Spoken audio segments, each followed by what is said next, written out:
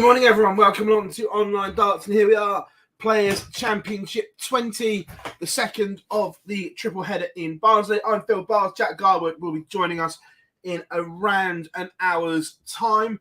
So you've got me for an hour until Gob arrives. Hope everyone is good. Hope everyone is well. Callum Ridds winning yesterday. We're all home, so we've got come to some normality today.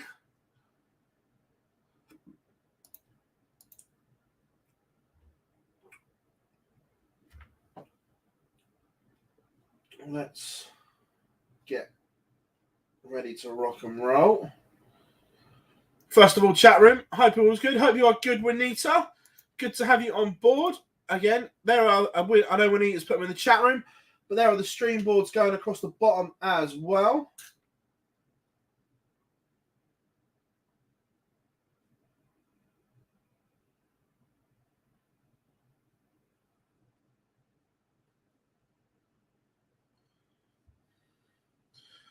Let me change to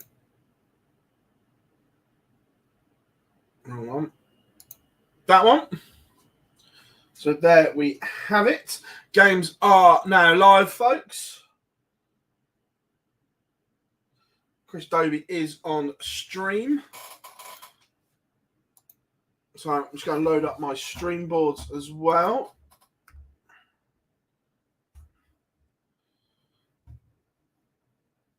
But come and say hello in the chat room. How are you doing, Matt?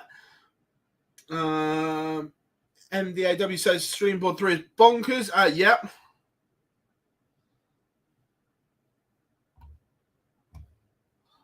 So let's just get everything set up, ready to...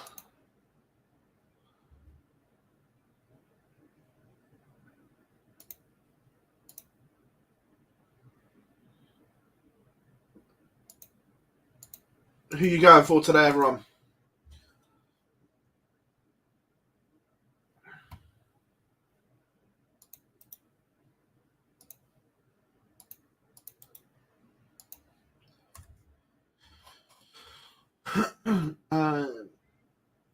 Board 1, that'll do for there.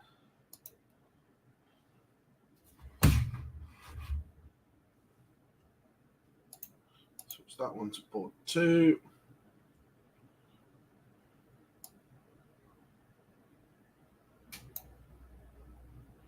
First look at Chris Dobie's new equipment on the stream. It's not too much different, to be fair. Board 1 is tough. Yeah, late, Matt, there is a late withdrawal. I got a message saying Nick Kenny withdrew late. I don't know if he was replaced, though, so someone can fill me in. Gob is in the chat room. I'll see you shortly, buddy. Yeah, Nico, I was at the seniors all weekend.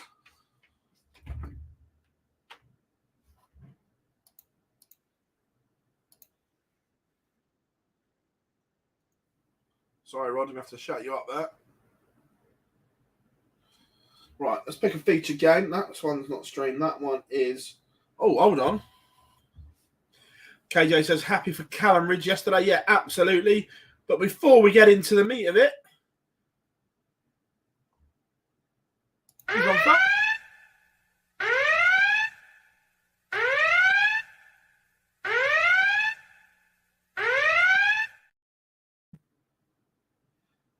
The Barney alarm has sounded. Everyone, Raymond van Barneveld is underway.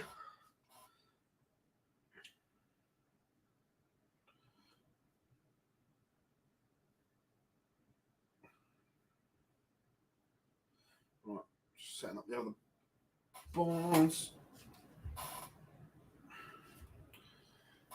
It's all go here, everyone. Ridds again. Has Callum Ridds got new teeth? He looked different yesterday. Right, he's had them for over a year, mate. He had them done. I think it was last summer.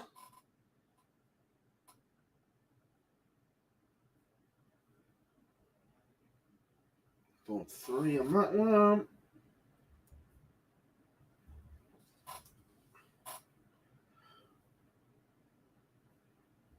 And board 4.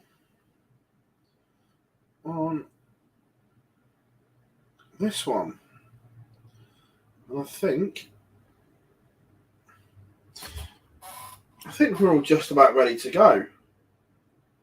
Let's hide that.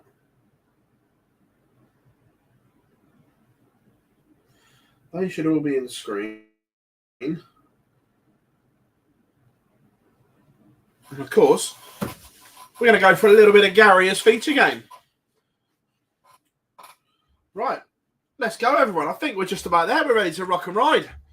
We got there in the end. Do you think Luke Littler is a threat maybe to go far in the Worlds? Look, I think he's... Ben, if he settles the way he has done in every other tournament, he's a threat. But he has to settle, which look, I think he will. Oh, Ross Montgomery takes 1, 2, 3 for an early break.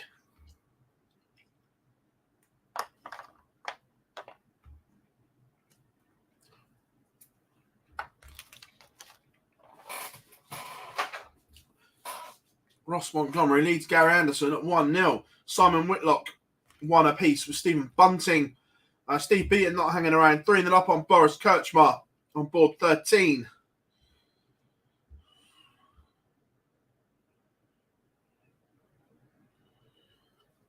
But remember, come and say hi in the chat room, everyone, whether you're watching us at home, work, got us on a sneaky screen while you're meant to be working, hidden away. How we doing, Hendy? Hope you are good.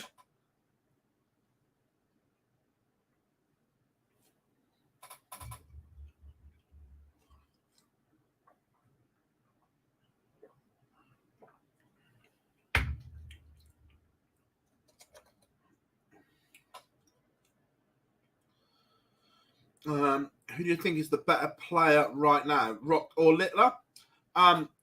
Look, first of all, they're both fabulous, fabulous players.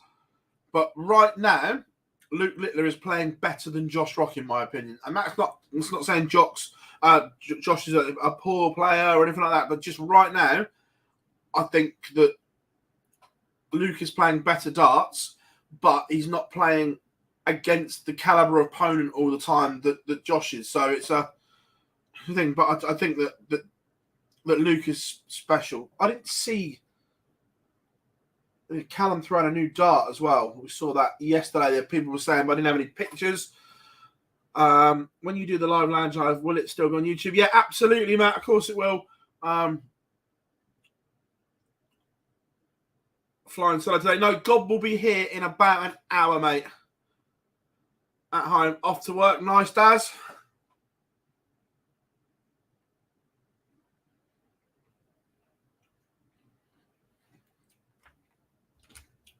Ryan Joyce tune up on the UK Open champion Andrew Gilding. Excuse me.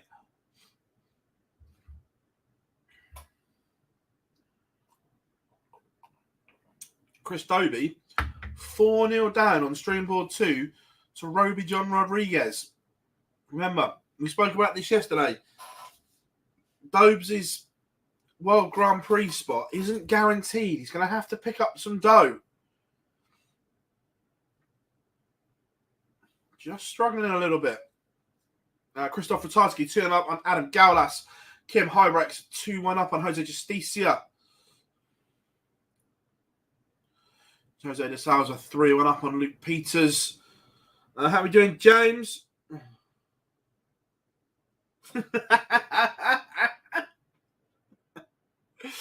Oh, I love that, Gob. Love that.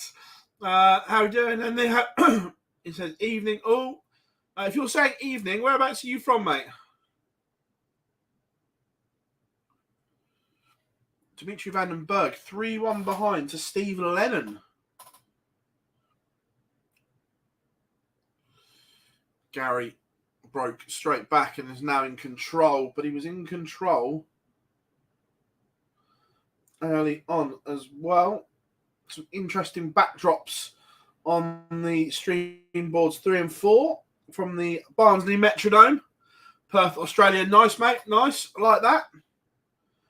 Darryl Gowdy, 4-0 up on Bradley Brooks. Averaging 109 casually. Like you do.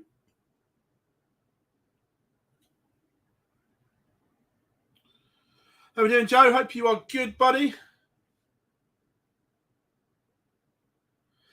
Yeah, I know why he missed yesterday, Ben. Obviously, congratulations to Dirk and his partner. The birth of their first child. So he just he skipped one and then is here for the next couple of days. How are we doing, James? Hope you are good. Mike the Decker now 4-0 up on Karol Sedlacek.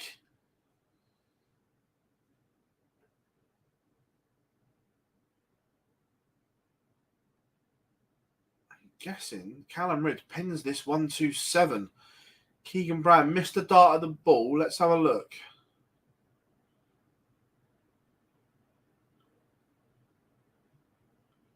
No, he didn't. But Keegan Brown obviously missed because the stream's slightly behind. Dart connect.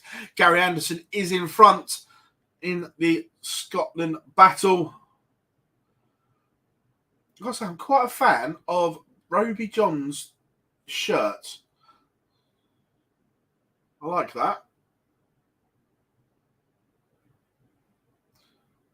Stephen Bunting now 3-2 in front against Simon Whitlock. Whitlock averaging 101, but not enough at the moment.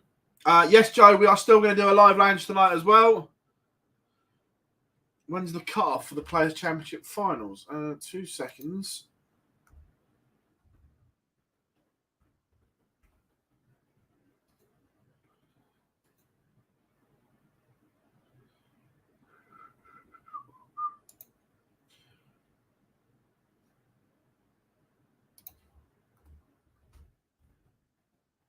This is the last Pro Tours.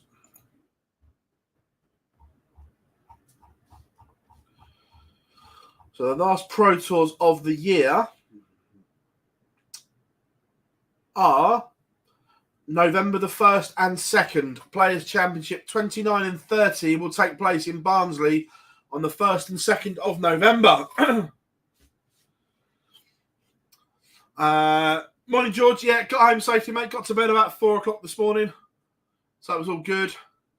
Ross Montgomery has levelled up with Gary Anderson. Gary Anderson in control on his darts. Back-to-back 140s in our feature game.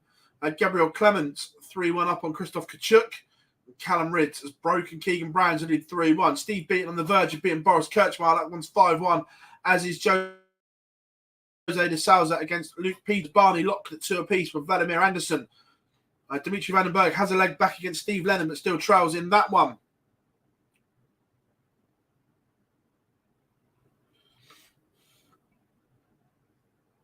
How are we doing, Laura? Hope you are good. I'm guessing, did Maisie go back to school today? Steve Beaton, 6-1 winner. The Bronze Adonis into the last 64.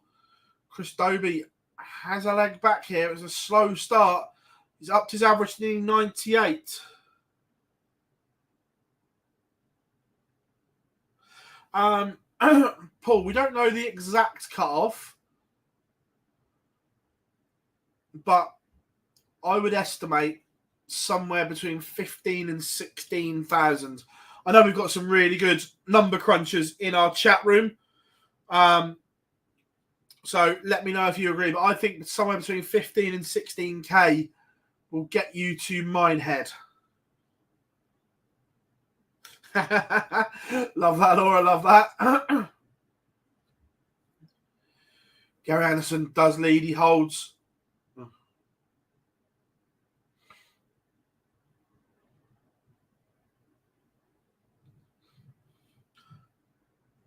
Barney is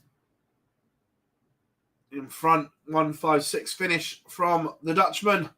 He leads Vladimir Anderson 3-2. Bunting has daylight between himself and Whitlock. 4-2 to the bullet. Steve Lennon's now 1 away from beating Dimitri Vandenberg.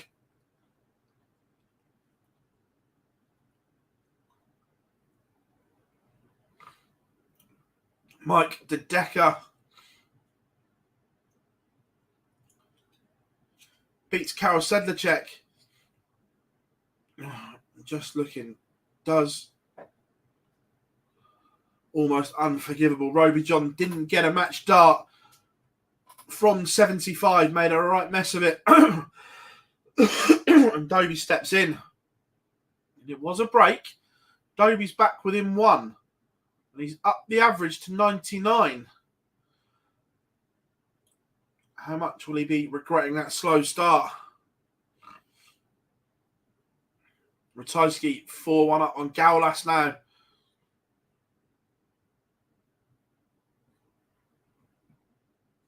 Remember, everyone, come and join us.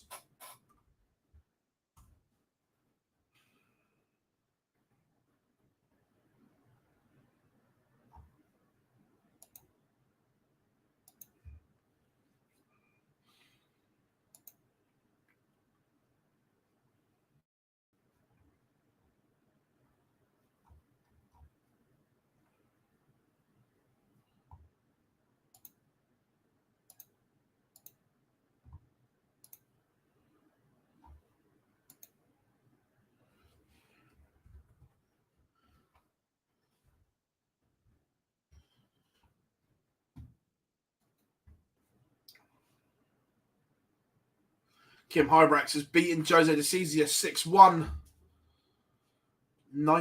89 average from the Hurricane. James Wade, great run yesterday to a semi-final, but he's in trouble. 5-2 down to Scott Waits.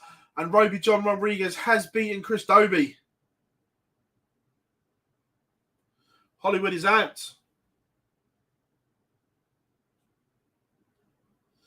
Liam, yeah, look, he's not at his brilliant best. I agree. Keegan Brown has leveled it up against Callum Ridge. 3-all.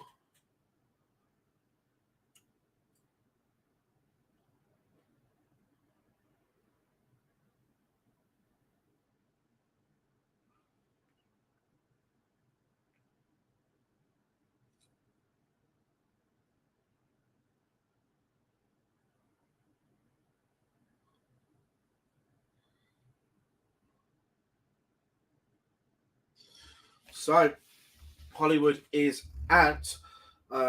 Jacques Labra, Ted Everts getting underway on stream board number 4. Gary Anderson is 1 away. 5-2 up on Ross Montgomery.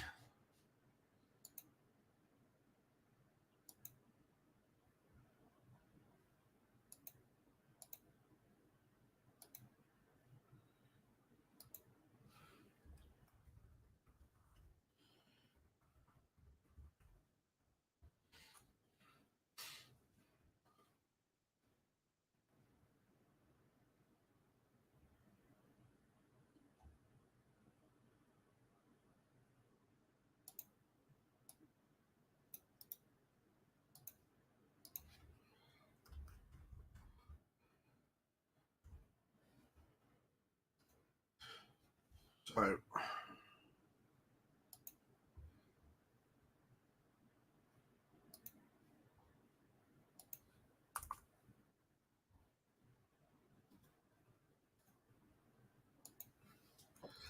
right, wow, so we got floating around here. Ratajski is 1 away.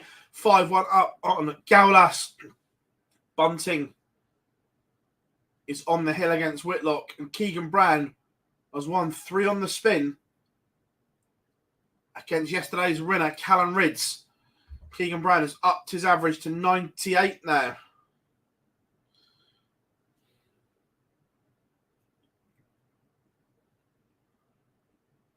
Gary is 45 points away from victory against Ross Montgomery. And it goes in 3. Gary Anderson is through. The Flying Scotsman gets the job done. Right.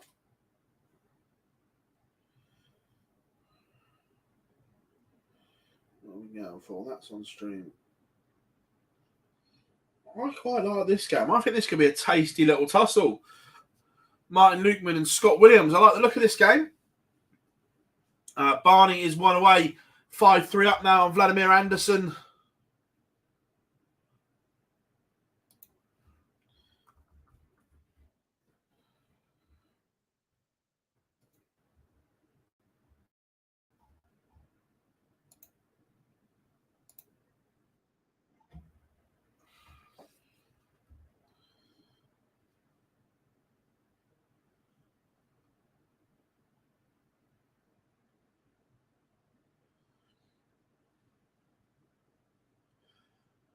Look, yeah, when he gets it right, the scoring power is incredible. Completely agree.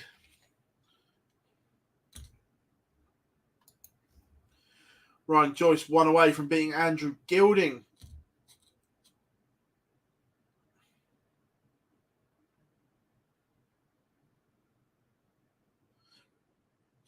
Keegan Brown has just missed a huge opportunity to stretch his lead. Couldn't take it, and Callum Ridge steps in to level it up at 4 apiece. Christoph Ratajski, 6-1 winner.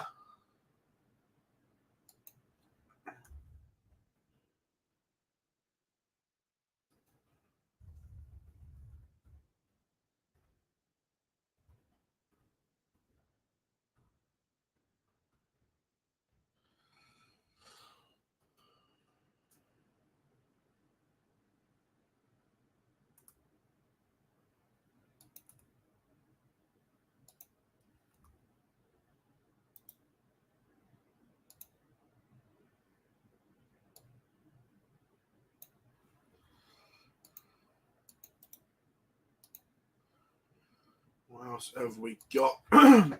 Kachuk has leveled it up against Clemens. Clemens was in a great position on board 4, but the Polish star is back level at 4 apiece. Jules Van Dong and Barry Van Peert underway. Merv King, Connor Scott. It's a nice draw for Connor Scott.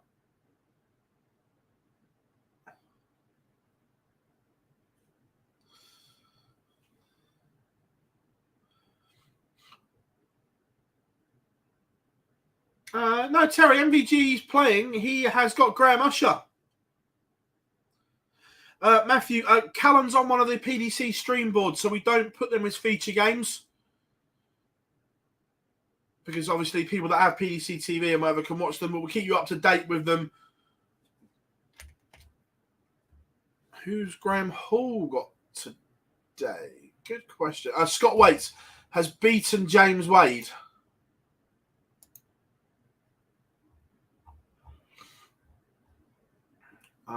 Graham Hall has got Adam Smith-Neal on board 4.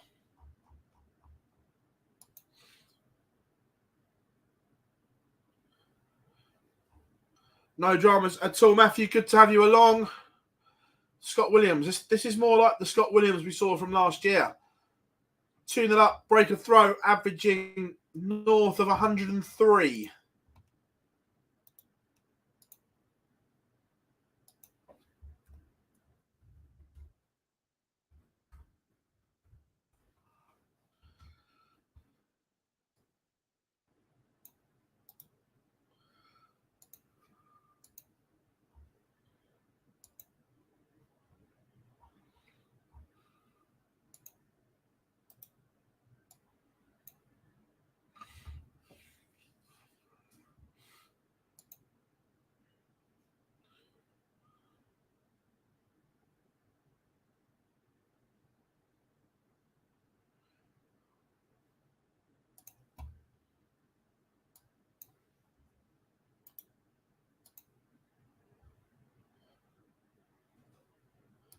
Yeah, it looks decent. It's beautiful. I'm obviously back home now. Weather's beautiful today.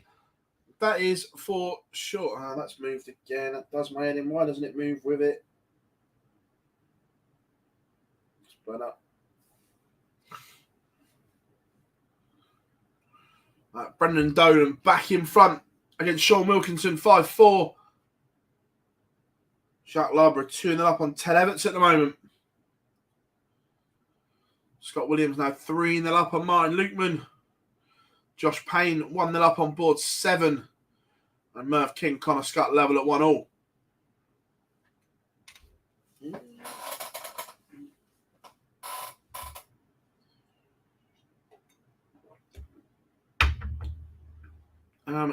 Gezi has got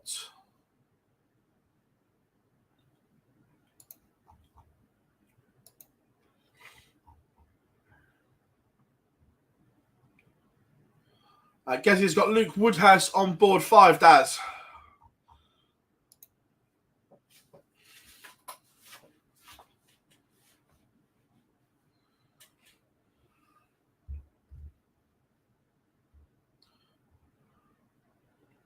Mike Kyvenhoven 1 up on Jamie Clark.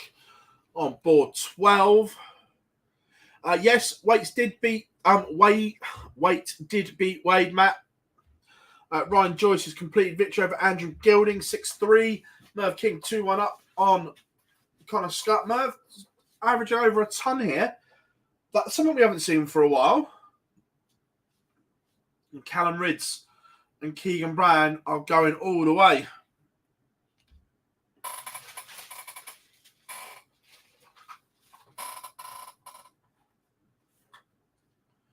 Gabriel Clements wins the last 2 legs. Was 4-all. But Cesar Christoph Kachuk 6-4. John O'Shea takes the opener against Jeffrey DeJuan.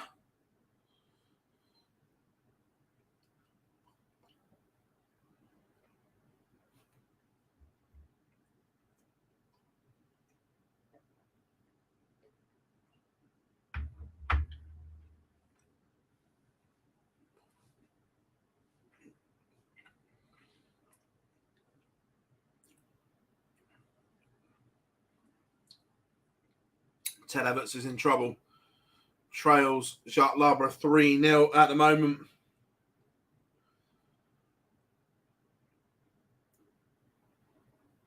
George Killington 1-0 up on Gerton Enches.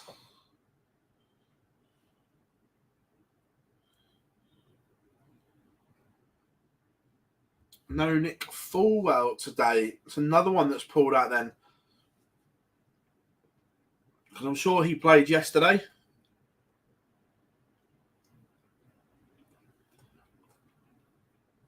Callum Ridds has defied Keegan Bryan in this one, 6-5 to yesterday's winner.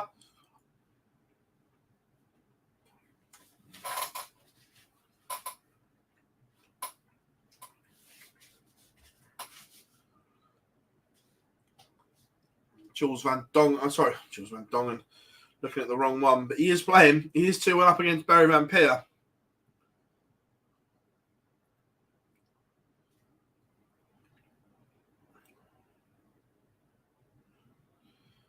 Sean Wilkinson, Brennan Dolan now going all the way as well. Merv King now 3-1 up on Connor Scott. Is this the spark for King? Because Ted missed 3 darts sitting on top. So, look,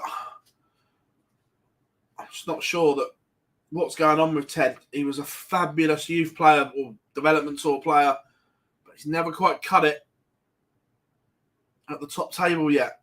Obviously has bundles of ability, but just struggling to translate that into the full-time pro game at the moment.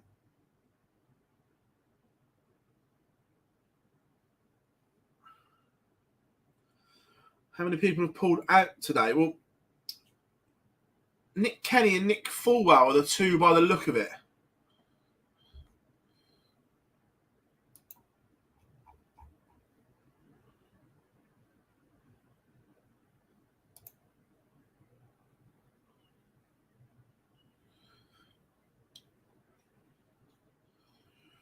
Scott Williams now 4-1 up on Martin Lukeman.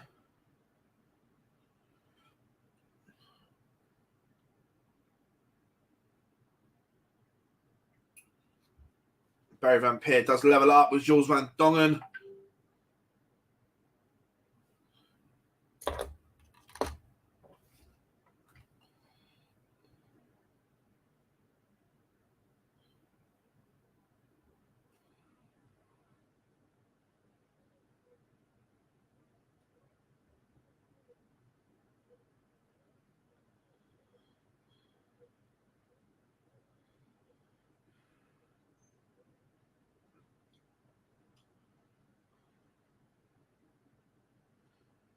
Josh Payne.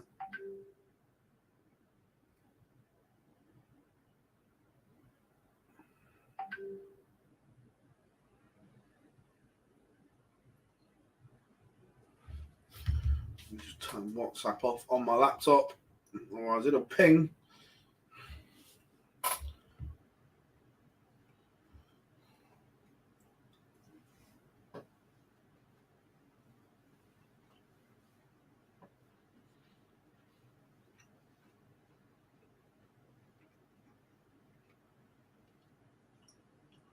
Yeah, Scott, he's just not made that transition to to the pro game yet.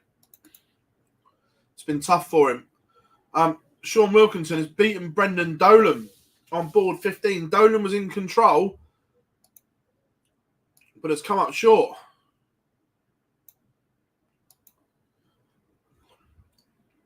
Connor Scott has one back, but still trails by 2. Merv King 4-2 up in that one. John Henderson takes the opener against Danny Van Tripe.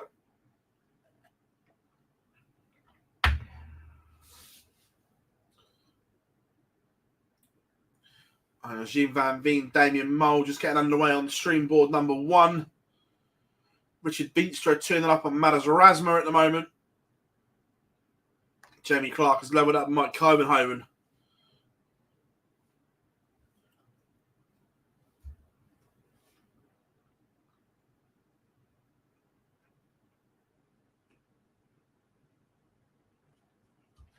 Oh, bit of needle. On stream board number 4, just saying what I'm saying here right now, Ted Everts has accused Jacques Labra of tapping his darts behind him. They kind of had words. Jacques Labra has insisted that he's going, no, I wasn't. But Ted was like, yes, you were. A little bit of needle here at the start of leg number 5. No, just head down as they walk past each other. But yeah, Ted definitely stepped back from the hockey and said that Jacques Labra was tapping his darts behind him.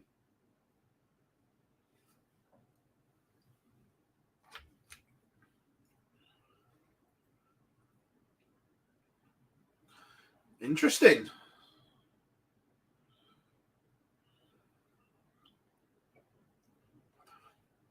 Scott Williams has beaten Martin Lukeman 6-1 comprehensive from Shaggy.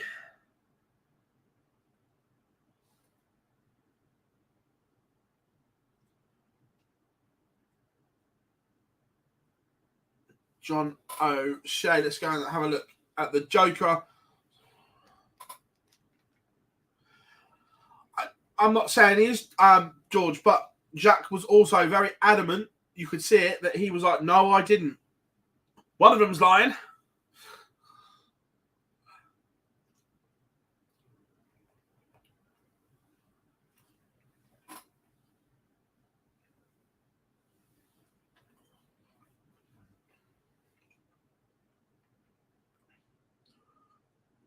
But it is Labra who takes the leg 4-1 up. It will be interesting to see the handshake at the end. Ryan Meikle 3-2 up on Ronnie Hybrex. Danny Van Tripe back-to-back legs 2-1 up on John Henderson, now averaging 108 is the Dutchman.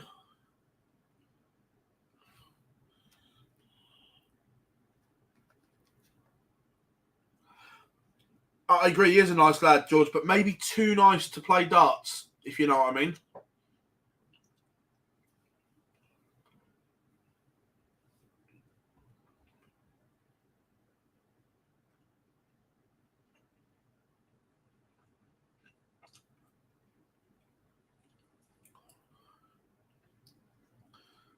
Jean Van Veen is marching here. 2-0 up, as is Richard Binstra. 4-0 up. Connor Scott has another one back. Just making it interesting.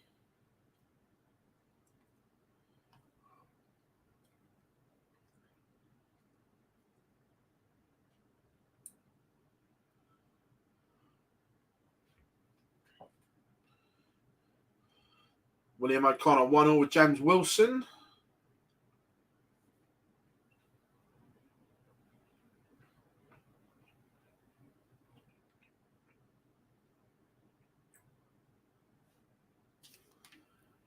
Jürgen van der Velde has one back against Josh Payne.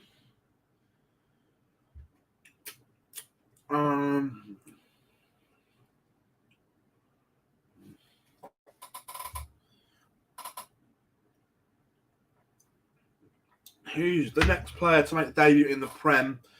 Do you think the format change? Do you think the format will change next year? I think the format should change yet next year, but I'm not 100% convinced it will.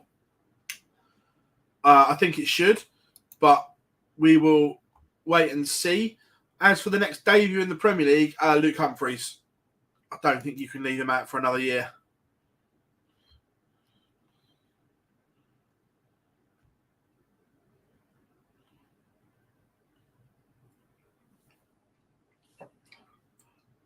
.105 average from Merv King. Where's that version of Merv been?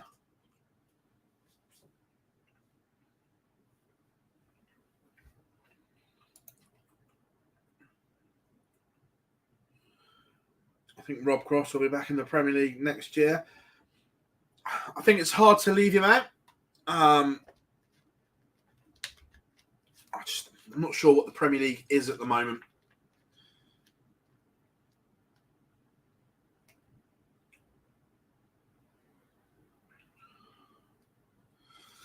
Right, in or out?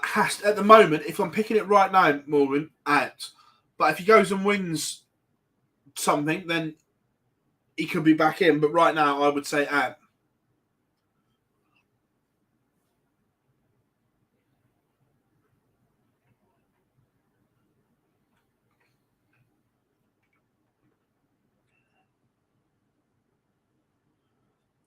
Do you think increasing it to 10? I just don't know, because I'm not sure they'll go back to a format they've already used. So I don't know where it goes.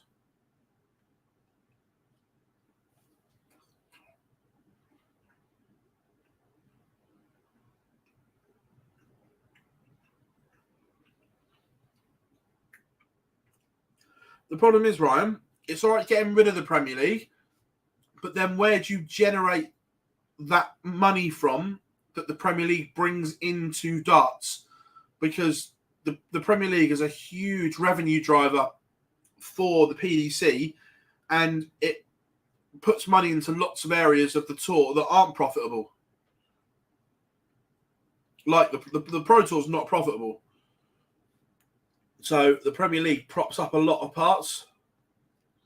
No, the Premier League would never, ever be scrapped, Ben. It's financially worth too much money. It's huge.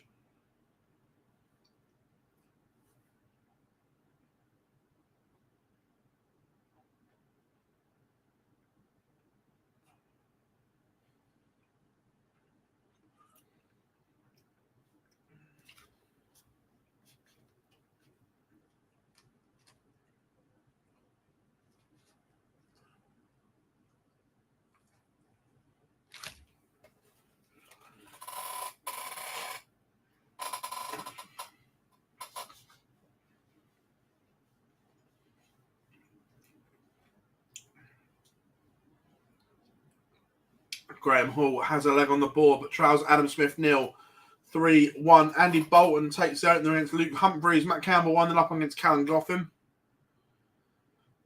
Who am I picking today? I'm going to go for a Gezi bounce back today.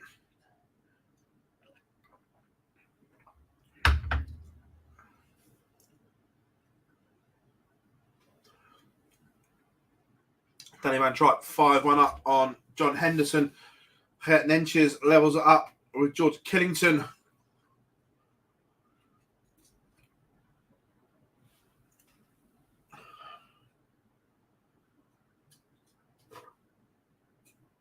And Richard Vinstra beats Madas Razma.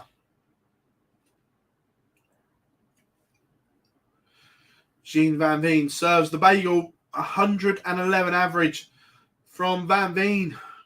Stunning. Ted Everts back to 4-3. Not going to try and sugarcoat it. 79 and 76 averages. It's a little bit poor. How are we doing, boys? See, hope you are good. He's going for Luke Humphries, so that means Andy Bolton will win this game.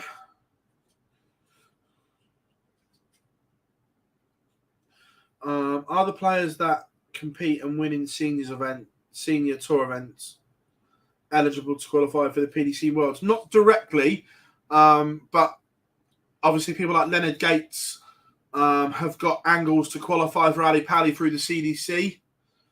but there's no direct qualification between the World Seniors and Ali Pally. Luke Humphries levels it up with Andy Bolton. That one is 1 apiece. John O'Shea, 5-3 up. Will be a big win for the Joker if he can get over the line here.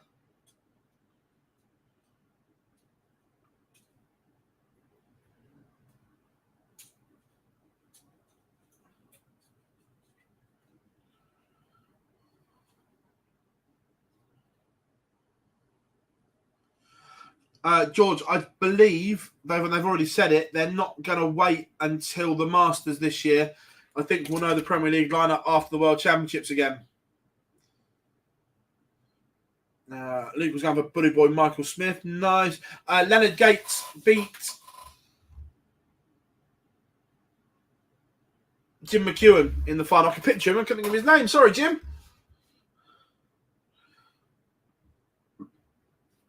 Yeah.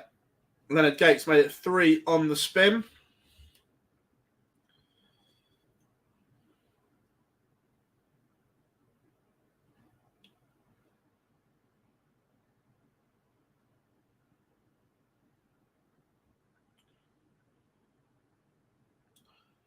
Yeah, I don't disagree. I'd quite like to see Dirk in.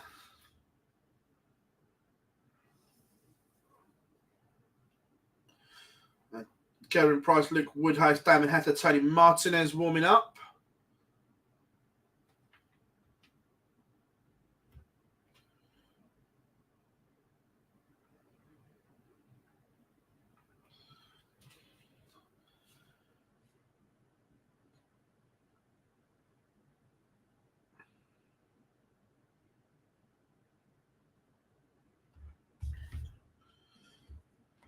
Ted Abbott has leveled it up, but again, it's averaging 77 here. It's not a great game.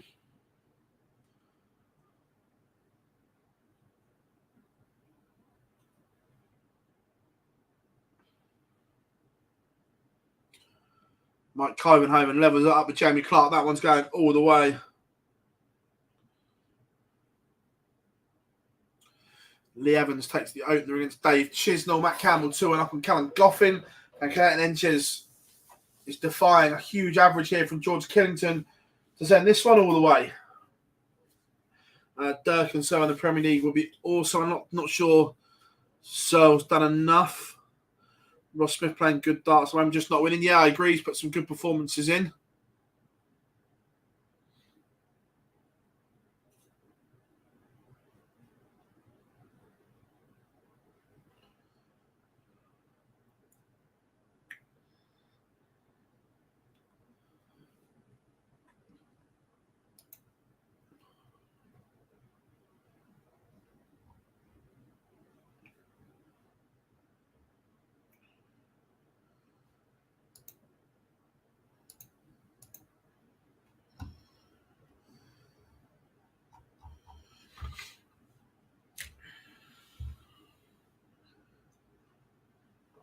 Daniel Closer 5-2 up now on Vincent van der Voort. William O'Connor levels up.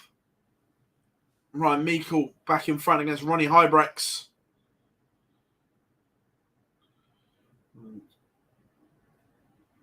John O'Shea is in a noble leg, but he has the darts against Jeffrey Dejuan.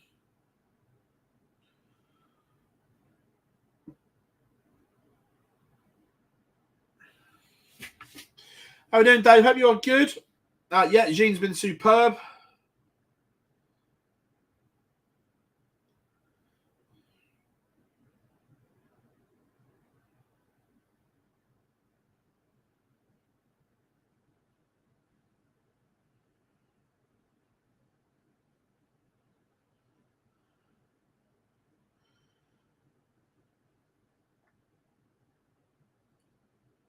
And Luke Humphries has hit a 9, but obviously I'm on my own, so I haven't got enough screens to have them all open. Thank you, Zach.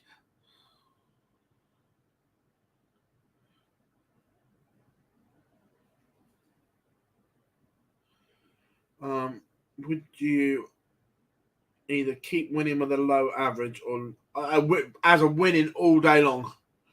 Winning is the most important thing over everything. In my opinion, I'm sure most will agree. All about the W. If you keep winning, that breeds confidence.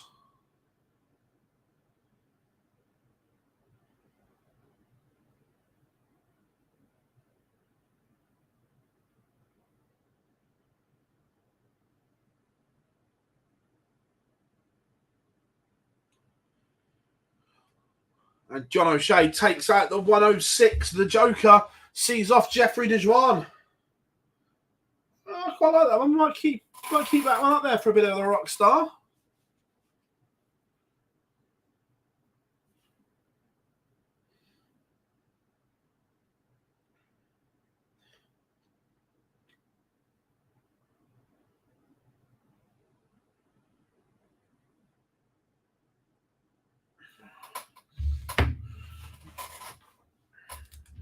John Henderson, from 5-1 down, has won 4 on the spin, and Big John's level. Danny Van Tripe has literally fallen off of a cliff.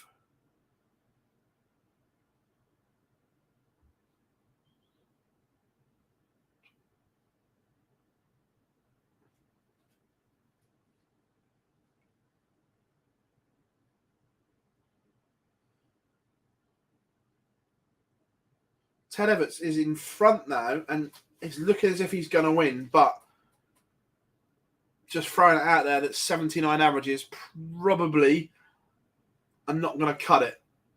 Josh Payne wins the last leg decider. I'm going to check in on Hendo's one. Hendo. Luke Humphreys is 1 away. I'm going to check in on the Hendo game and see where we are. This would be some comeback from Big John.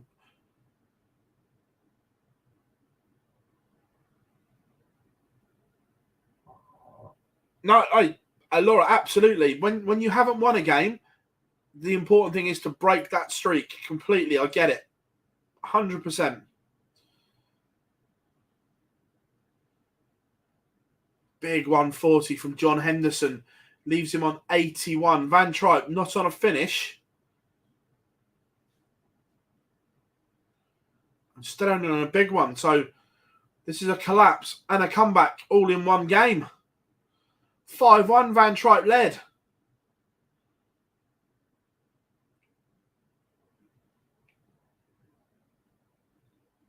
Can Hendo see off the 81? He leaves tops. Danny Van Tripe 154. So doesn't go.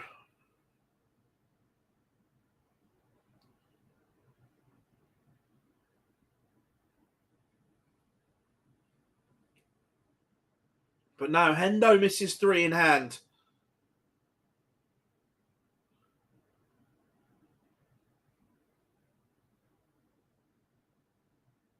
And Van Tripe busts 72. What's going on?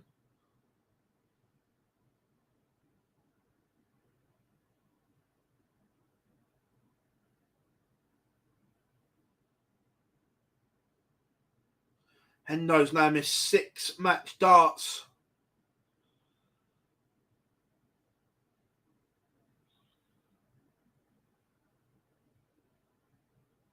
And Van Tripe takes what a bonkers game of darts. John Henderson will be livid with himself. Going price 3-0 up, averaging 118. Ryan Meikle, Ronnie Hybrex, and Hybrex has stolen the darts in the decider.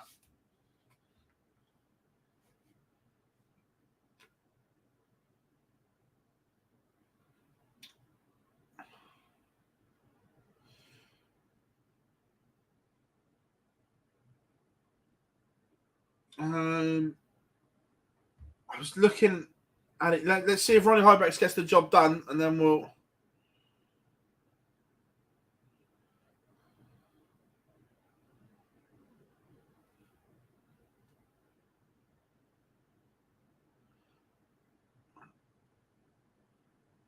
Ronnie Hybrex does see off Ryan Meikle 6-5. again, it's just all getting a little bit scrappy, isn't it? Ridds has made the race for the Grand Prix even more interesting. I think the top 13 on the Pro Tour is safe. Do I? No. And the reason I don't think Barney is completely safe, Davey, he probably will make it.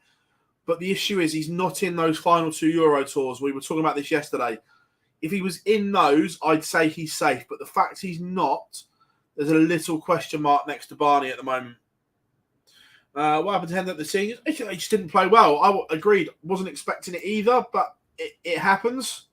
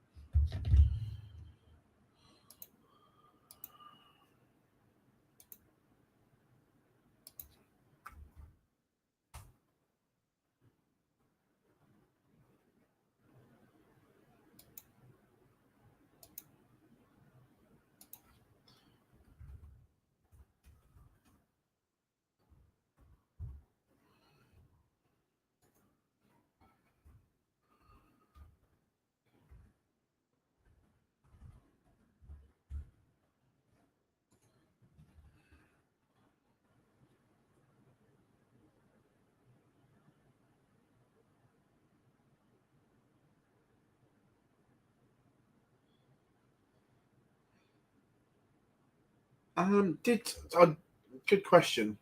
Looking at everything else, 6'4", but again, very scrappy.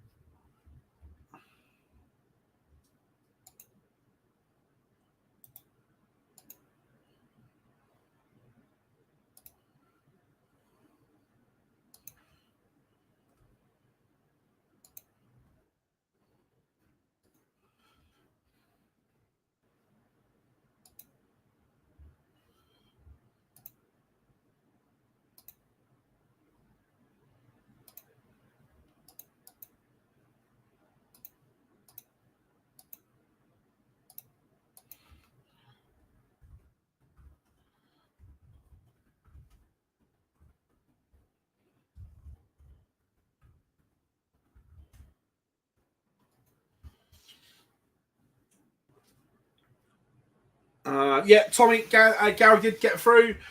Yes, we are still going to do a live lounge tonight.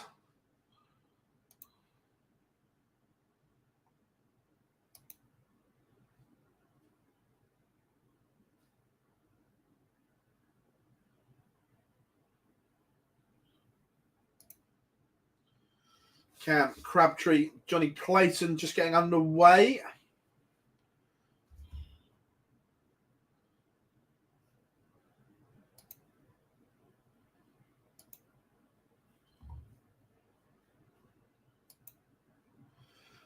Haven't seen Josh yet.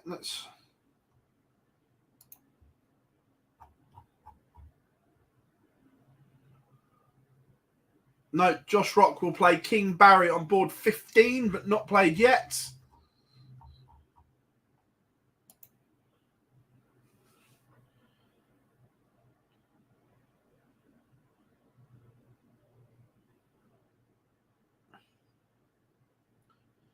Interesting that Cam Crabtree has gone back to a normal flight. He used to use a thin one. Looks like he's changed. Diving Boda takes the opener against Robbie Knox. Grant Usher takes the opener leg against MVG.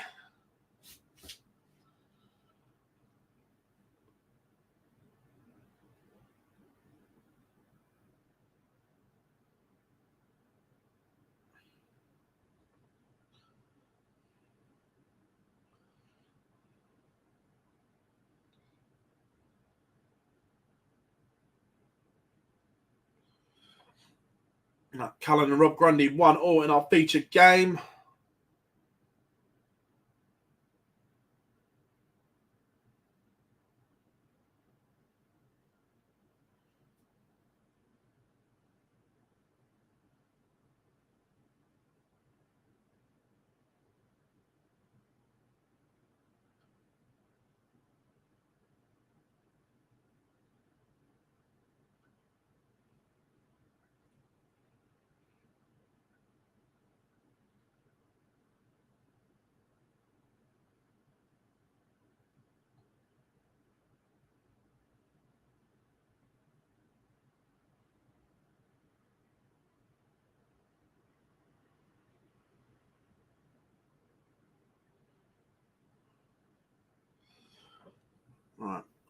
else have we got?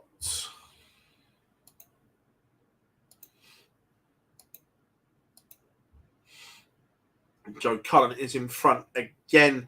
Graham Usher 2-0 up on MVG right now.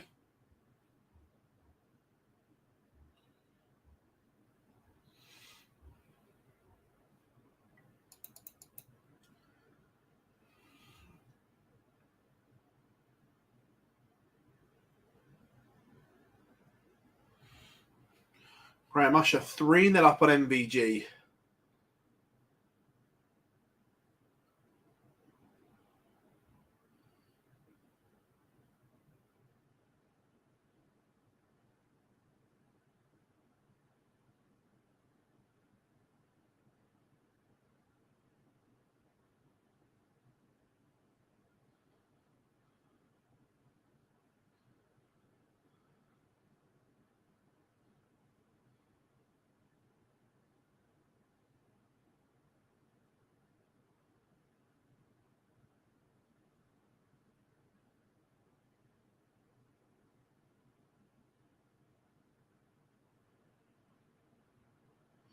Any news on clip? No. I just, no one knows what's going on there. It's a mystery.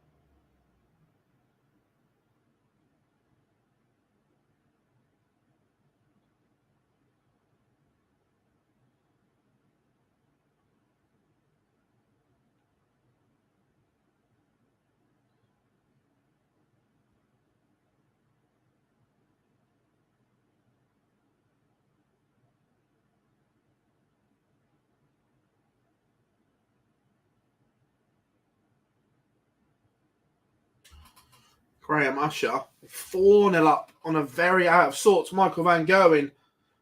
Also, Cam Crabtree 3-0 up on Johnny Clayton, averaging 104. Alan Suter averaging 111, 2-0 up on Ryan Searle right now.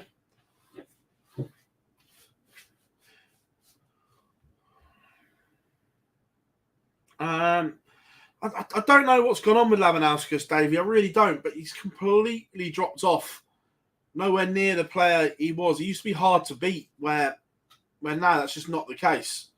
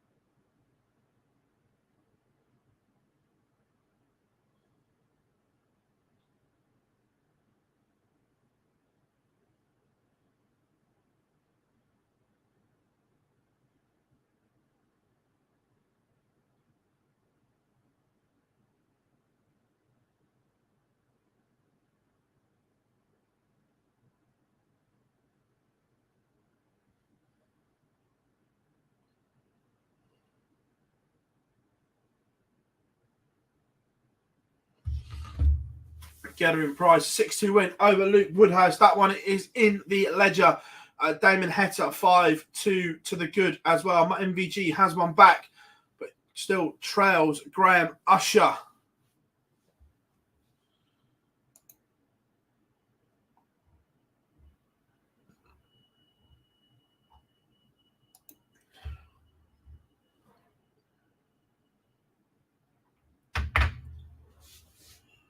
For 2 now to Graham Usher. MVG 2 on the spin.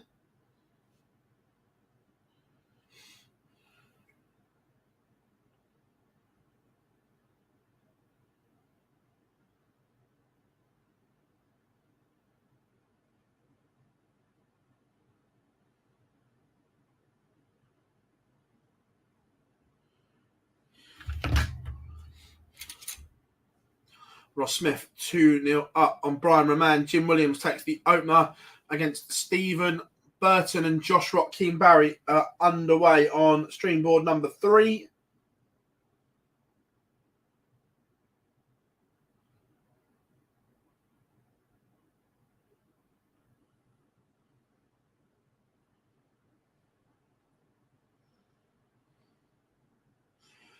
Peter Wright 2-all with Richie Burnett.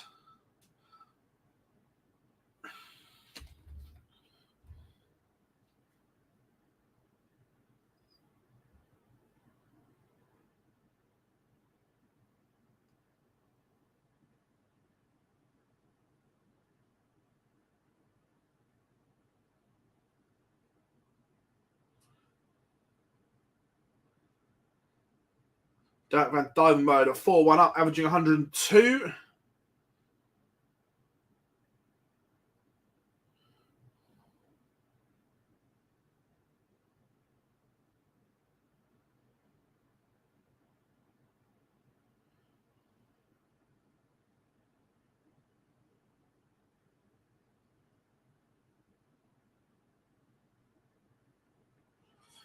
Lee Evans 1 away from beating Dave Chisnell.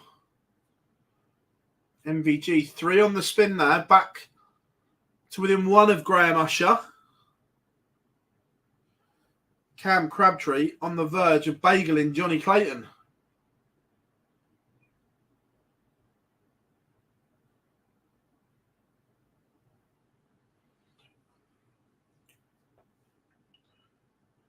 Just not happening for the Ferret at the moment.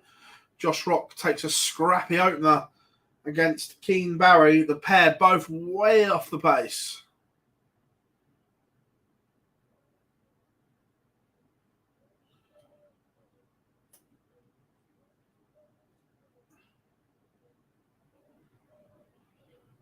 Joe Cullen 5-2 in front. It's a good display here from Rob Grundy, but not getting much change out of Cullen, and Crabtree serves the Bagels 6-0 over the Ferret.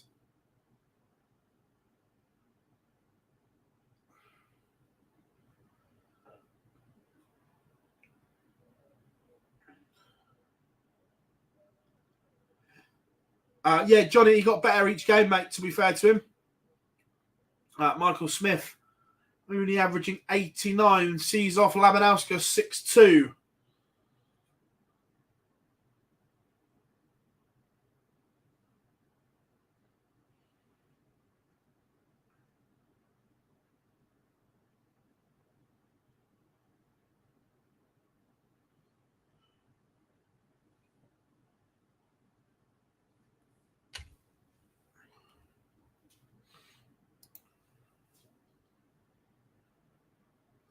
Robbie Knops has one back.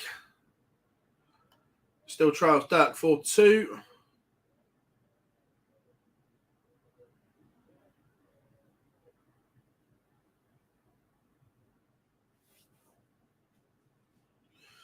Graham Usher is now 1 away. Stop the Michael Van Gerwen surge.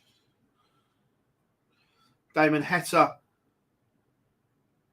beats Tony Martinez, and Richie Burnett is 4-2 up on Peter Wright. Is it going to be another disastrous day for Snakebite?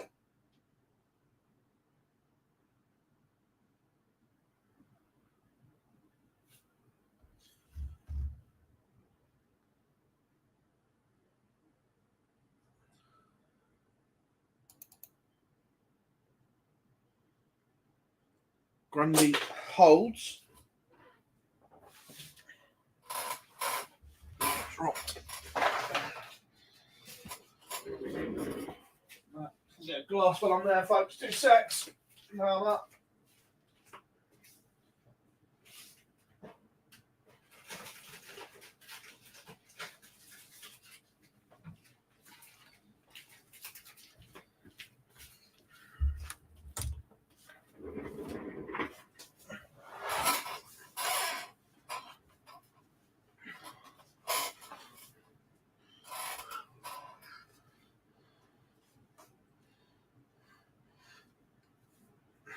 Danny Noppert 5-1 up on Louis Williams.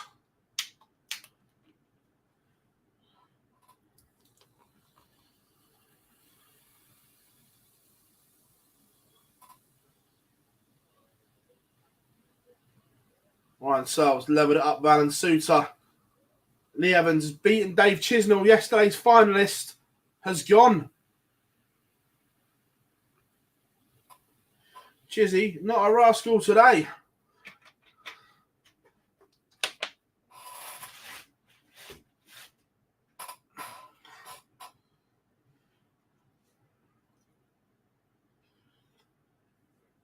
And Joe Cullen seals victory 6-3 over Rob Grundy. But Rob Grundy played very, very well. I've been impressed with him. Let's go to the end of the MVG match, because it's in the balance of potentially going to a decider. Is Dave using new darts? I didn't notice them yesterday, Morgan, but I didn't have a full setup, so I don't know.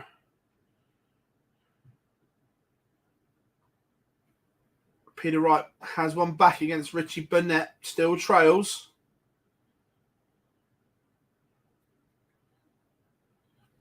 We've literally got...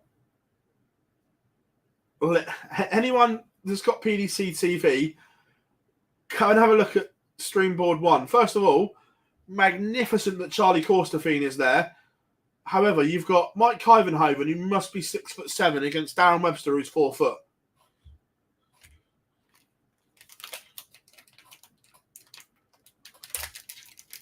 And MVG has sent us to a decider. Remember, Graham Usher led this one 4-0 and 5-3.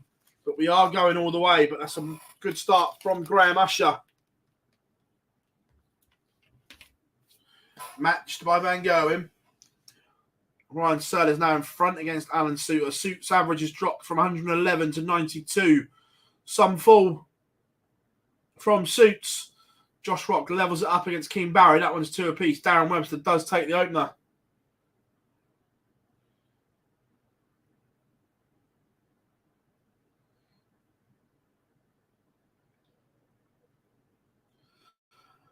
Yeah, Lee, I don't think he keeps his card, mate.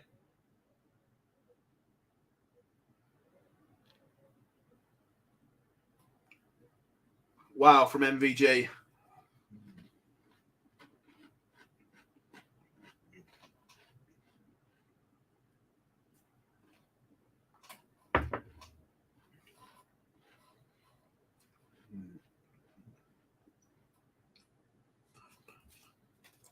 This may have to go.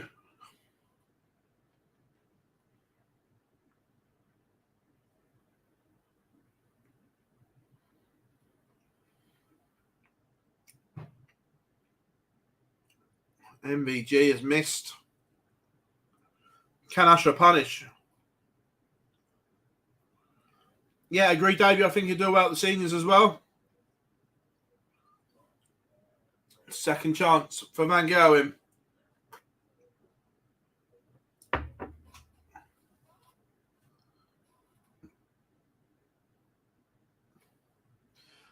Now he's missed 6. Incredible. And Graham Usher does beat Michael Van Gerwen.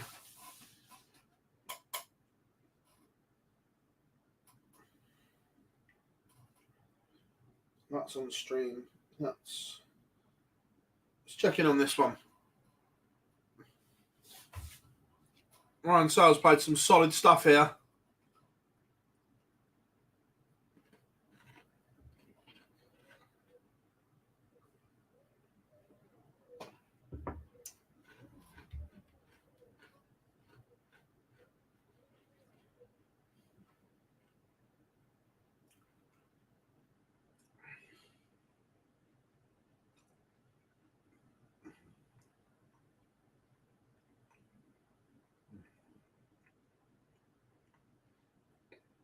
Peter Wright's leveled it up. Richie Burnett.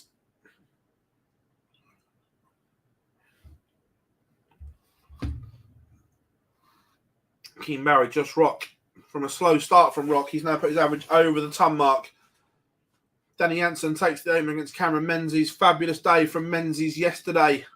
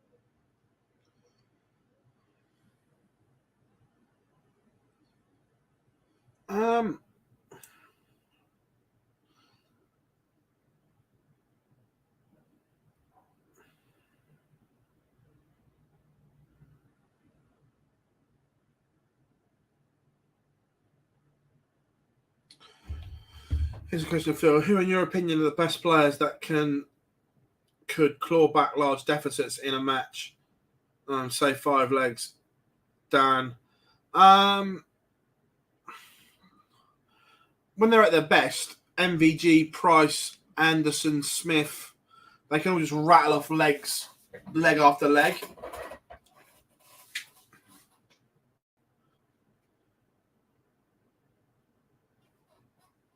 Ross Smith has beaten Brian Roman 6-2. King Barry is in front against Josh Rock, and Richie Burnett back in front against Peter Wright. Right on the hill here of another exit. It's another Pro Tour ticks by. But he's got severe work to do.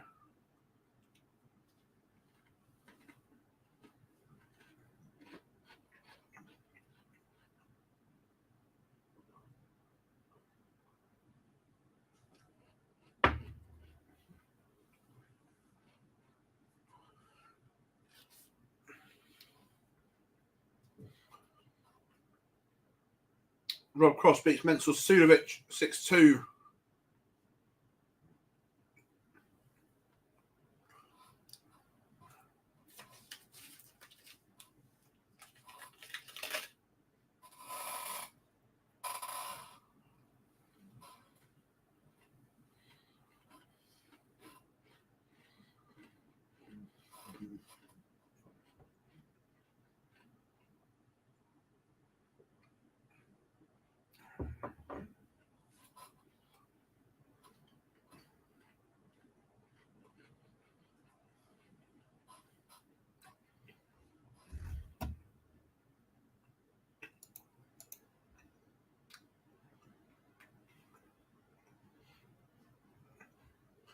We've also got a last leg decider between Dirk van Dijvenbode and Robbie Knopps. That Van Dijvenbode was in control of this game, and he's had a mare.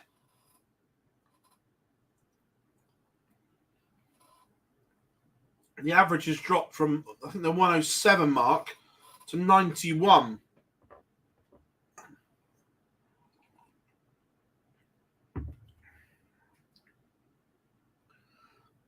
And Knopps has stolen the darts in the decider. Dirk potentially heading home.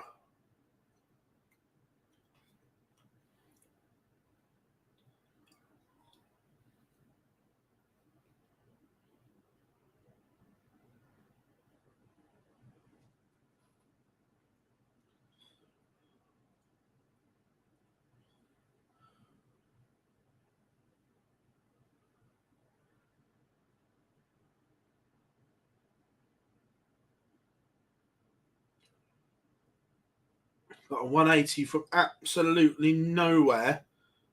It's given Dirk control again.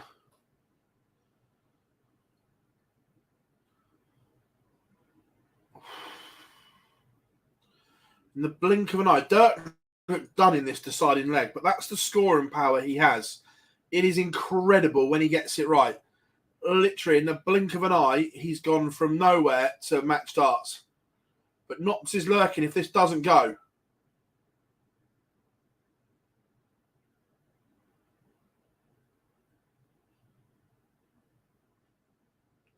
But it does go. Dirk van Dijvenbode gets over the line. And that scoring power was incredible. Also, last leg deciders all over the place. 1.5 feature game. Searle and Suter. Also, Burnett and Wright. Burnett down to a finish first. Burnett's kicked off 140, 140, 85. Right, 121, 97, 121 to leave a bogey. Huge there. Ryan Searle has beaten Alan Suter. Richie Burnett has 6 darts to get rid of 136. Only a 60 as he opened the door.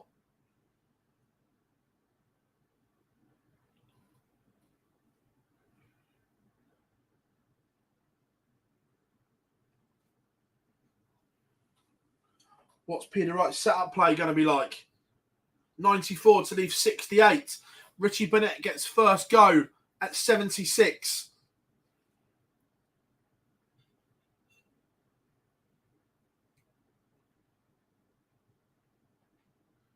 Richie Burnett takes 76. The Prince of Wales has beaten Peter Wright. It's another day without any ranking points for Snakebite. Mark says, how did MVG do? Not very well. Lost to Graham Usher. Graham Usher stormed out the blocks, 4-0 lead, playing beautifully. Then MVG got it back to 4-3 behind. 5-3 Usher. 5-all. Then MVG missed 6 match starts and Usher pounced. No, Ben, Luke Littler has a tour card and will be on the Pro Tour next year. Josh Rock has beaten Keen Barry 6-4. Mickey Mansell 2-0 up on Jeff Smith. Jermaine Watamina 2-1 up on Aaron Monk. Ricky Evans has beaten Dylan Slevin 6-3. Darren Webster 1 away, 5-2 up on Mike Clivenholm. Danny Jansen 3-2 up on Cameron Menzies. That one's on throw.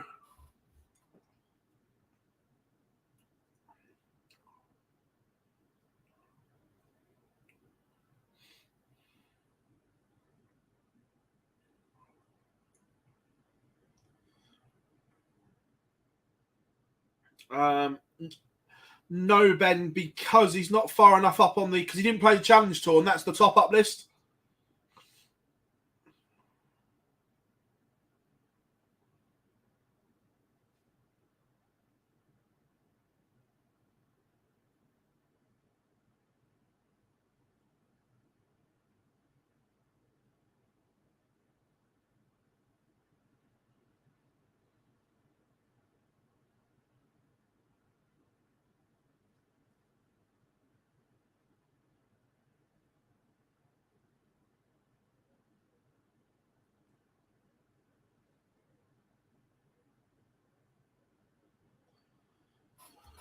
Let's get our breath back, everyone.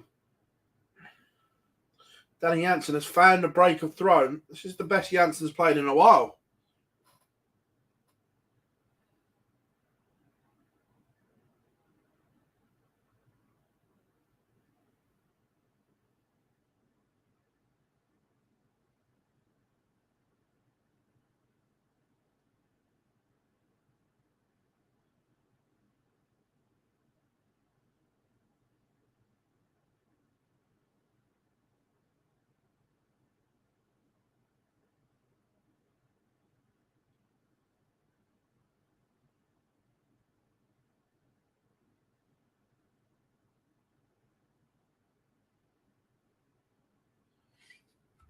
Do you think we'll ever see Corey Cabby reach his potential? And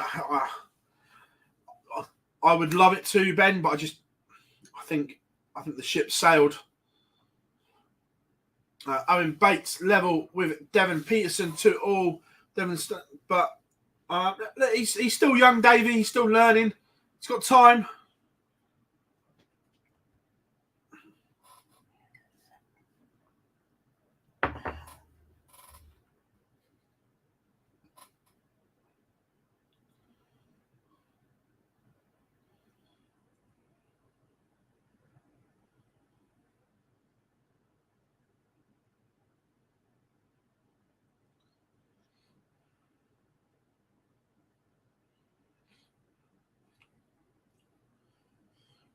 Kevin Burness in front against Adam Warner. Menzies has had an absolute mare on the doubles this leg and is punished.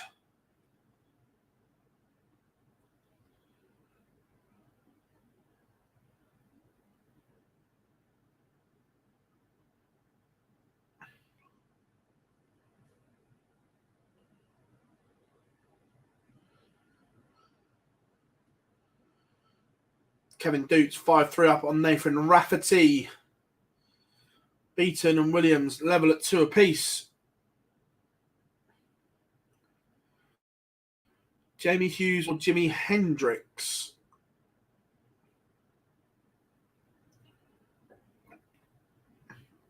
I think Jamie Hughes wins.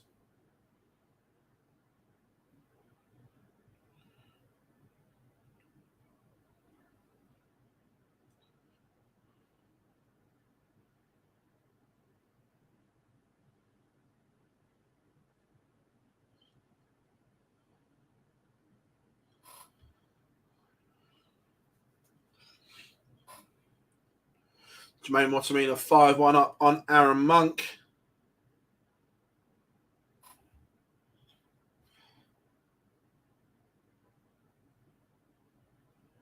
Lendl, because he's not high enough up on the order of merit. Don't get me wrong, he's playing fabulously, but he's got to overtake people.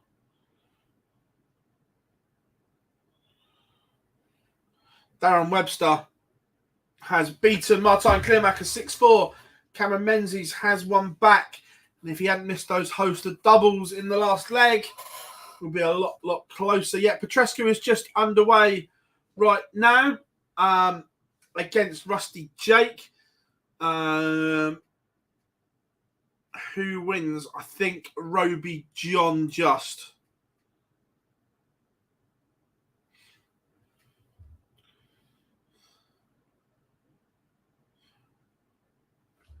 Let's have a look where he is, Lendl. Pro Tour Order of Merit.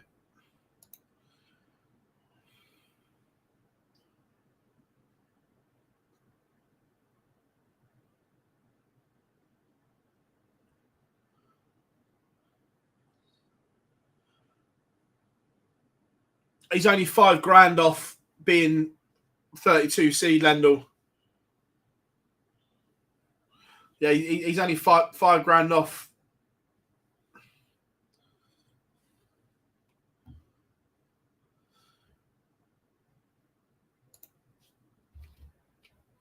He's close.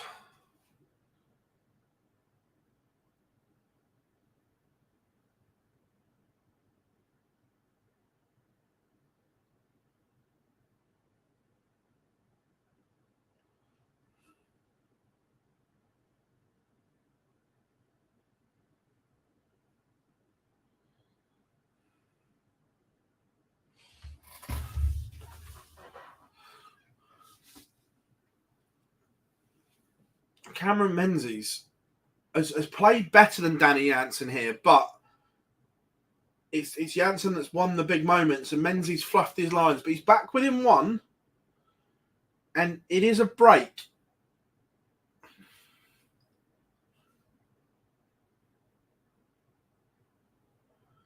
Phil, do you think it's unfair that we moved up that money from late 2022 has fallen off? I know there's rules, but still.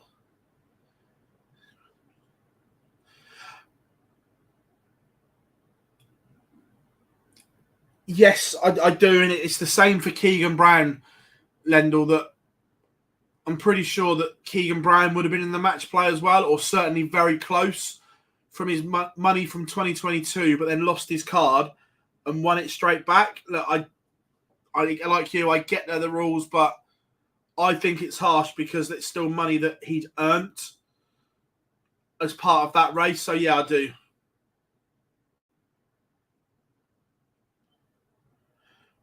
I've got to say, Phil, tried the Joe Cullen darts at a shop yesterday. Yeah, I've got a set somewhere. And yes, they are very, very nice, mate. I agree.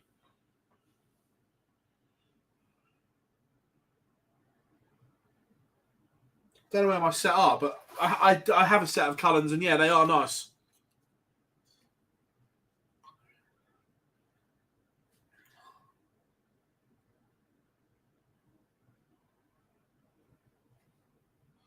Owen Bates in front. And Devin Peterson and Cameron Menzies has sent us all the way here. He's going to have to break Danny Jansen. But if Menzies hooks it up, Menzies wins this leg. He has been the better player. But you've still got to do it. And he kicks off back-to-back 140s. I'll tell Morgan, I was lucky at the weekend. On Friday, Phil came in for a practice on the Friday afternoon in the practice room, and obviously I was there doing some media, and I had a throw of his darts. How he has any control over them is remarkable. Menzies is on for an 11 dart break. 12 dart break. That's stunning from Cameron Menzies, and that's the game he has. If Cameron Menzies could find the consistency, he is genuinely a top 32 player, if not higher. Absolutely incredible ceiling when he gets it right.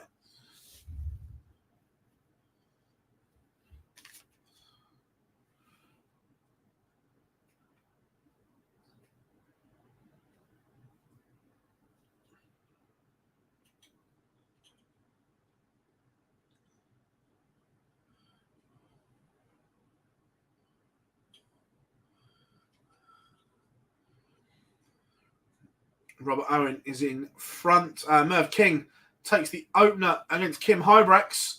Scott Williams is in front against Steve Beaton.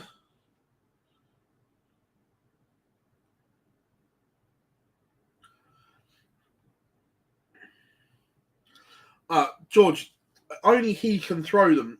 They're a short dart with that ridiculously small flight, and literally, as soon as they leave your fingers, they're hitting the board. They go through the air like.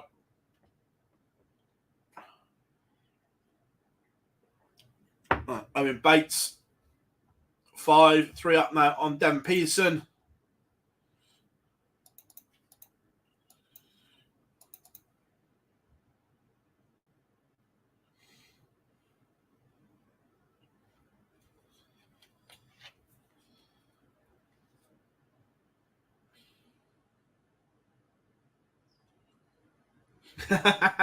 No, loose cannon thing suits. Yeah, I agree. It does suit him, Laura. But if he could just find that consistent level, he could be incredible.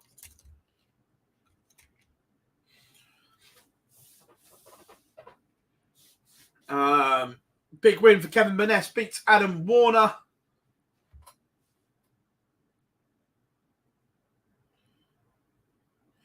They're warming up. Let's scroll down. What have we got going on?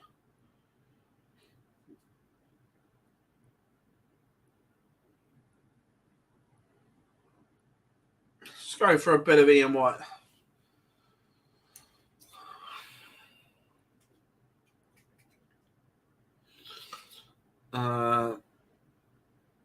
Yeah, George, I've got a decent number in the collection.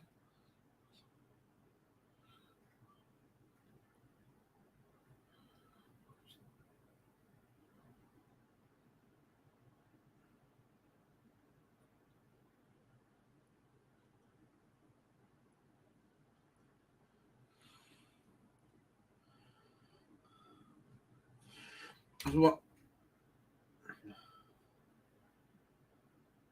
Yeah, I know where this has come from Merv King. He's been incredible today. Let's go back to the World Championship race. It was Cameron Menzies' day yesterday.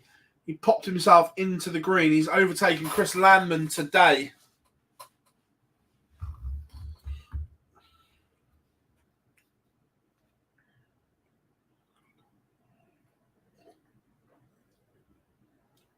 Couple more wins from Menzies, and he's flying up that.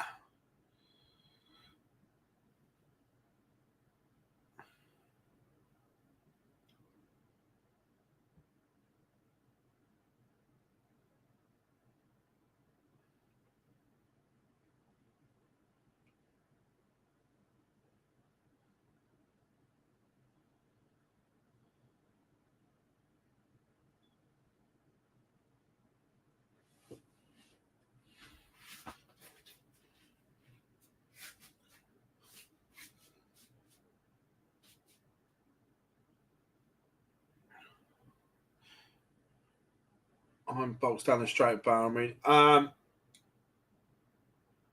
I'm similar, Owen. I'd use.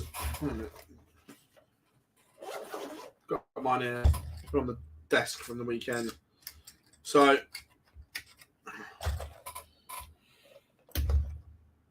similar that I use again straight barrel. I've got a longish, well, 41 mil point, an intermediate stem, and a standard flight. But yeah, that's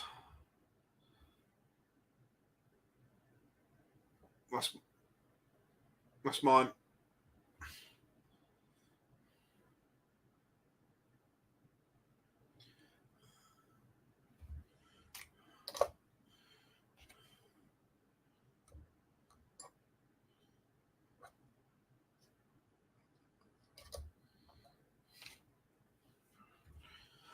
Callum Ridds up against Jean Van Veen.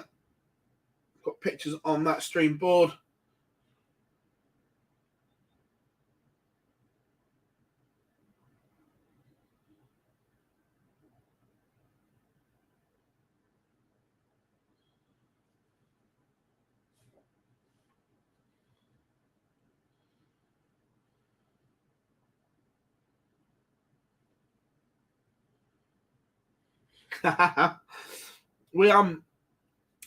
We did play, James, we did the setup for the Champions of Champions for the seniors at Blackpool, where they like the dress rehearsal and whatever.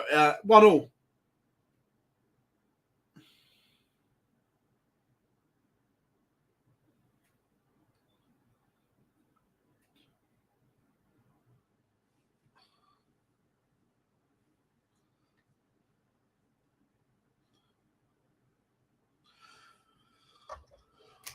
Yeah, George, I've had to change recently, which is why I've gone to them. I don't think I leave them in here anymore. No, I threw with the same dart for so long, but they just were worn, and so I had to change.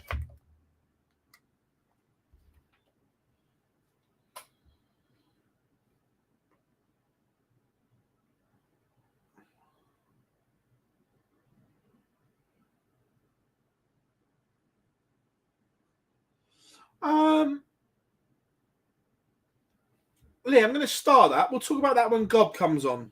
Let me start that. I've got an opinion on it, but I'll get Gob's as well.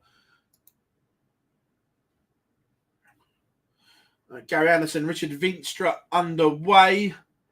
Steve Lennon, George Killington as well. Ted Evans takes the opener against Daryl Gurney.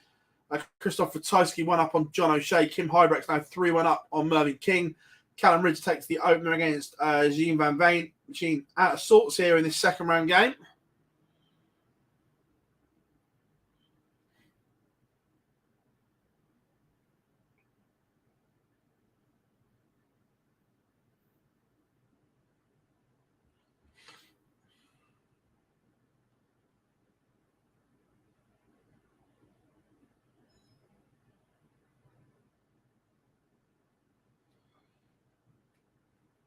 John O'Shea levels it up 1 apiece. Veenstra takes the opener against Gando.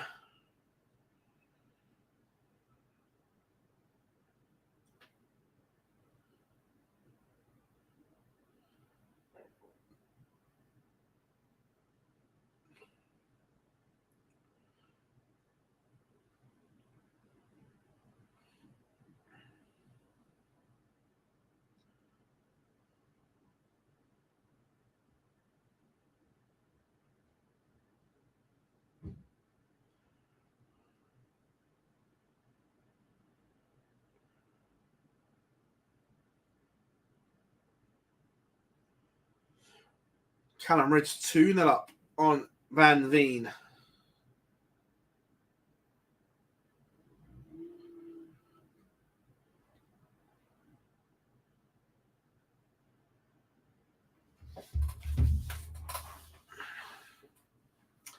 Richie Ed has 4 apiece with Neil Zonneveld in the last one, 2-8.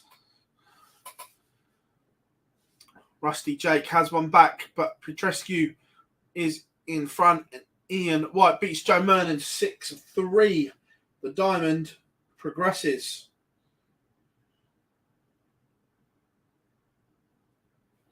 So a bit of Ando Veenstra.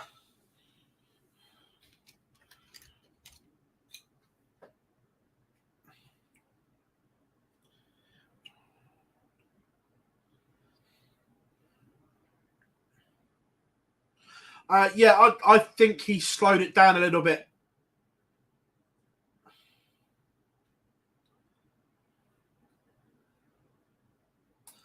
The right choosing new barrels. Yeah.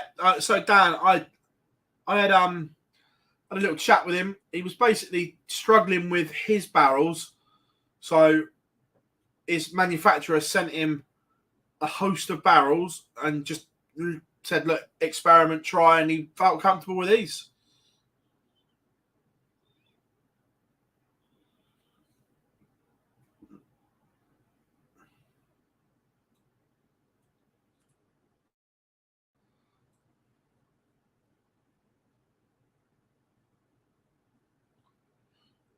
Yeah, it's definitely just watching it on the stream. It's definitely slower.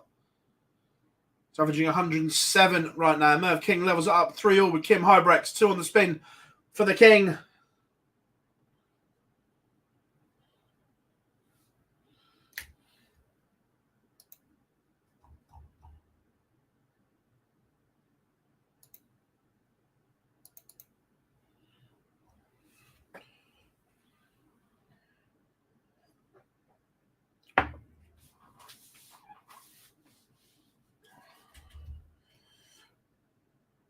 Gary looking at tops to go in front again, but he's gone round the houses. Doubles costing Gando at the moment.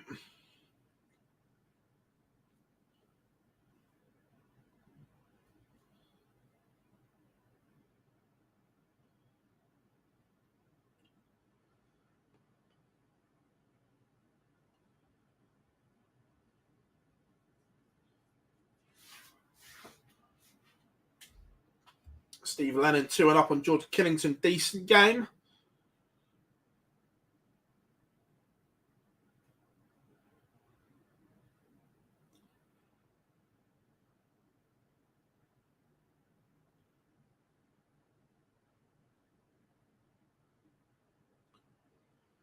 What have we got going on? Ratajski and O'Shea level at 2 apiece. Van Tripe levels it up.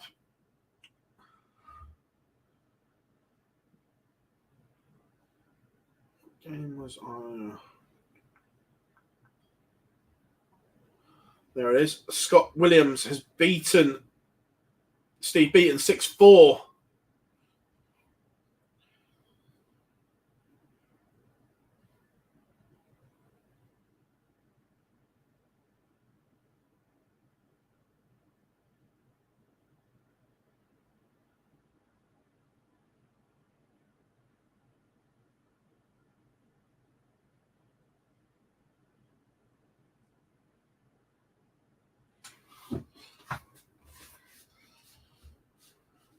Yeah, just a close up on the Callum Rid darts there. It's just a straight barrel with single grooves in them.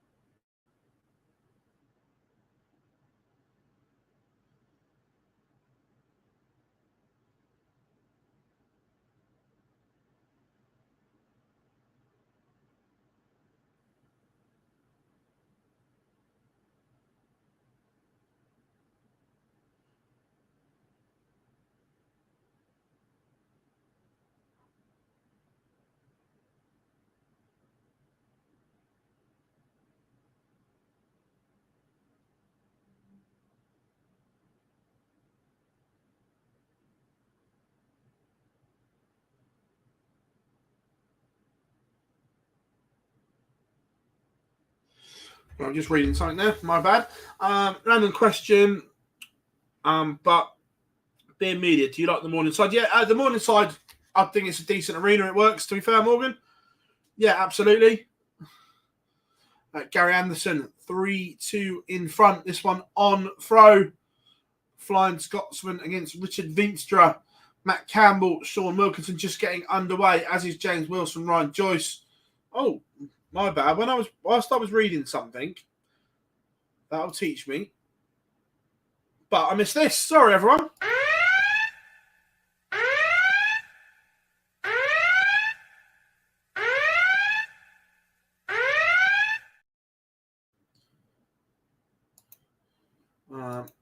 they are the stream boards right now, so everyone knows what is going on.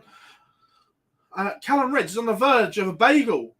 Jean Van Veen massively out of sorts, and Callum Ridge absolutely exquisite. Equals 5-0. Remember, come and get involved, everyone. Drop us a like. Subscribe to the channel. Massively appreciate all your support. Get involved throughout the day.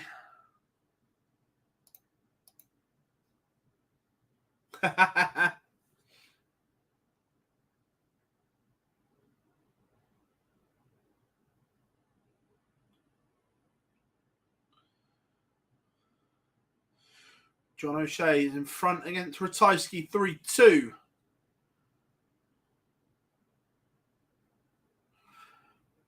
Rich did well yesterday, so it doesn't surprise. I know, William. I completely agree. It doesn't surprise me that he's winning. It's surprising me that Jean Van Veen is massively out of sorts considering the way he's played recently. But yeah, completely agree. Look, when Cal's on, he is outstanding. Completely.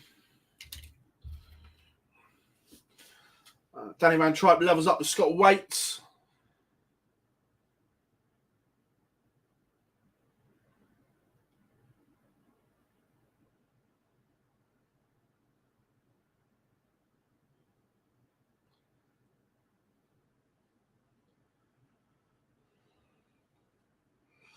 And it is bagel served. Callum Ridge 6-0 winner over Jean Van Veen.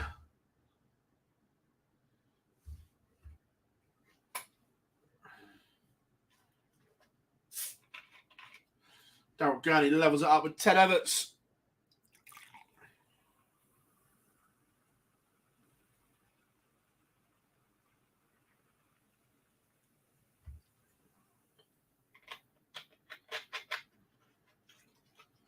Love that, Teresa. Love that.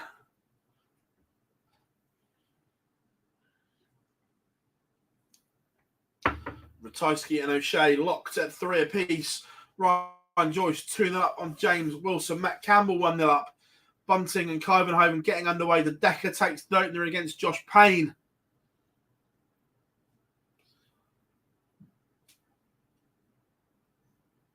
Veenstra breaks back to within 1. They throw him for a level game.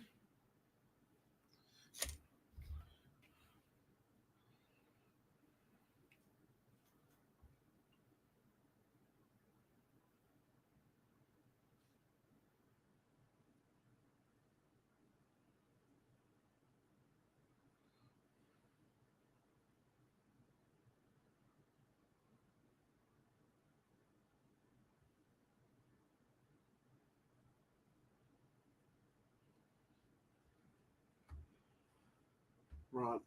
The Decker doubles his advantage.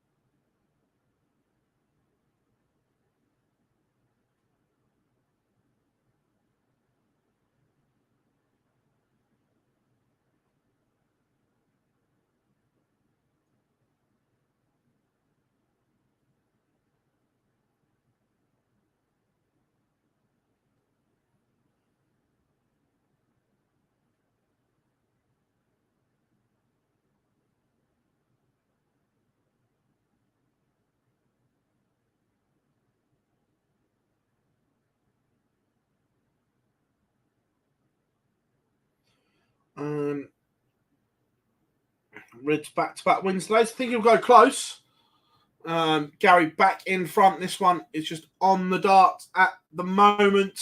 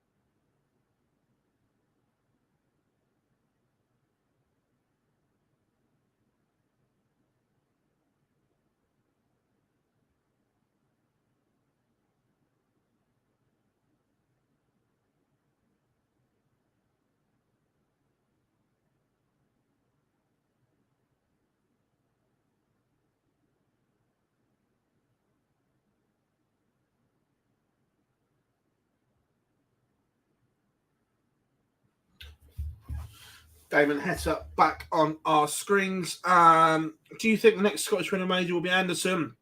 Yeah, right now I think it's the logical choice.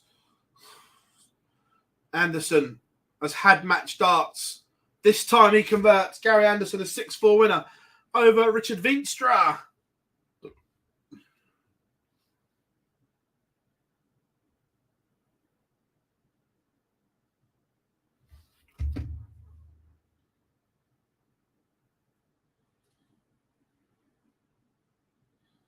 Let's go for a bit of Barney.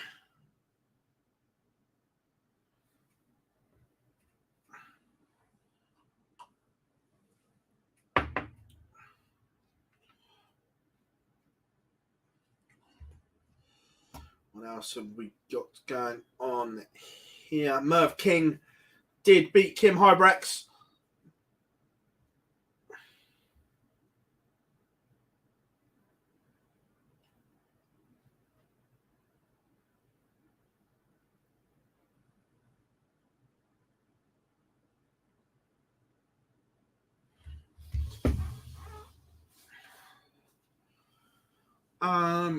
Can you see Peter Wright and or Gary Anderson winning a major again? And how long do you think they've got left at the top level? Can they both win a major again? Yes. Look, Peter Wright, we haven't seen anywhere near his levels for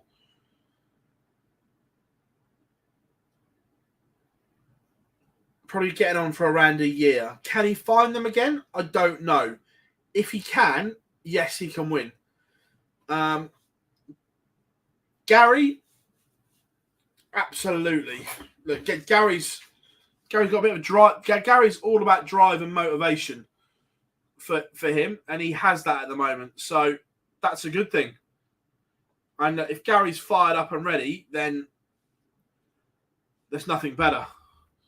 Absolutely incredible.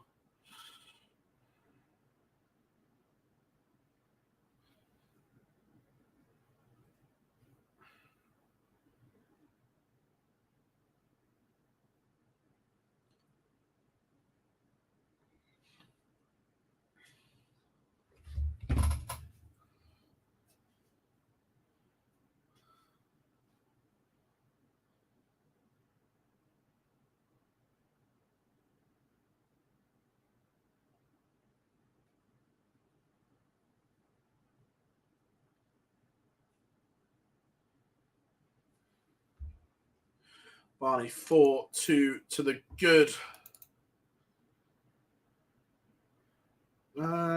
Yes, there will be a windmill launch soon.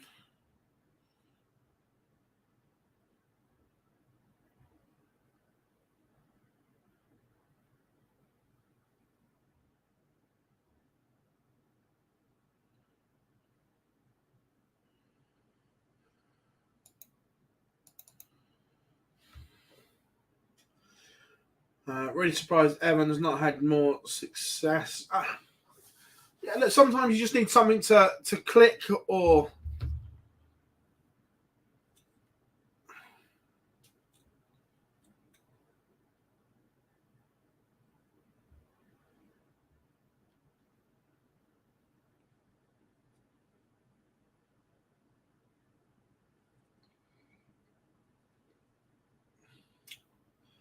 Thoughts on Dobie's? It's obviously it's a good move for him. Just looking at it today, his dart hasn't changed that much. He's averaged 99. Yes, he's lost. He's not done a lot wrong. I think if it works for him, then fabulous. John O'Shea is right back in this one. He trailed 5-3, but the Joker is now in a last leg decider with Krzysztof Ratajski. Scott Waits has beaten Danny Van Tripe.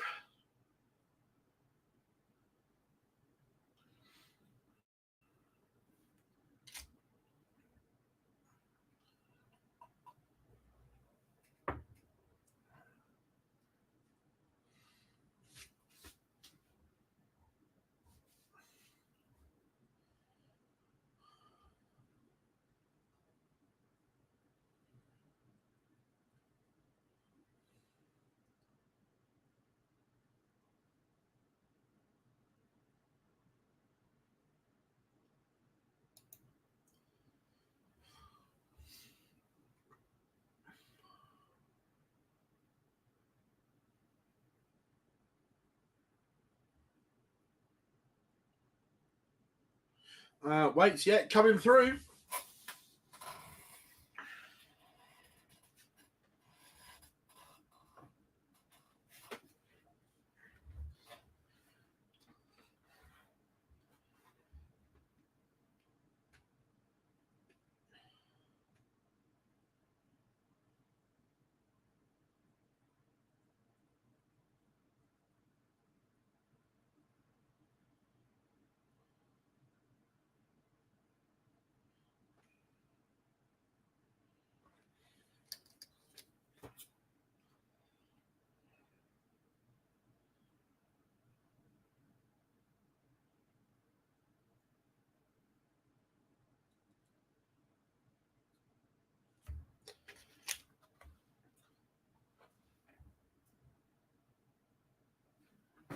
Right, folks. Steve Lennon is over the line against George Killington. We are going to grab a quick ad break, but we'll be back on the other side of this.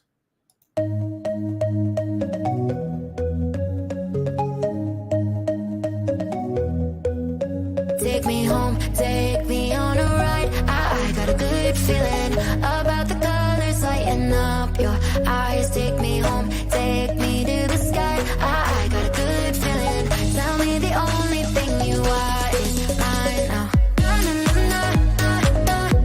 got a good feeling. I got a good feeling. And as if by magic, as if we planned it, he's arrived. I'm back. How we doing? Well, whilst you're away quickly, on the break, John O'Shea, 3 on the spin. He beats Krzysztof Ratajski and is into the last 32. You've missed a bonkers day. We've seen some things.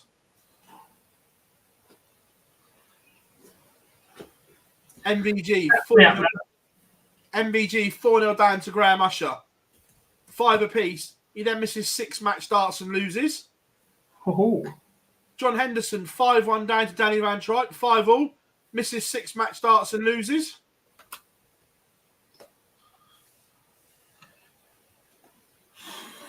How is everyone? All good. Is it bedtime yet? I can't wait for a proper sleep tonight.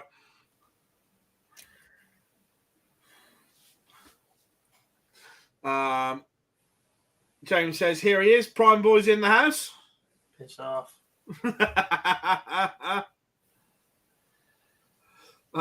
Sorry to everyone outside the secondary school. I'm screaming like a loon. Love that. Be honest, Laura. I think they expect it of you these days. Yeah. Right, we've got a couple of questions. One I've starred and one that's just popped up. We'll do this one first. Out of all the young guns coming through, who do you think will be the first to win a world championship? Luke. Yeah, I agree. And this one was good. We were talking about the Pro Tour earlier. I started it because I wanted to get your opinion on it as well. Lee says, obviously, Phil, but I held it to when you were here as well. You think there are journeymen in darts a bit like boxing, players just happy to make a decent living, but won't ever get anywhere near winning anything? Yeah, so that's about right. Yeah, I agree. But how do you... Because in boxing... I think we saw one of them in action this weekend, to be quite honest. What, Leonard? No, Paul Hogan. Oh, yeah? He's literally been a professional amateur for 20-odd years. But in boxing, there are... The journeymen stop at a certain level because you've got your fight or you're competing for honours at area level, and then UK level, British level, European level, Commonwealth. But in darts, you haven't got that, have you? Not once you go pro. I mean, you've got ADC, WDF, and whatever. So you sort of do. Yeah, but in that top echelon, are there too many journeymen? Top echelon of what? PDC? Yeah. Well, in the 128, are there too many journeymen? Don't know. I don't think so. I think we've seen enough players in the last couple of years win the likes of Pro Tours out of absolutely nowhere. 20 years ago, quite possibly, when they first started racking up the 128, there was a number of players in there that weren't capable of winning anything. Now, if a Pro Tour, even a Challenge Tour player has a good run, has a good day, they can win a Pro Tour. I don't know. I think they're... I'm not sure that the 128, the tour, is good enough to hold 128. Spent the last 5 years saying darts has never been so good. At the top level, I agree. But going back to what you said there... I disagree. At the very, very top level, I disagree. Because you don't have the MVG or the Taylor absolutely dominating. And that's because they were a different level. Not because everyone else was caught up. They were a level above what we are seeing right now. I agree on that point. But I also think the pool below them is a lot better and a lot stronger. But I think there are still a big number of players in that 128 that are not capable of winning even a Pro Tour.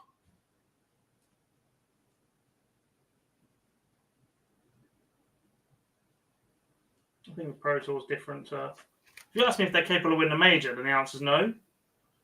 But capable of winning Pro Tours and whatever, then yeah.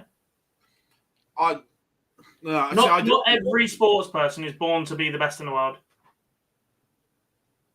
No, I agree with that. But there's a difference between being a born winner and being the best in the world. And to the other end of the scale, in my opinion, there are players that are just not capable of winning a Pro Tour in the 128. That's how the system works, though, isn't it? The other one, Johnny Clayton got absolutely battered by Cam Crabtree 6-0. Yeah, I saw that. And Merv King's won 2 games, one of them with a 105 average. Drug testing.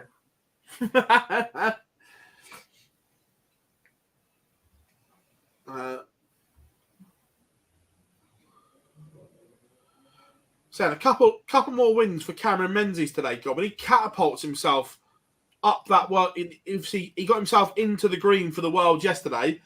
Couple of wins, and he's soaring. Nice shirt. Well, it's a nice shirt if you're from the north of the border that he's rocking these days. Yeah. He's on streaming board 4 right now against Cam Crabtree. When you see it, the background on streaming board 4 and streaming board 3 are interesting. We had a bit of needle on streaming board 4 between Ted Everts and Jacques Labra. I was listening at that point. Who won the game in the end? Everts. Interesting. Don't get me wrong. I'm not going to sugarcoat it. It was freaking awful game. Barney wins. Barney gets over the line in our feature game. What would you like as feature game next? Colin. 1 up from the blue one now. Down 1. There we go. Bit of JC. King Ton Plus averages. Yeah, Matthew says, hi, Gob. Do you think the World Championship will ever move away from Alexandra? I'm guessing you mean Palace, not Police, but we know what you mean, Matt. And are the prices just going to keep going up for tickets? It's there for at least another 10 years, in my opinion. Yeah, I think it just works. It's London at Christmas. You've got travel links, all right? They're not immediately accessible by a tube station or something, but it's close enough. What they'll do is they'll drive up demand again for the next couple of years, and then they'll swap the halls around.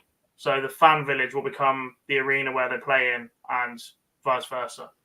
I think the only way it leaves Alexandra Palace is for a ridiculous sum of money. I don't know what that figure is, but if the figure is high enough, it will move. The problem is the only place I can think of,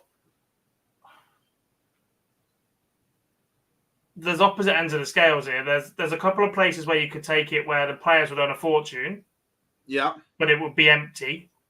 Yeah. Or you take it a couple of other places where they'd absolutely fill it out all day, every day. But I'm not sure there's anybody there to back it. Oh, no, I agree. Like I say, it stays at Ali Pally. Both at the minute. It stays at Ali Pally unless it is a financial offer that cannot be turned down. Yeah. We all know what we're talking about. We're talking about the Middle East money. Yeah.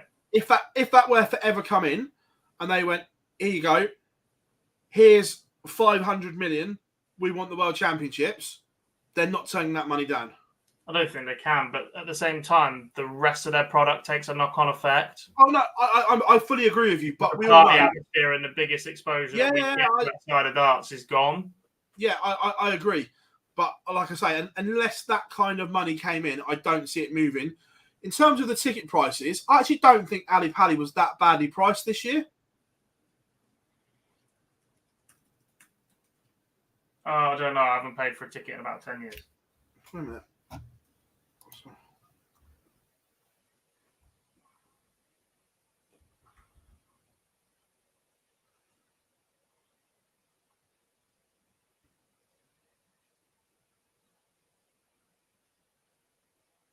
Rock Hughes on swimming board 3.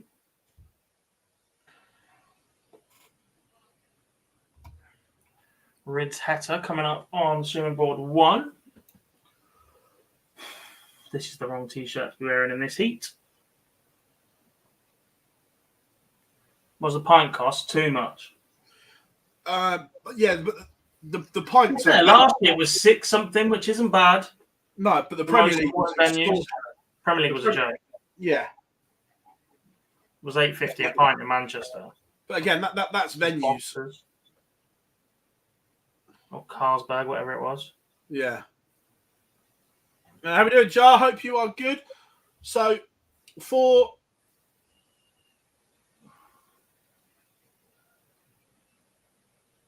the evening sessions, Gob, this is pre-Christmas. The afternoon sessions, tables 46, tiered 36 quid. Evening, tables 56, tiered 46.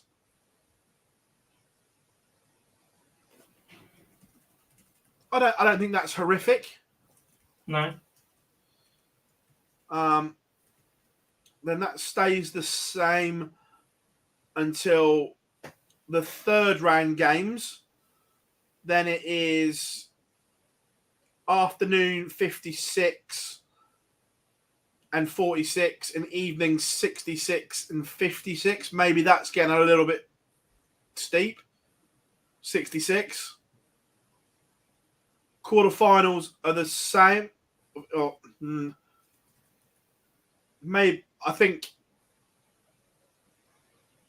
early on in the tournament it's quite good value, but then quarterfinals, evening 71 and 61, semi-final 76 and 66, final 81 and 71. I've seen worse. I've seen. I agree. I have seen worse. I don't think they're extortionate. Could they be cheaper?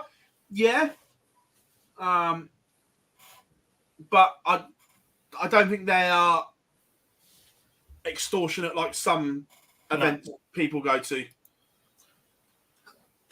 Admittedly, I would only pay for a session with 3 or more games in it these days.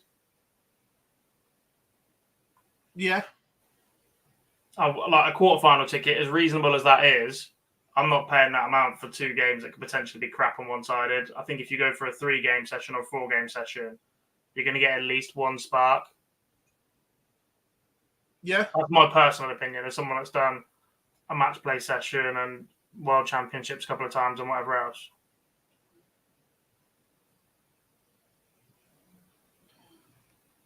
Just going to have a look how that compares to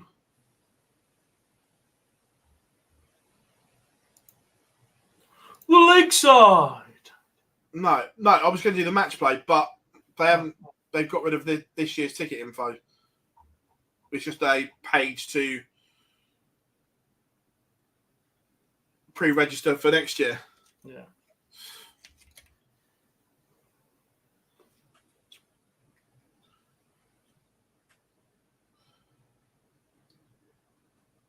Christobi lost again, but played good with the new equipment. He was slow out the blocks, but averaged 99 in the end.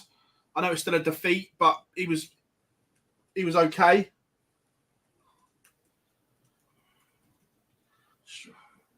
I get it's when your contract's up and stuff, but actually he's been playing so well recently.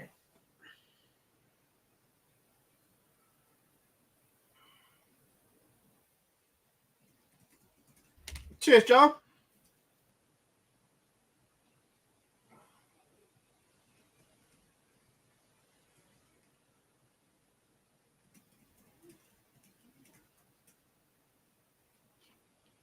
So, in comparison, the match play is the next biggest TV ranking event.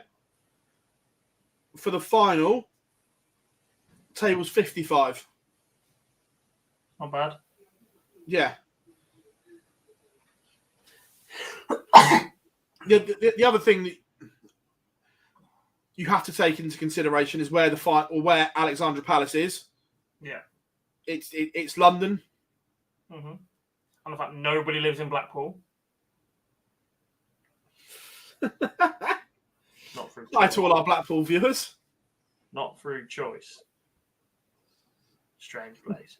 Fantastic place, but strange place. Oh, strange, yeah. It is the UK's Benidorm.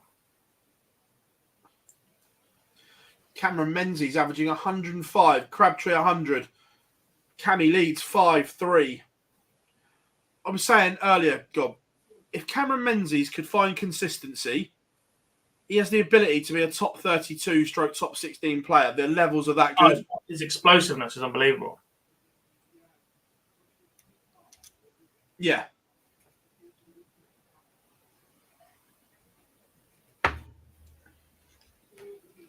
Is it next year everyone's got to move to normal points? Yes. Unless there is some kind of rule change.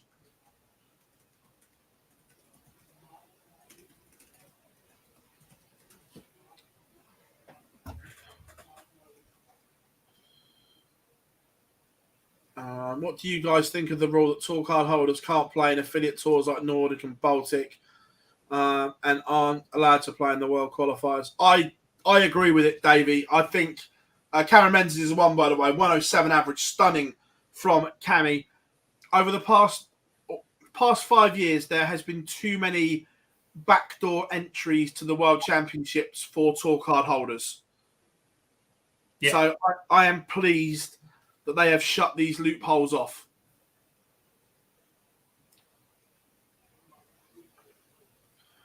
look, there are still a couple they need to shut, in my opinion. But overall, they're going the right way.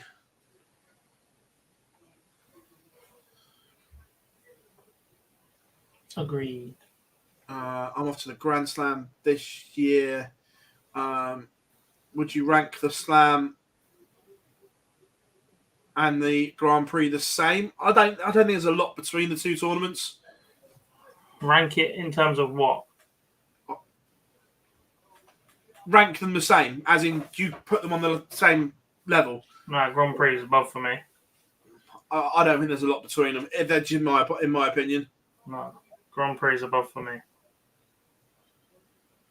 Last year, day 3 was 40 quid a ticket, so not a massive change yet. Amazing, Teresa. Thank you very much.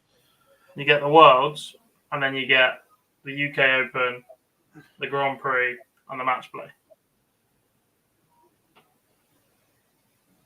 You're forgetting one significant tournament in that list. World Series. Sorry, my Uh, bad. It's a World Series at home. No, I'm not forgetting it at all. Oh, Richie Burnett beat Peter Wright as well, and he's now 2-0 up on Ricardo Petrescu. Come on, Richie. Jermaine Wassamina beat Joe Cullen. How did Dirk play round 1? Brilliant. Then went shit. Got drawn into a battle. In the decider, looked dead and buried. Went 180, 135 out in the blink of an eye. Class. Yeah, it was a fabulously mysterious game. Yeah. Should we go for a bit of Richie on the feature game? Or do you want... That was about to finish. Or Dirk? It's up to you. Or we could go Ross, Smithy and White. All right, let's go for a bit of smoke. How do you compare the snooker prices at Ali Pally? That's a good question, Rob. I've never bought a snooker ticket in my life, so I don't know what the prices are. Let's have a look. Masters was about 35 quid for the opening round. You usually get 2 games in that. Well, it used to be. It's also supply and demand, isn't it? If the demand's there and the supply's low, you can charge more.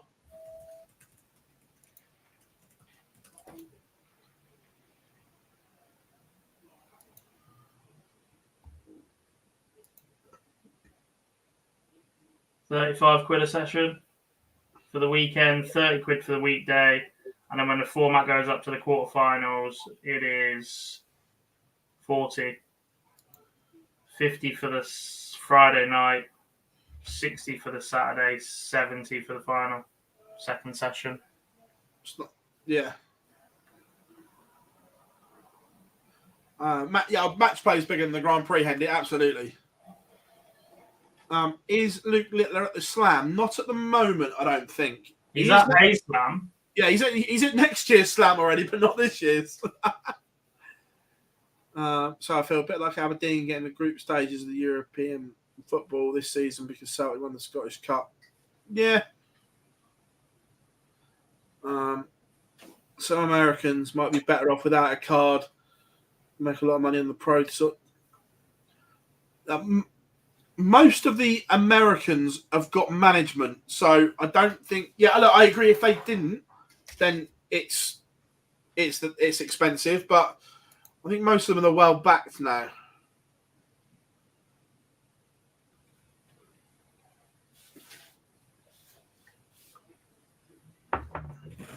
Who's you fancy for a victory today, Gob? Obviously, I did mine at the beginning, but we'll let you have a pick now because you're not very good, so you've got less of a field to pick from. You might have a chance. Wash your mouth out.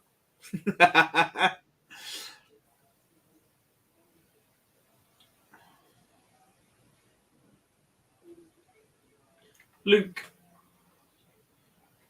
I went Gezi. Yeah, back-to-back 99s. I just thought we'd get a reaction from losing yesterday.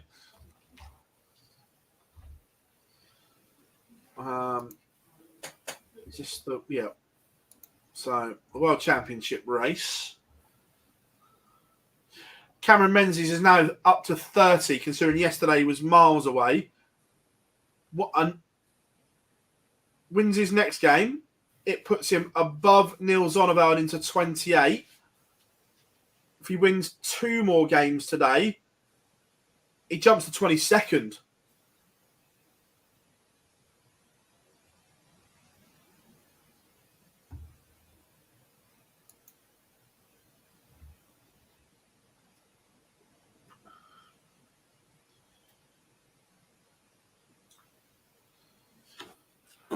Richie Burnett 3-1 up now on Pikachu. Pikachu. Is that still going?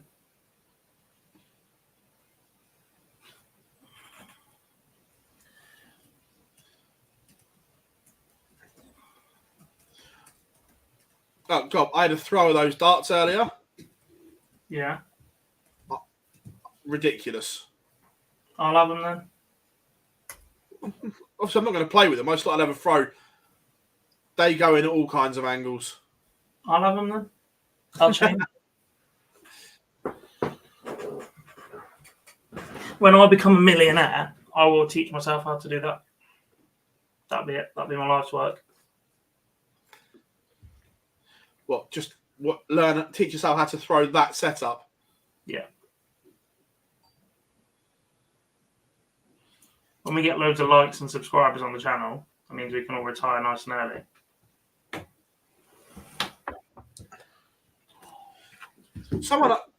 I got called a right weirdo at the weekend. You are right. Yeah, clearly, but they asked, they went, if you won the Euro Millions, would you still do your job? I was like, absolutely. I might not edit the stuff myself, but I'd still do all the interviews. Oh, yeah. People ask me that as well, like, would you clear off? And I'm like, no, I'll just pay for a producer and a editor. And in the background, editor. Oh, 100%. And a proper studio.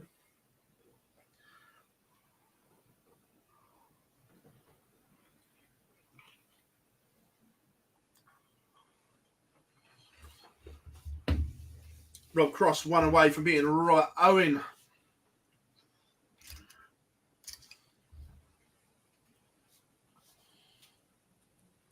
Ryan Searle turned it up on Richie Edhouse. Dirk has one back, but still no wiggle room against Mario van Bogengarde.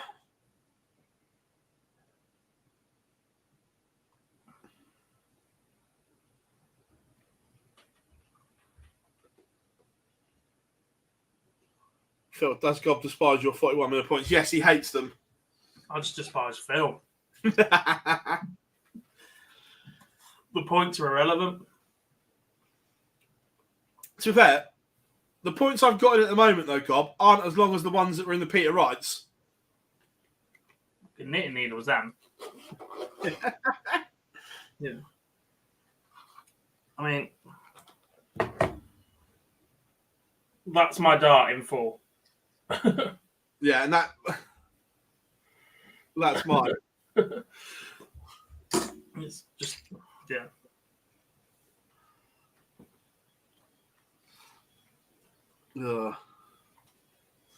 Ryan Searle now 3-0. I tell you what, Merv King playing Kevin Dukes. Look, it's a tough game, but you take facing Kevin Dukes replacing the last 16. For a man who's had absolutely zero form, yeah, 100%. Yeah. Yeah, we remember John's 66 mil points, Laura. I remember when he sent me a picture of him.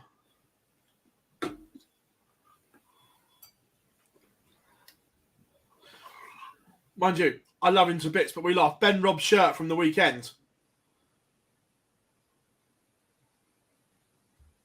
It was like an F1 car. Oh, yeah. There's a few of them about. Yeah. Mike Huntley. I'm glad you said that, right? The man's got more sponsors than I've got pairs of underwear. Job, I'm just going to the loo. Back in a sec. Now you're in. Can you go to loo?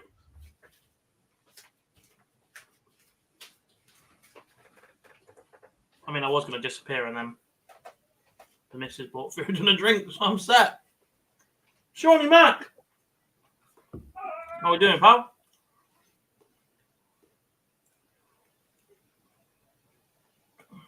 What's happening indeed? Last 32 started. Mervyn King won the lap in that one. Searle's looking good. Cammy Menzies is looking superb.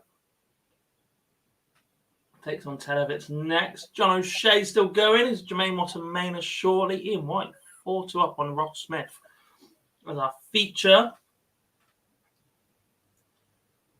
Nothing streamed at the moment. We will see Rids versus Hetta, Jules Van Doggen versus Gezi Price.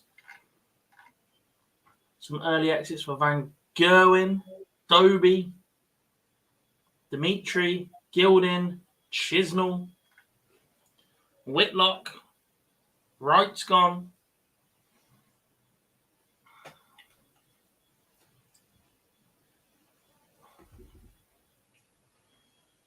We've not long lost Joe Cullen. We've still got Gary Anderson. And he will play Michael Smith next. There is a live lounge today. We're back at 8 o'clock tonight. Myself, Barzi, and Lee, as long as I'm still awake by then.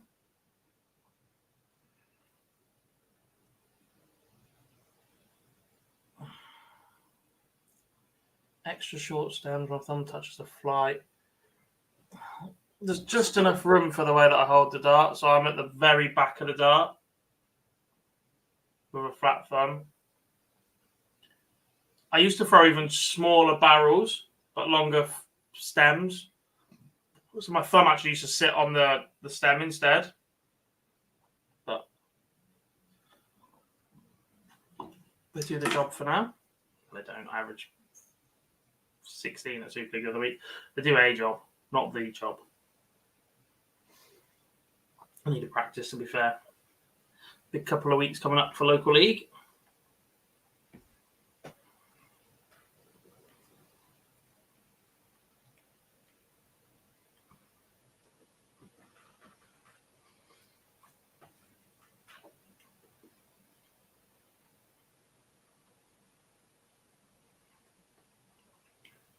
Brandon Boharder beats Dirk van Duivenbode 6-5 last leg. Dirk had already survived one last leg up. Doesn't survive a second. I do need a set of the Punishers. I need a custom set, I think.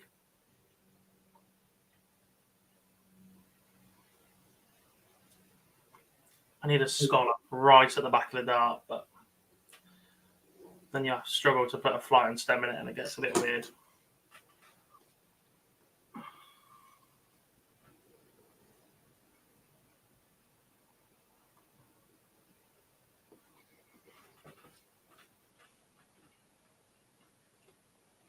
So Dukes levels up with Mervyn King.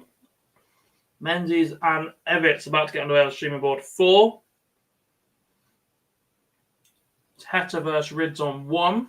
And Jules Van Dongen against Gavin Price on 2.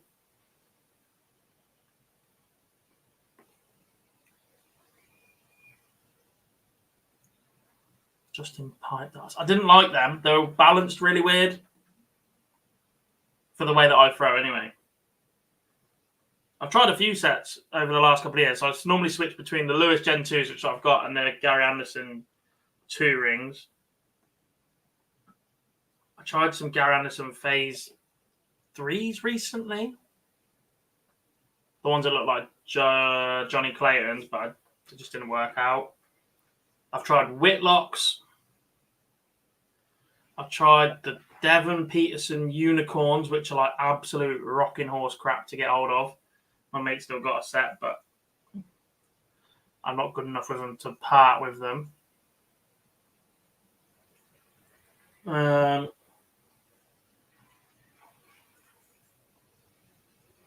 tried all sorts recently, to be fair. But I had Mervyn Kings for a while.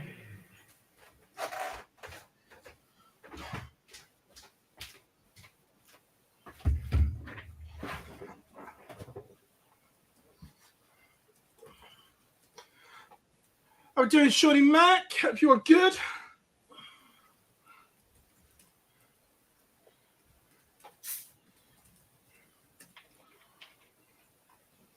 Yeah, Michael Smith versus Gary Anderson. What round's that? Next. So it's not even streamed. No. Ridiculous. This is where that new thing just completely falls down. Mm-hmm.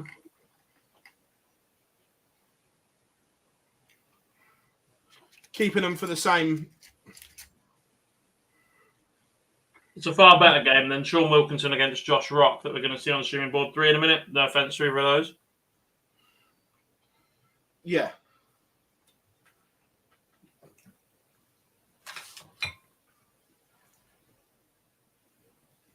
Oh, 100%.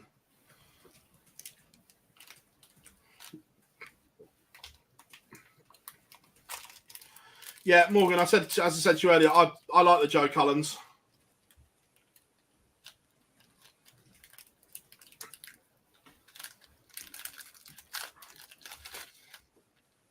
I just need something where at the back I've got something to push off of and I know my hand's in the same position every time, but I'll work that out eventually.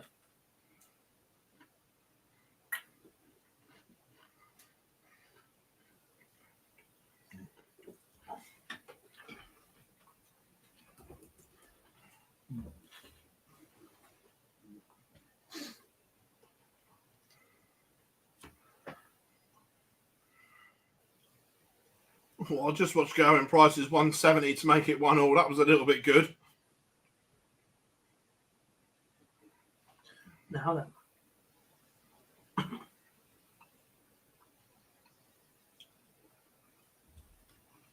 Cameron Menzies flying against Hedovic. 2-0 to the good. Much better day for Scott Williams as well. Not just results, but performances as well. Much needed for Scott Williams, to be fair. Yeah.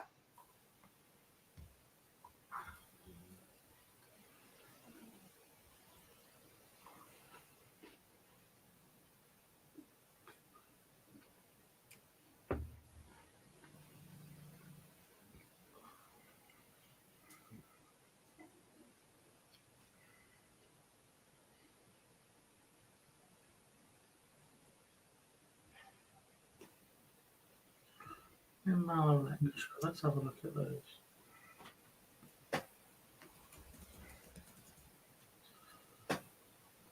Oh, no, too far forward. Menzies is a right danger here today if he carries on in this vein.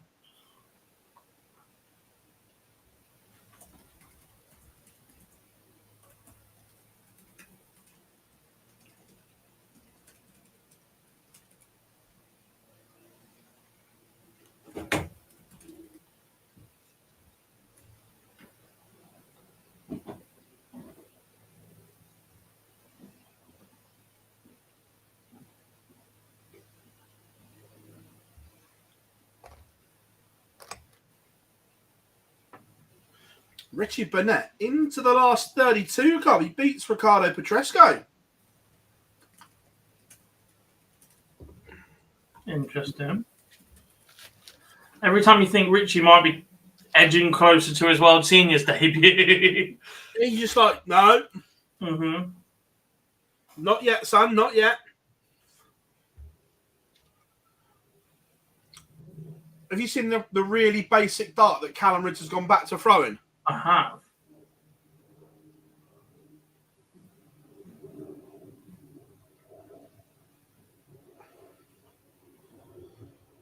Menzies is 3-0 to the good, and putting 10 outs to the sword here.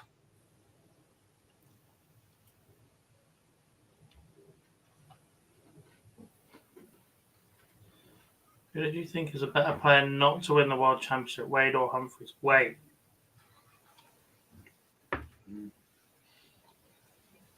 Is James Wade.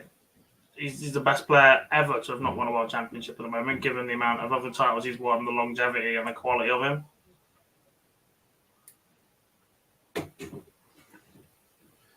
In terms of how we are the better player, in terms of longevity, things he's won, what he's achieved in the sport, absolutely. However, Luke Humphries has a better A game than James Wade. Ever. We've never seen James Wade post some of the numbers that Humphries has posted.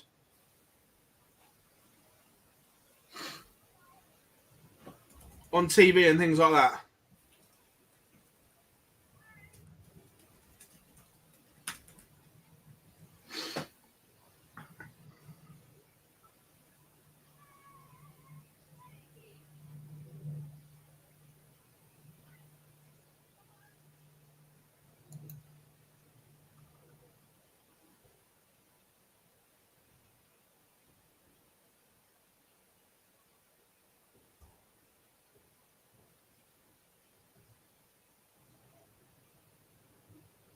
Okay. James's record TV average is 114.73. Luke's is less than 113. Yeah, in a one-off, but we've seen Humphries do 110s, 109s a lot more than Wade in a one-off. Wade's highest was it? Click on it, open it up. So his highest average at the World Championship was only 99. Fucking hates it though. Let's be honest. Yeah, but in the but that's an issue. In the most important tournament in the darting landscape, if you hate it, that's an issue.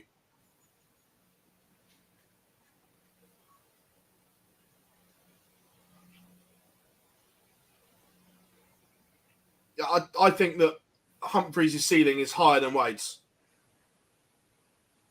as a game. James Wade of the last 5 years, yes. James Wade is an all-time, no. I think you're comparing eras again.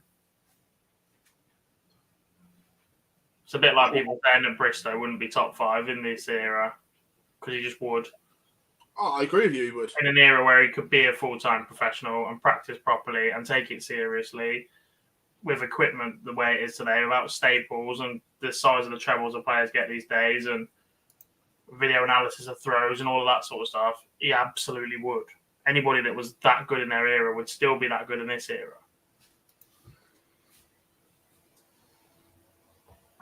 I'm guessing we're going Gary against Michael Smith. Duh. I'd sack you if not.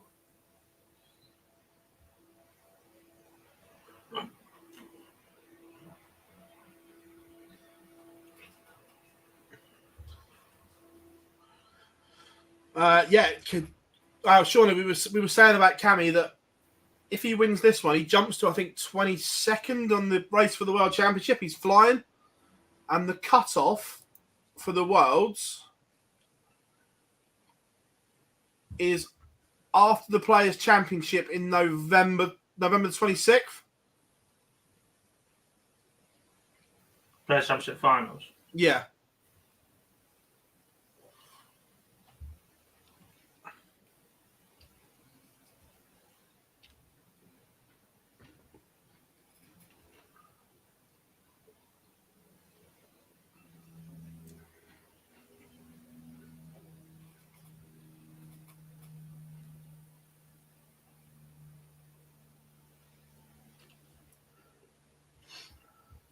Have you seen the background on Streamboard 2? That's an interesting place they've got that set up in Barnsley. 2? Sorry, 3. Just under the stairs? Yeah. Where are they at?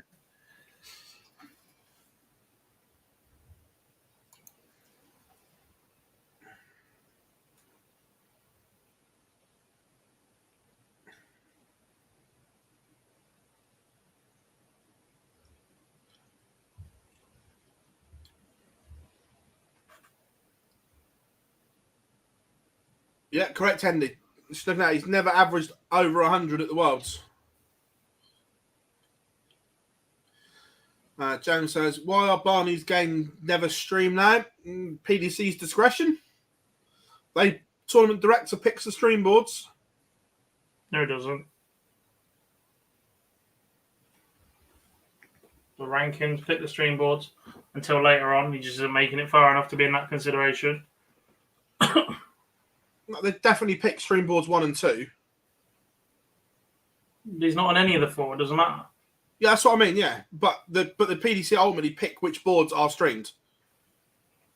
Well, they're all streamed. That's just a technicality you're going on about. He's not fallen into any of a board via the draw of any of the players that are ranked that get the draw until the last 16.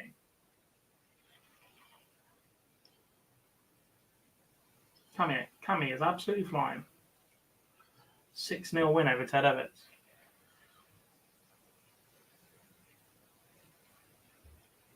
Done all right, isn't he?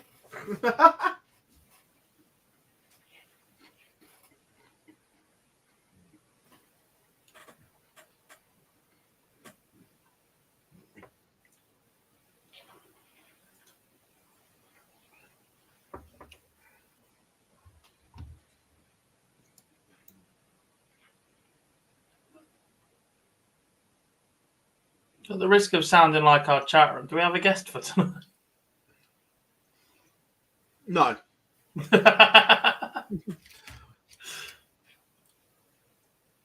Well, most of them are all playing, aren't they, is the issue? Yeah. They're all in action. And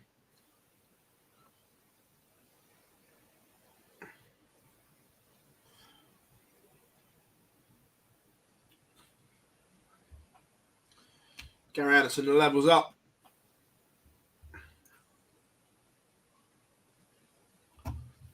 Right, let's double check now that game has finished.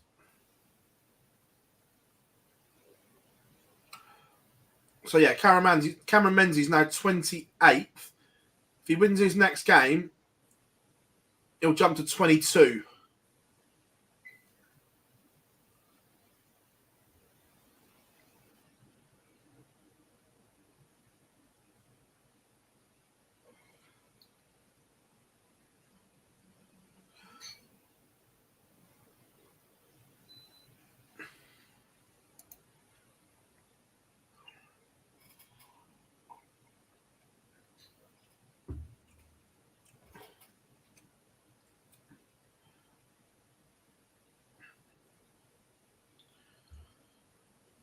So,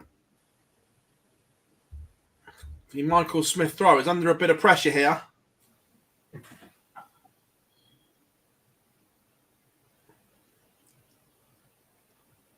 $90 for a 2-1 lead for Gando.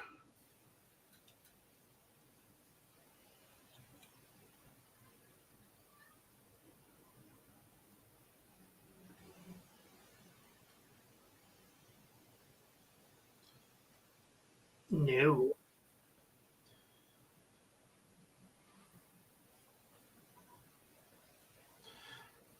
And the fact he's gone, or he's hit 74 gob, says to me he's not kept them straight either. Yeah. Because you should be getting at least a dart at the ball. Mm.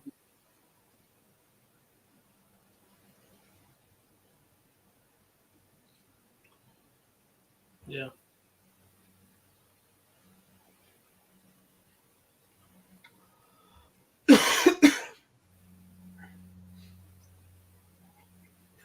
Josh Rock leads Sean Wilkinson 2-1.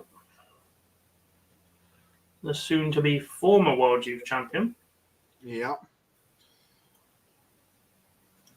Gando broke, but Smith has his throw back under pressure instantly.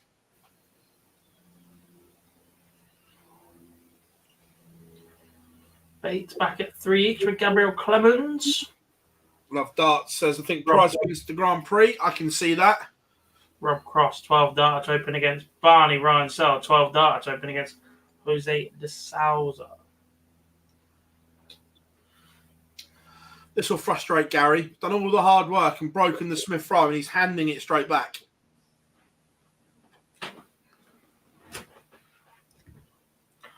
The arse. How important is it for Michael Smith, even just to win a Pro Tour with the new equipment? Winning breeds confidence, doesn't it? So you can go and replicate it elsewhere, but I'm not sure it's the be-all and end-all straight away. We still know how good he is, and the change in mentality since the back end of last year, maybe even the year before, to be honest, is what's made Michael Smith better.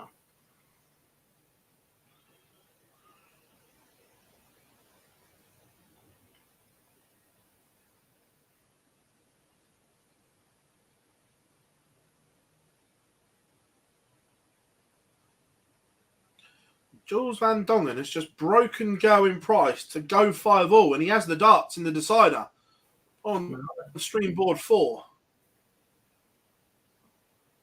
2. Sorry, I've got my two screens around the wrong way.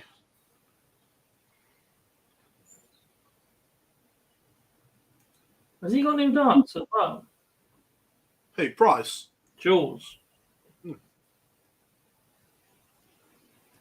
I'm not sure he's one I've ever paid attention to. No. Who was better, Bobby George or Alan Evans?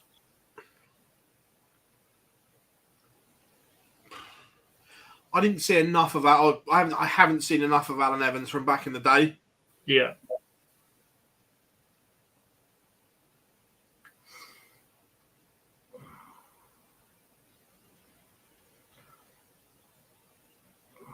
I'd say the same, to be honest. Luke Humphreys has beaten Scott Williams on board 13, the number 3 seed, 6-4 winner. John O'Shea's making a comeback against Jermaine Watamina.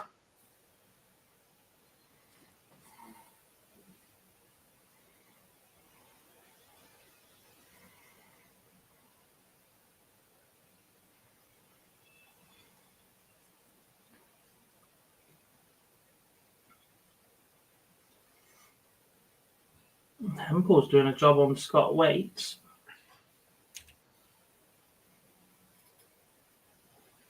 Jules Van Dongen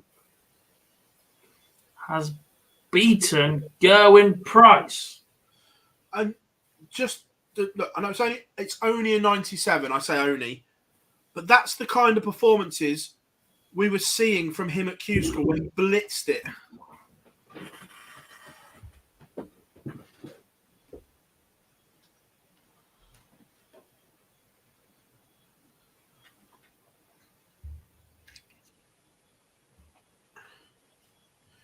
Josh Rock now 4-1 up on Sean Wilkinson.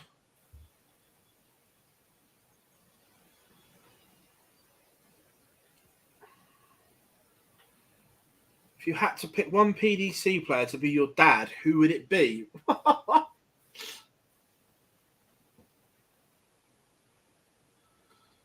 No idea.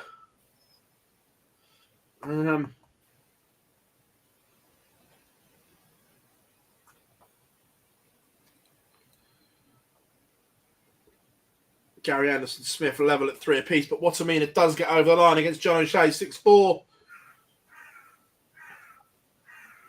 Clements on the verge of ending Owen Bates' day, and Callum Ridds has ended Damon Hetter's day. The Riot looking to go back-to-back into the last 16. Might end a few more days between now and then.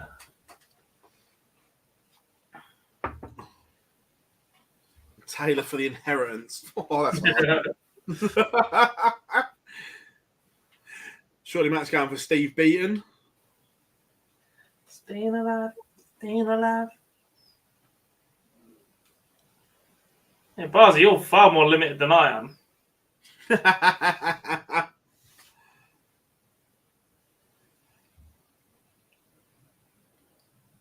Yeah, Laura, absolutely. He's had a great day. Absolute great day.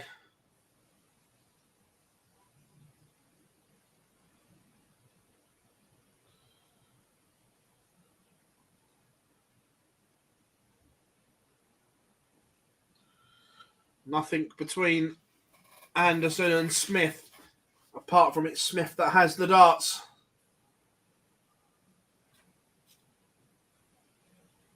It's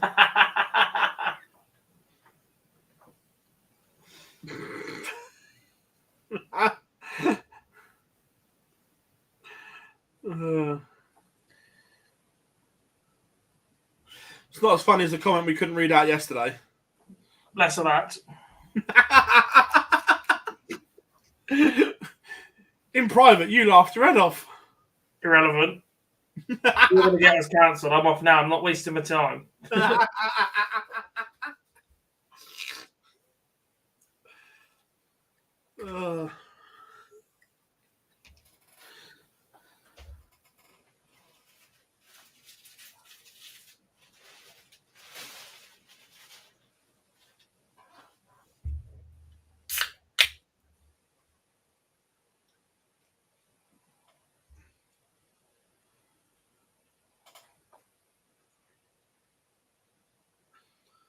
Maisie picks Rob Cross. Get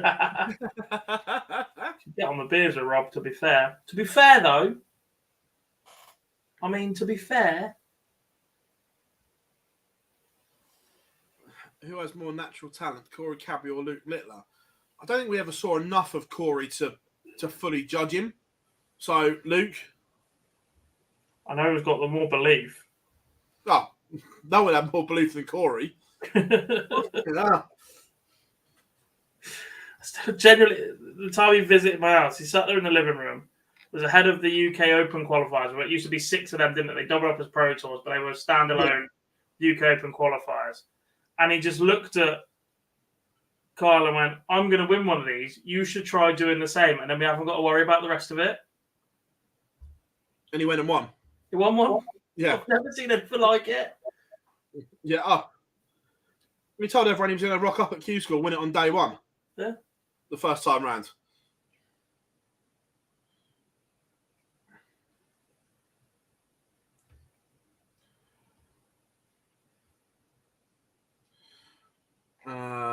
How we doing, Bob? It's afternoon, gents. Nice to have Pro Tour on at work.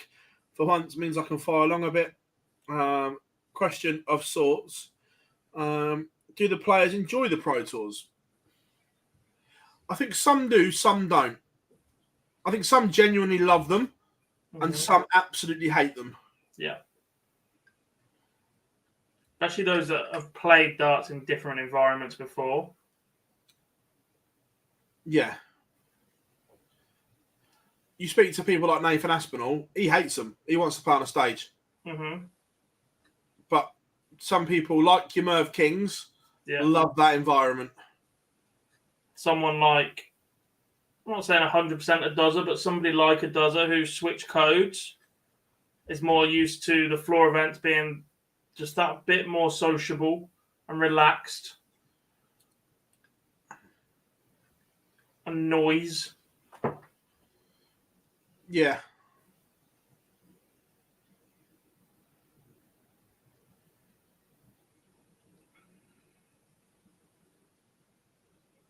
I feel as if you haven't won one, you have at least 3 games to make it a worthwhile day. Yeah, I agree that I don't think they're that productive at times, especially that you can go there, lose both days, and or it's just cost you money. And we've spoken about this loads, Gob, and you should never not get anything for going to work. Yeah. I remember that. Anderson has missed. Smith should step in and win it. And does.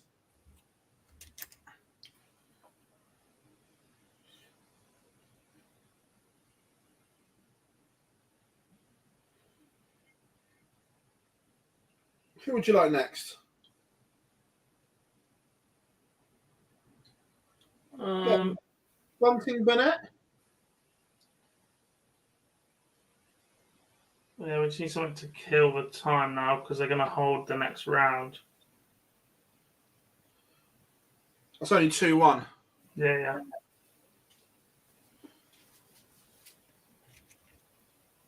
Rob Cross 5-1 up on Raymond van Barneveld. Both averaging a ton.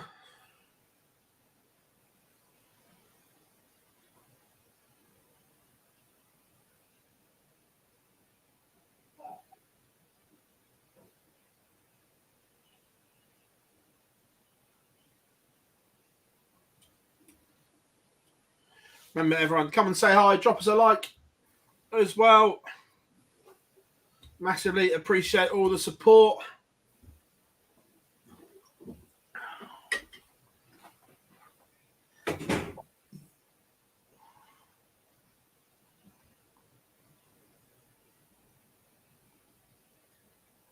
Did anybody else see that? What? You. Bit of Snapchat action? What's the matter with you? Exact. I saw it from here. What's your point?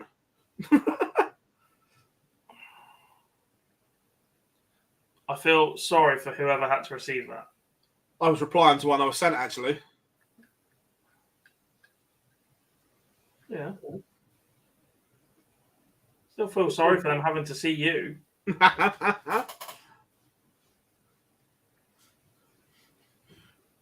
You'll laugh at this. The streak on this particular one is 816 days. Oh. I got to 500 and something, and then she dumped me. Yeah. Bye, love. So at the moment, my top 3 streaks that are ongoing: 816, 620, 420. He's 40, by the way, folks. But this is an issue.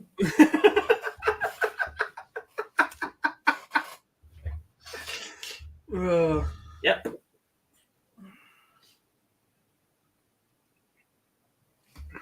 Just saying. I never called that an issue for you. Someone else did. Who was also watching, by the way. I got 3 letters after my name. Grow up. It was funny when you just come and went, "Oi, Prime Boy."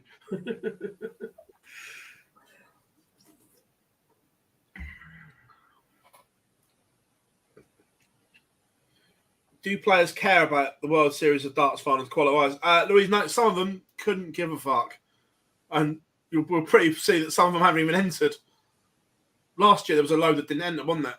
Yeah. I think it depends what else on at the time as well. Didn't it clash with something? Or wasn't it an absolute ball ache to get to or something? I think, wasn't there something on the Monday or something? Potentially. Wasn't it also during the issues at Schiphol? Yeah. Yeah, some do, some don't.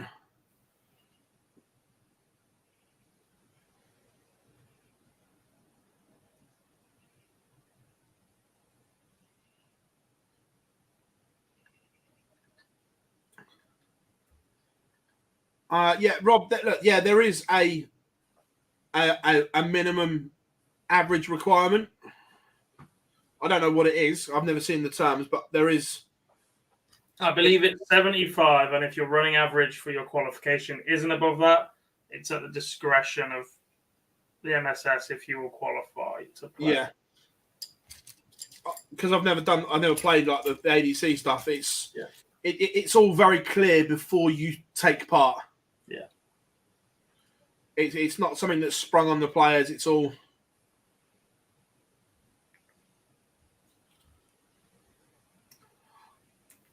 I know in the past a bit flexible, so somebody was a little bit below it, but instead of giving them a 4 week, they moved them to a 2 day. Yeah.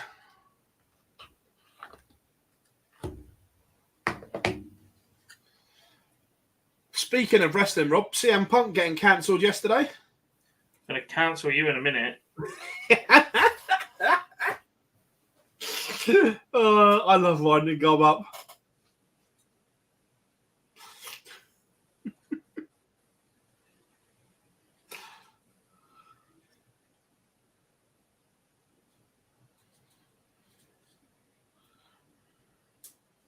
When are you next in Portsmouth, by the way?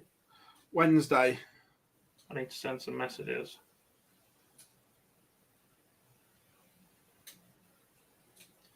I left my darts down there, didn't I? A few weeks ago. Whereabouts? In the house. All right. I arranged with Henry and that to send them back, and they sent me back just 3 darts.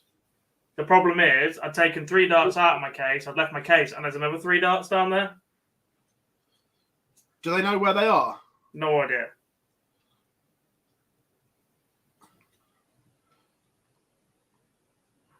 I don't know who's staying in there at the minute either.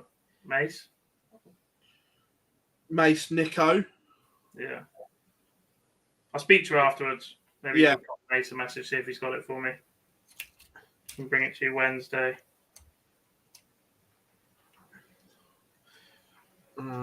How hard is it to get to the gym?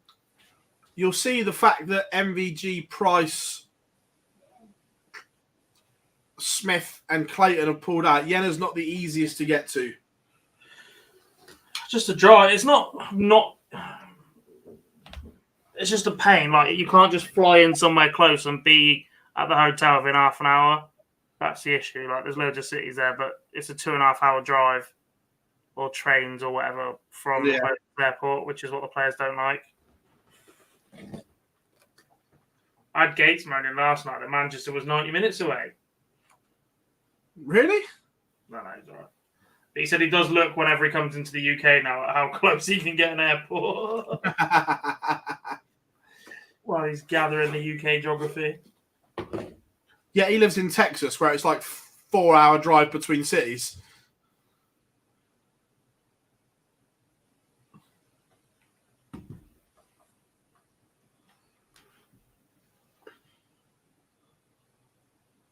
What are you looking at? What? What are you looking at? You're putting a funny face. Rankings. Ah. Ranking points, mate. Get some rankers, mate. So basically, Rob, AEW cancelled CM Punk's contract last night.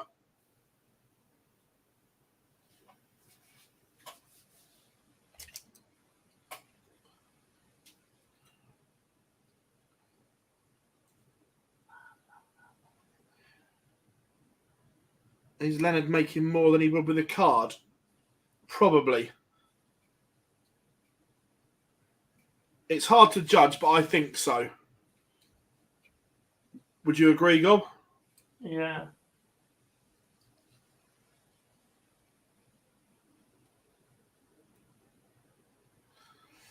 Do you think Paul Nicholson will go to Q School again? I don't know.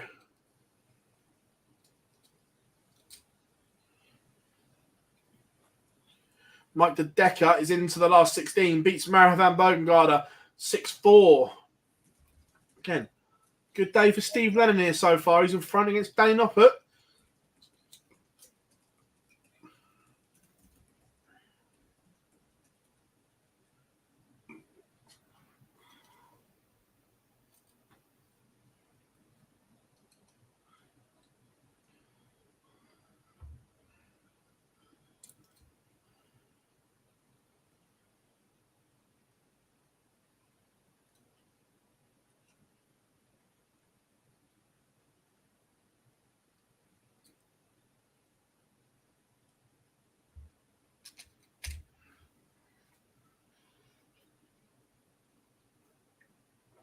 Stephen Bunting one away from being Richie Burnett.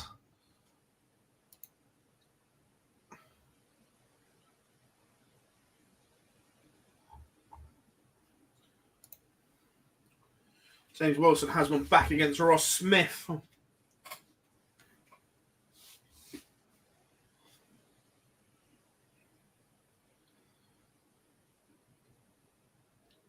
What is the one dart item you two both have but would never sell?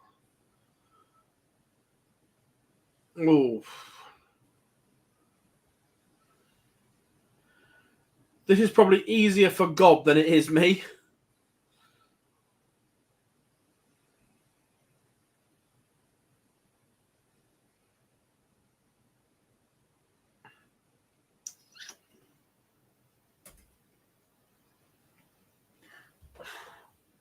There's other stuff I wish I had.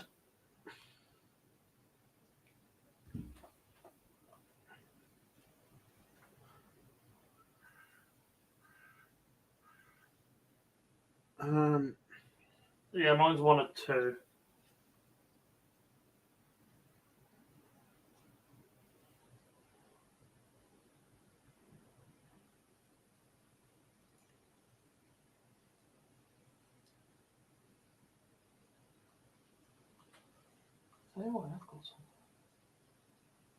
Got a card signed by Eric somewhere.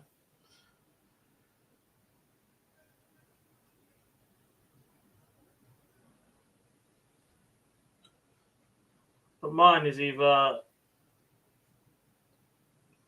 signed Gary Anderson piece, or I have a flag signed by Kyle and Corey.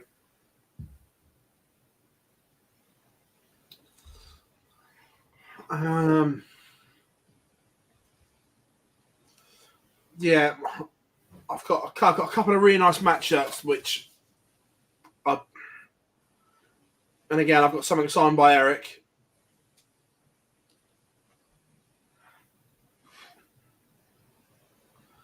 Put Ross on while we're waiting, by the way.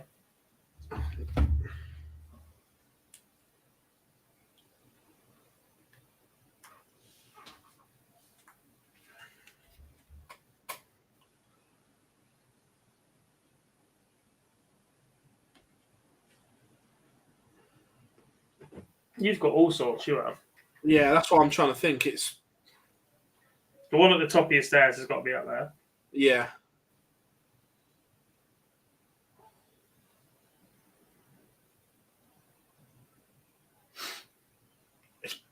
It's probably the Gary Scotland shirt. Yeah. Because they're so rare. The World Cup ones.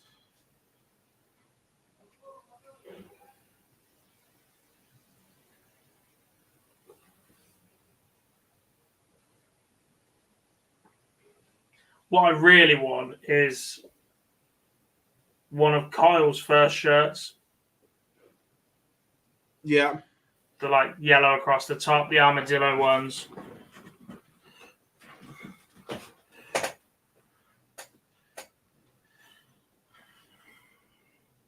I don't like signed darts because you can't physically sign the barrel, can you? It's the boxes. Yeah. Not that I'm shitting on anyone that's got signed darts.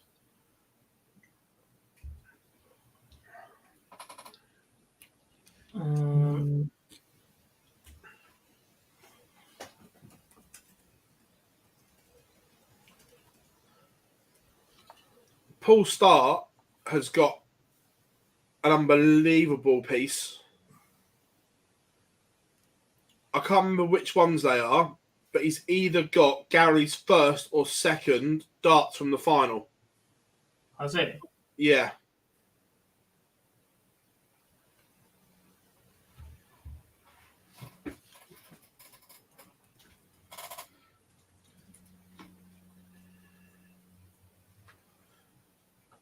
Rob says, managed to find a bookie that would give me 100 to 1 for prime time during the WDF World Championships 2024. Have I thrown a 5 away, or does he have the game to win it? If he qualifies for it, he could win it. 100%. Made 3 events this year. He's been in 3 finals. He definitely got the game to go and win it. Yeah. If it holds up for the week. Yeah. Do I have any match boards? Now, boards aren't really my thing, to be fair, Louise. I got given one from a county game. It was when... Oh, she's watching as well. When Fallon and Cammy played at Derbyshire.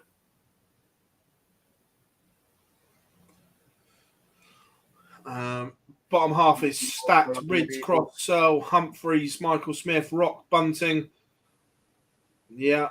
Got to get your own darts made with a rear scallop. I think I might do one day.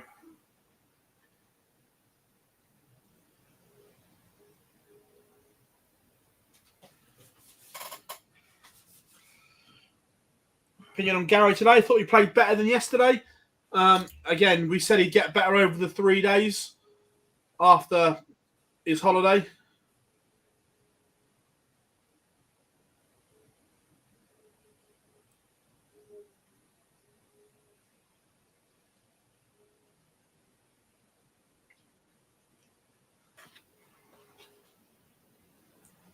What's the highest average you've seen hit at a county stage? Have I done 100?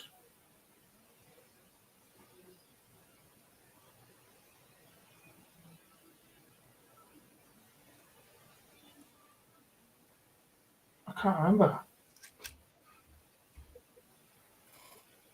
I wish I kept track of things like that. But I think it was Cammy against Derbyshire last year. Who do they play for? Berkshire or Bucks? Bucks. I didn't realise until the weekend that Felicia plays for London, though, doesn't she? Does she? She wasn't at Buckside when I played. She just kept apologising because her and the other girl she played for Derbyshire were both absolutely rapid. I couldn't count quick enough. Yeah, no, she played for London at the weekend. Archive 21. I know that because they play Cleveland. Oh. So I was having a look at the scores.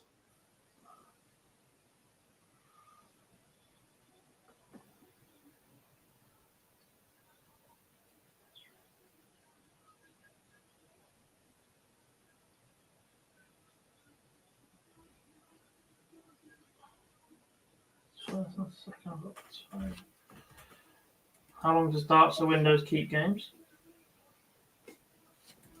Should be there, shouldn't it? In 2022.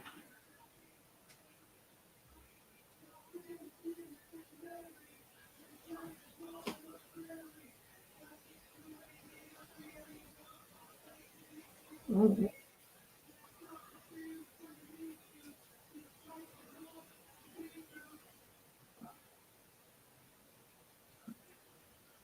Derbyshire, Buckinghamshire, there it is.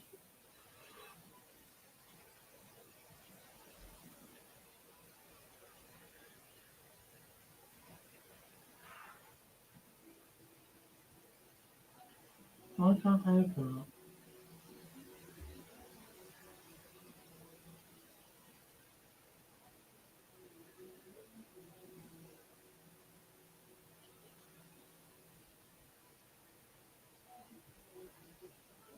Oh, that's just a code. That's annoying.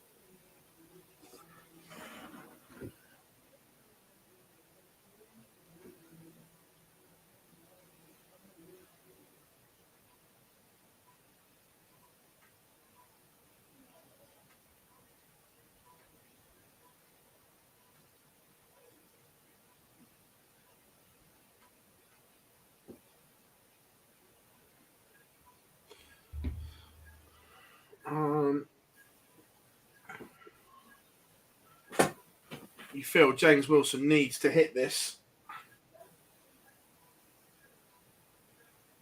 5-2 is an absolute mountain. It doesn't go. Have you ever seen anyone bust 170? I haven't, no. But that's some feat. No.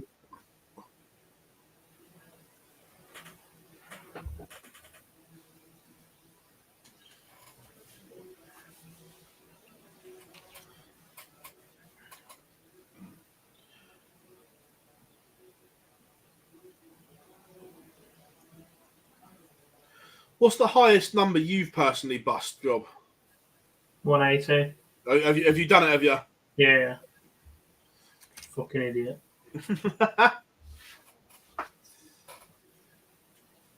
Yeah. Bust a 180. I've had 2 170s, and my best in practice is a 10. My best in a match is an 11. Yeah, my best is when I was good was an 11.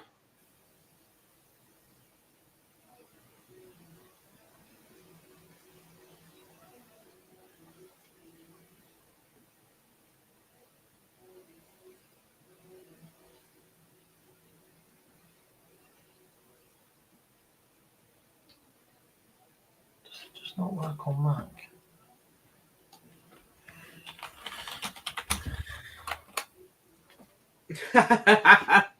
Cheers, Shorty Mac.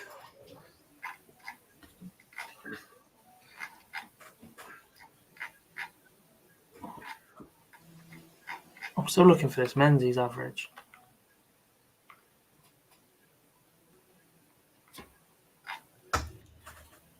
It was funny because Fallon played before and banged in at 90 something. I remember it because Carrie just beat her, didn't she? Yeah. And then let her know about it as well. Haha.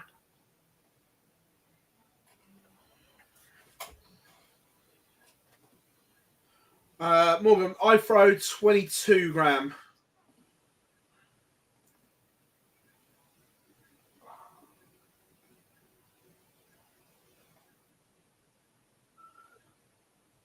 What's yours, Gob? 21. 22s? Yeah, 22.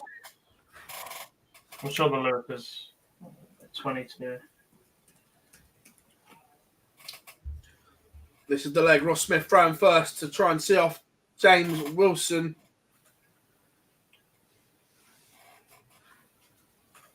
Apparently they come in 21. Mine are 21s then. They come in 21, 23, or 25. So these are 21s. Gary's are 22s maybe. Still throwing 21s. Jesus.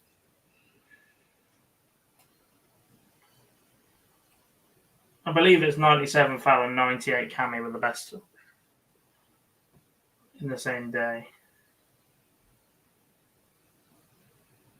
Back to back. Can't think of any more. Maybe I've had a ton, you know.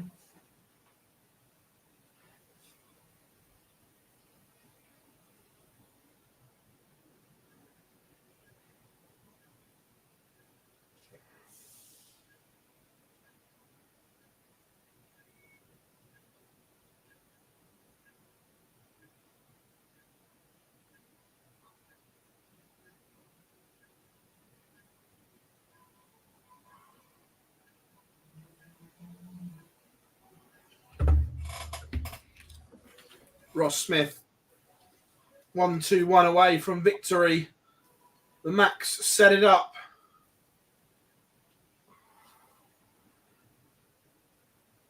Do you like the fact they hold the last 16 now? They ain't got a choice, but they've got to rotate 4 boards. I think it makes sense so that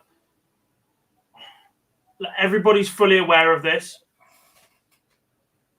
So if your board's racing through or not, you know what's coming. I feel like with the old system, it was a bit like hit and miss depending on what mood the tournament director's in or what mood the players are in as to whether or not they just kept playing and playing and playing until they can't anymore, or do they wait a minute, do they take a longer break or whatever.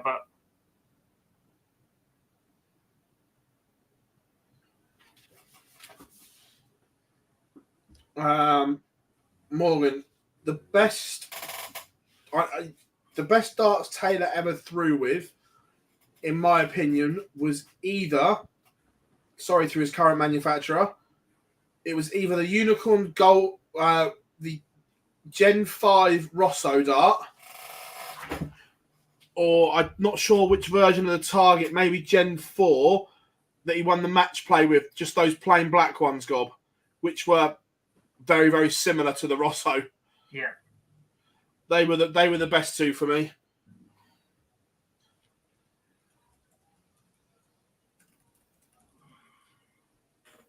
The Rosso, the most successful dart of all time as the marketing goes.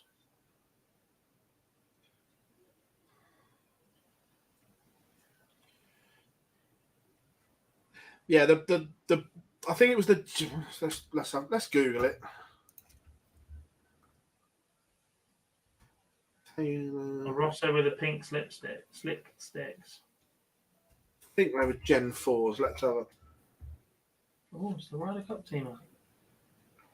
Aberg gets in. Woohoo!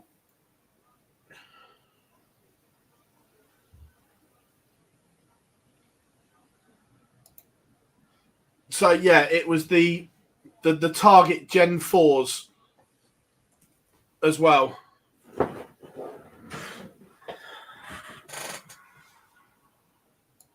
Which Unicorn do sell it. It's just now a Purist Phase 5, I think. something like that, yeah. I'm sure it's Purist Phase 5. Something.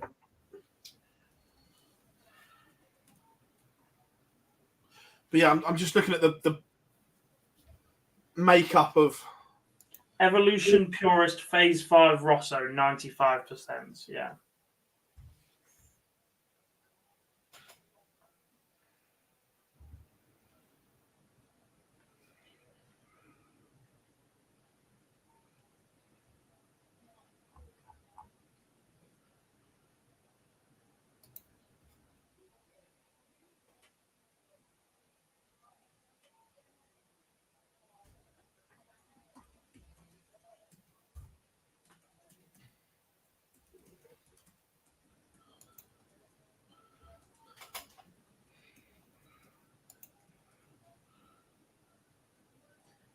Do we know when the PDC calendar is coming yet? I'm expecting it soon. Soon is very broad. this month I'm expecting it. No. I hadn't been told that, by the way. I just what I expect.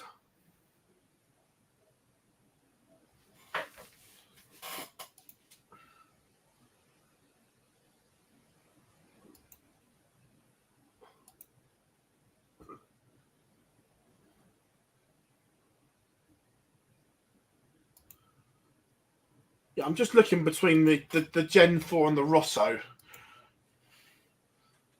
There's not a lot of difference, is there? No. Literally, in his final year, he's just gone, make me them.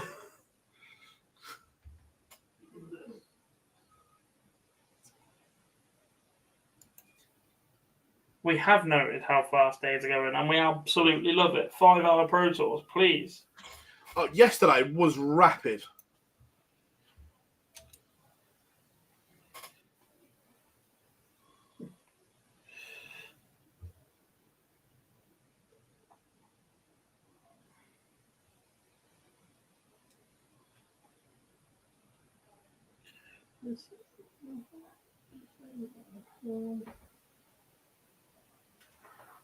We were saying this the other day that obviously talking about the knitting needles won the most world titles and everything like that.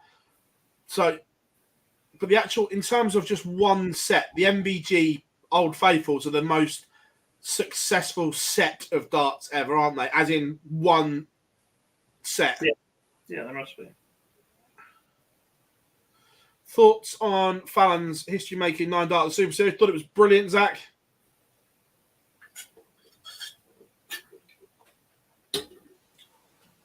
Yeah, it was not bad, was it? I still can't believe she doesn't go 45-36. I know, yeah, considering she loves double AC. She's so comfortable with that route. I just want to do it the traditional way first, and I think that's added a bit more pressure to get it done. I think now she's done it that way, we'll see her go 45-36 more often. Yeah. What happens if they don't go, though? You know, if she's in that position again. Sometimes it's just instinctive. Yeah. Right. So Rock Smith is on stream board 1. Cross Bunting on 2. Do we know what 3 and 4 are going to be yet? The opposite of whatever's been on there. Rock's on a string. Yeah. Rock Michael Smith. Rock Michael Smith's on stream board 1. He's just come off a fucking stream. That's wrong. That's why I said your theory doesn't match up, because if there's a good game, they'll put it on regardless of whether they've been on a stream or not. They've literally broken their own rules straight away after realising they ballsed up with Smith and Gary.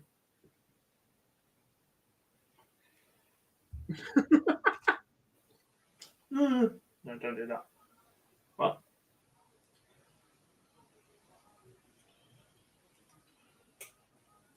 Who are we going for feature game, Gob? I think a bit of Cammy Menzies against Clemens, because where Menzies has been on a stream board, we haven't had him yet. Yeah.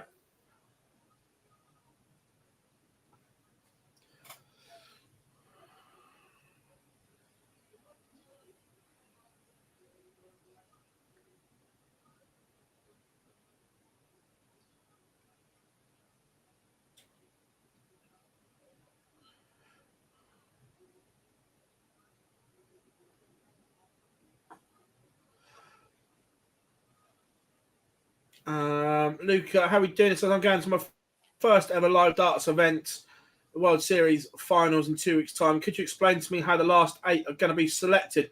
Of course I can, Luca. There is a qualifier for it. Every PDC Tour card holder can enter it, and they will play down to the final 8, and those 8 will get the final 8 spots.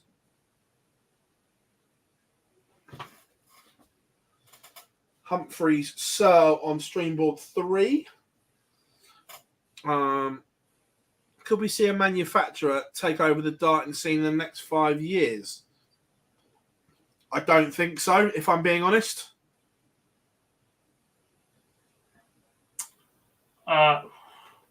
Mission are the only ones that really gate crashed anything, haven't they?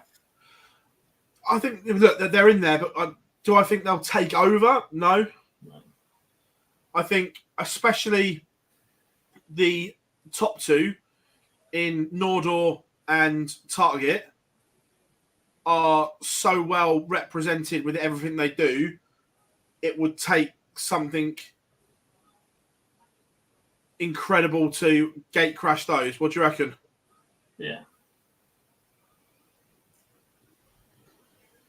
Look, there's other established ones as well, but those three, well, those are the will take some beating, I think. How close will Adrian Lewis be to dropping out the top 64? Let's have a look.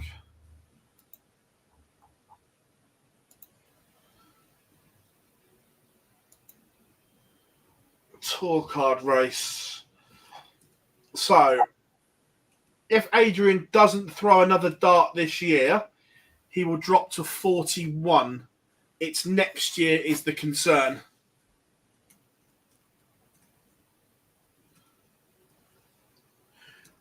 Yeah, no, Morgan agreed. They are. I think they're just in the next one underneath from Target, Winmar, and Red Dragon. But again, a lot of good people there. Get on well with them.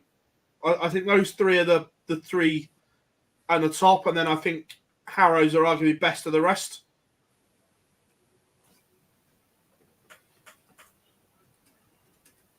Do we think we will see Lewis before the end of the year? I was hopeful when he had his hiatus that we would. However, now I'm not convinced we will.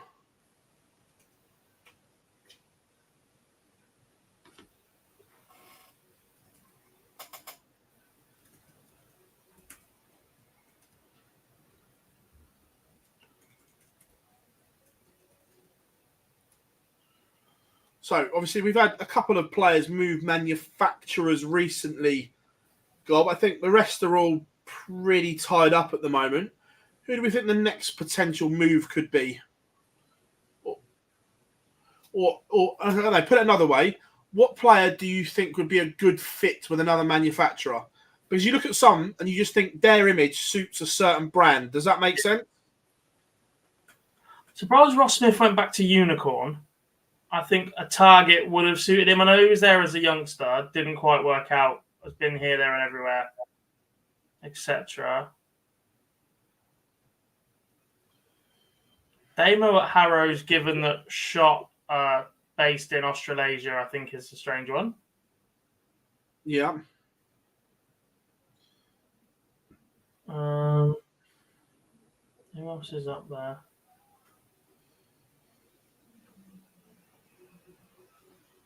I don't really know.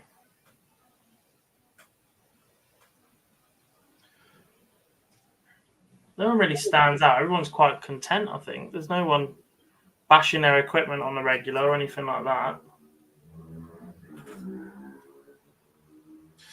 Do you remember when Michael Smith was on that campaign of bashing unicorn boards and was told to stop? Yeah.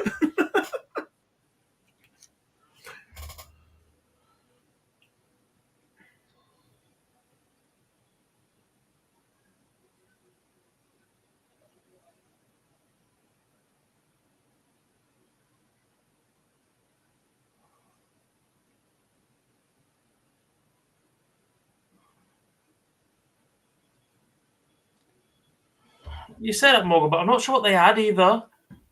What's that? Of all the players that Unicorn have kept, the ones they have are the ones that just don't change anything. Yeah. Anderson, Wade, even Michael Smith when he was there, and Ian White just do not tinker. No.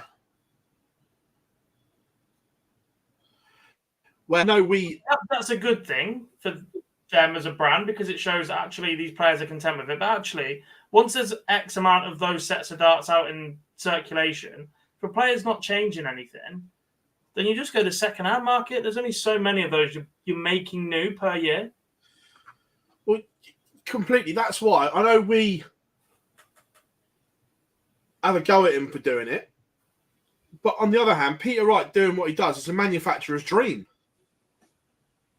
Yeah. For marketing and selling.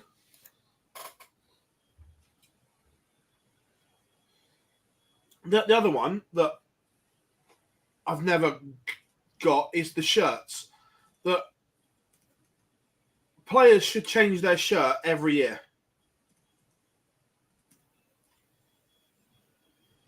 Because once a fan has bought that, Simon Whitlock's a prime example. He hasn't changed his shirt for like 15 years. Once you've bought that, what's the chances of you buying another one? Yeah, slim. Unless you're not slim anymore. But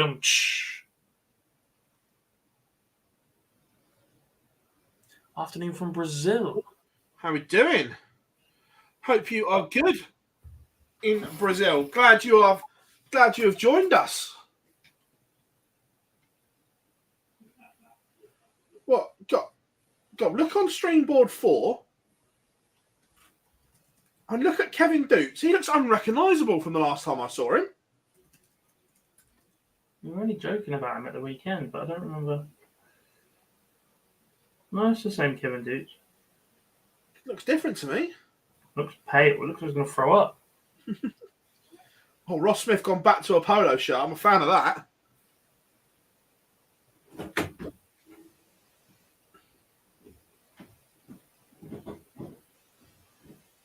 Luke Humphries averaging 112 right now. 3-1 up on Ryan Searle. Missed the darts today because of work. Any big players stayed at home?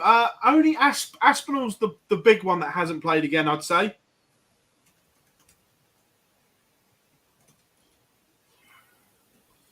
Which is strange considering he is one of the 2 or 3 that are the big names that are really in trouble for missing out on the PCFs. If Peter Wright fails again tomorrow, I said yesterday, I don't think he makes it. Where are you if he fails tomorrow? Define fail. First round's a bit different. The thing is, the cut-off still is going to be within reach of winning a Pro Tour. And as long as Peter Wright is alive, he's got a chance of winning a Pro Tour because he's that sort of player. If he was playing well, but there's no sign of an upturn.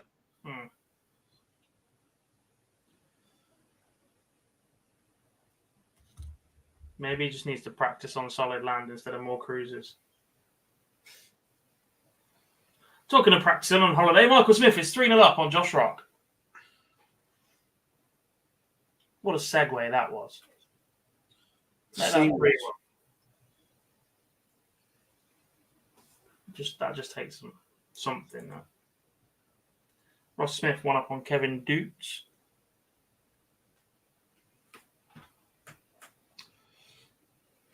Surprised the PDC haven't done a Royal Rumble. Yeah, I want the Royal Rumble event. You're a 40-year-old wrestling fan Snapchat user, of course you do. You've got to admit, if it was done properly, this would be an unbelievable night of darts. It just won't be done properly. They can't spot for shit. How on earth are they going to call out the right numbers?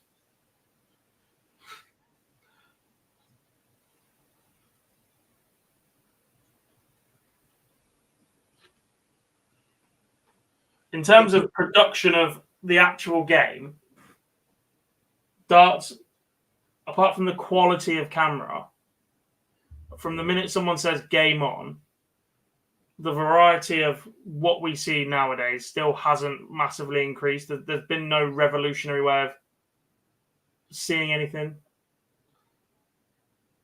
or visually. It's still scoreboard, bottom corner.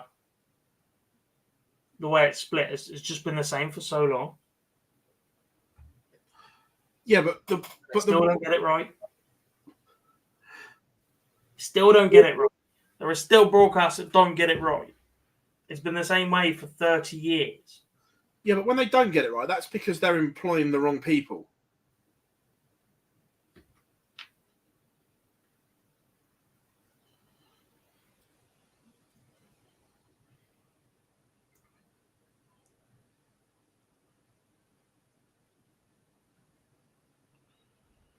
Michael Smith, 4-1 to the good. Cameron Menzies, 3-all. He's in a dogfight here with Gabriel Clemens.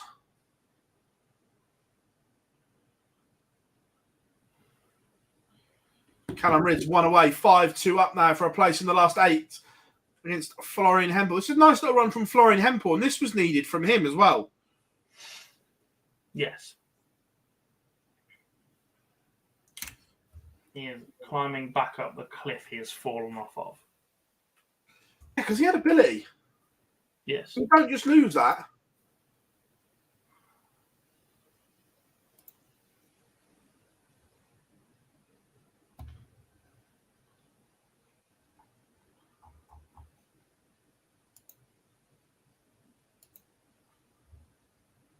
You know how we're talking about camera angles and everything? You know when you're watching a game of darts, your mind sort of like fills in the blank between where the player releases the dart and then when it hits the board, doesn't it? Like,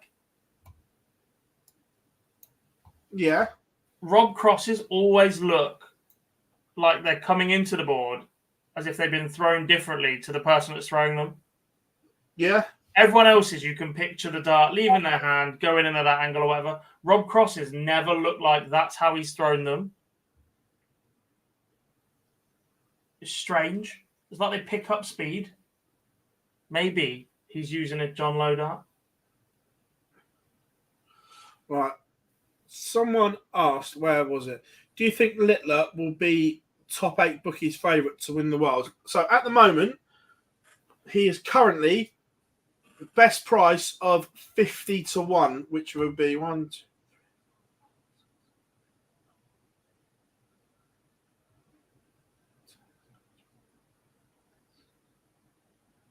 18th favourite at the moment.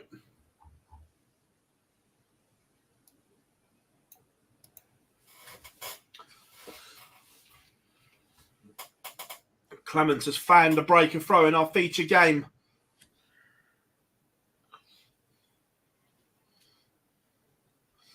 Ross Smith cruising, averaging 104 against Kevin Doots on stream board number 4.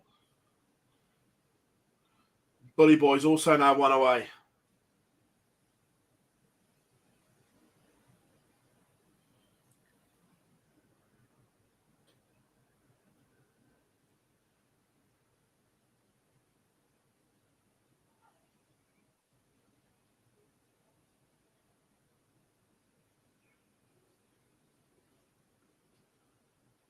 Bit too soon for Stephen. I think Karen Menzies is having a good weekend so far. Do you think he's safe to keep his card this year? I think this has boosted his confidence massively. This puts him back. Yesterday he got back into the 64.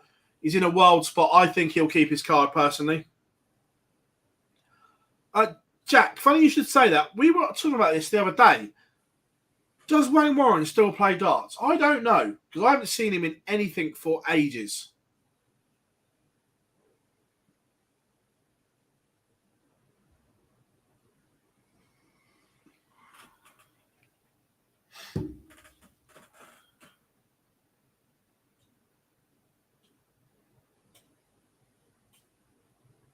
I've not seen Wayne in a while.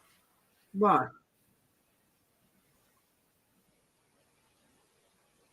Oh, Gabriel. The first seniors worlds, really. Yeah, Gabriel Clements missed a chance for 5-3, punished back on throw. Menzies level at 4 apiece.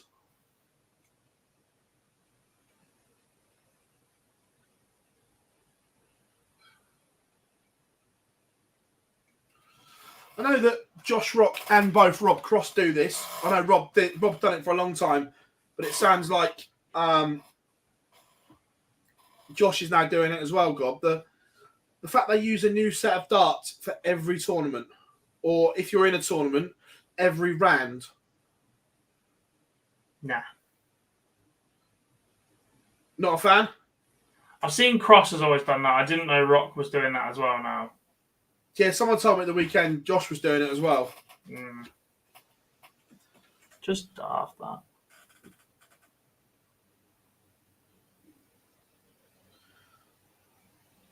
Fallon or Bo to be the next woman to win a tour card? I'm not convinced that Bo wants to win a tour card. That one. Just listening to her interview with Abby before the match play, it was like she had no interest in regularly playing against the men. If the whole PDC WDF conversation plays out that you can only play in one, and that applies to both genders, I'm not convinced Bo picks Ali Pali. Oh no, I agree with you. I think that if the women have to choose, I think she picks Lakeside. Josh Rock is out, beaten by Michael Smith. Luke Humphries is through after beating Ryan Searle 6-4. Watermainer did dispatch George Van Dongen 6-0. Ridge 6-3 over Hempel. Dideka won away against Danny Noppert. That's gone under the radar a bit because it's a terrible game. Yeah. Petrescu, I think he's safe already. He's on 74 grand in 57. It'd take some performance to overtake him. Yes. Wayne Jones does still play darts. He's playing in the Seniors Tour at the moment. He must be approaching the top 10. He is. He's 15th on the Order of Merit.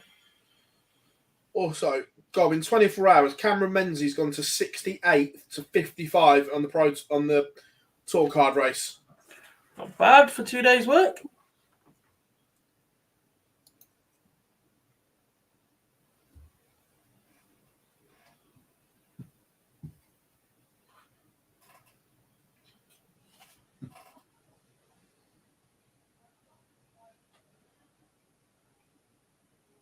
I think Bully Boy is getting more to grip with his new dart, 100%. This is the best I've seen him today with them. The game against Gary and the game against Josh there seems to be really switched on.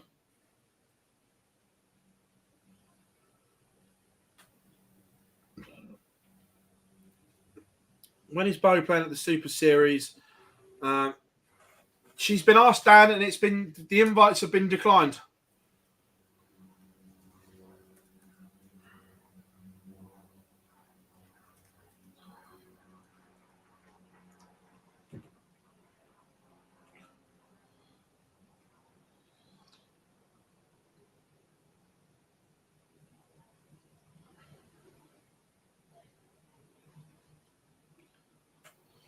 Huge leg in here. We're in the Noble. Menzies, Clemens. Clemens has started strong, and he's taken the darts. Two treble visits. He's in front.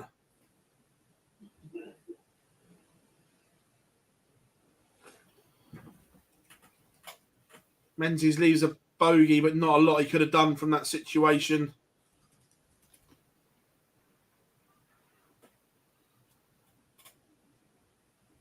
What a deciding leg from Clemens here, Gob.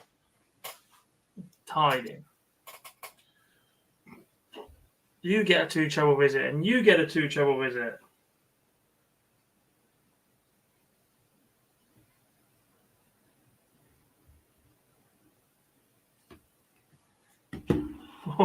Right, you can have a 4 visit leg.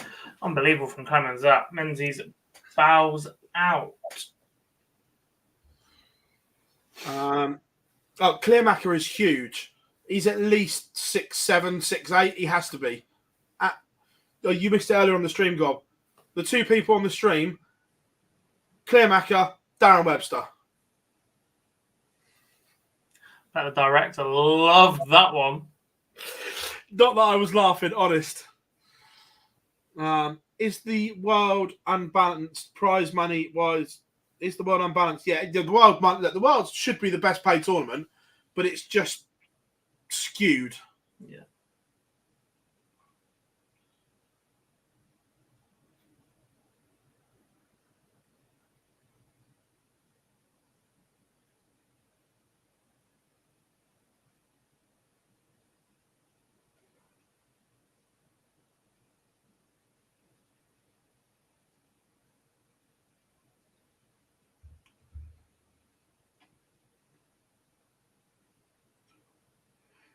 Who is the best refs ever?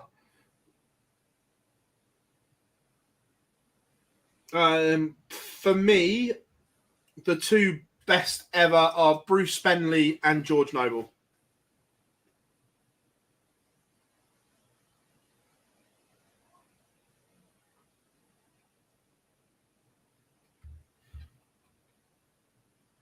What are you saying, Gob? You say?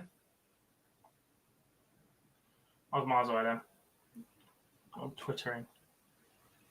Twittoring? Yeah.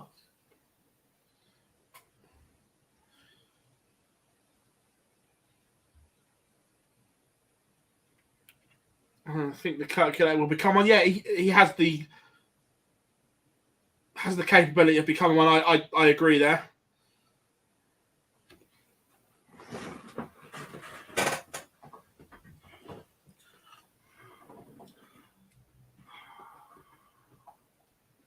I don't know. I think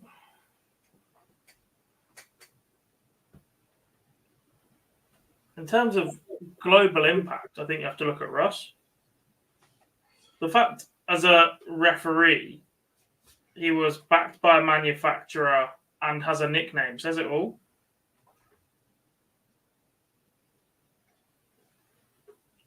I get that, but in terms of being able to count now that he's 50 something, that's waned a bit.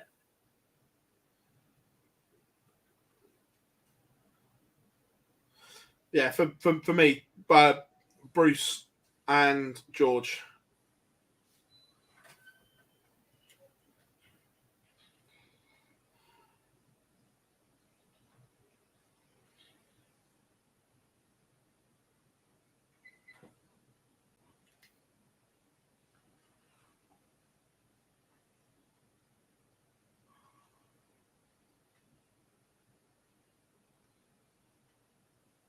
In the UK, Jack, yeah. In Europe, the ADC Europe will host hosting qualifiers instead. For now. What was Jamie's last comment? Would you have Boris Kurchmar security guard? Yes, he's massive. If he says it's Tuesday, it's Tuesday. Yeah.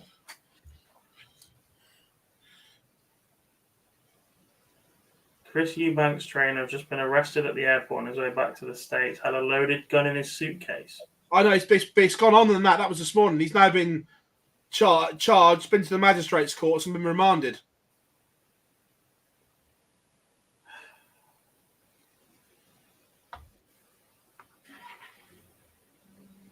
If you were Bo's manager, what would you be advising her?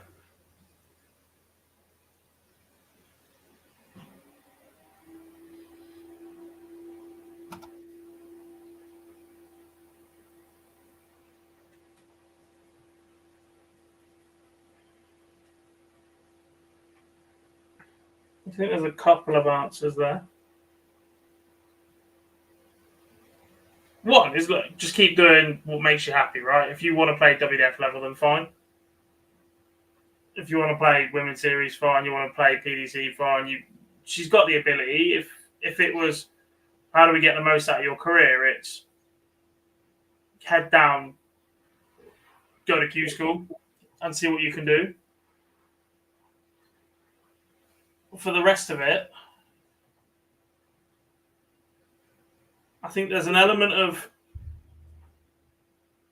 act like you belong and want to be at the top level. And there is very much an element of go and get somebody to manage a social media presence for you. Build up a profile, a public profile of good behavior, and ensure that things that go on in your personal life aren't on social media.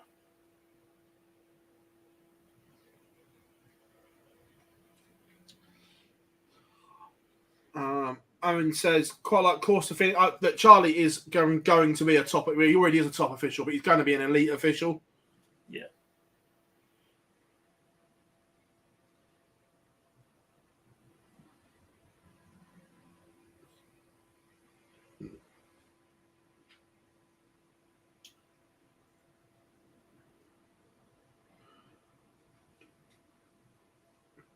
Over the weekend, I tried to find a link to the World Seniors Masters. Couldn't do anything.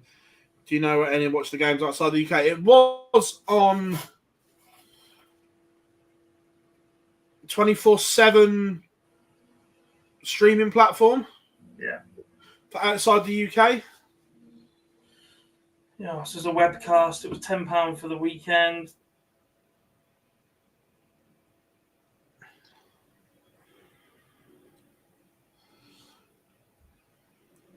Ross Smith is on the verge of going out here. Kevin Dukes averaging just over 101. But then Ross Smith finds a trademark 180. What do we know, Gob? 180. I love the Hinks 180. Thank you. Ladies and gentlemen, the match now it's 7 legs all. The match must be won by 2 clear legs. Should the match reach 10 legs all, the 21st leg will be sudden death. 15th leg. Filter for first. Game on. Phil Taylor. George is still the best overtime call, the way he does it. It's like just embedded in his head.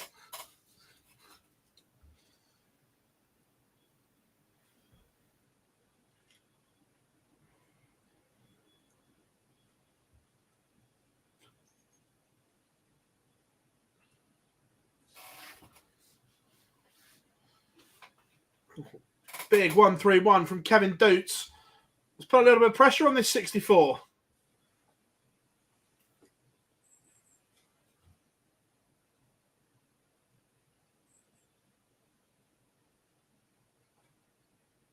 Pressure applied and Smith misses.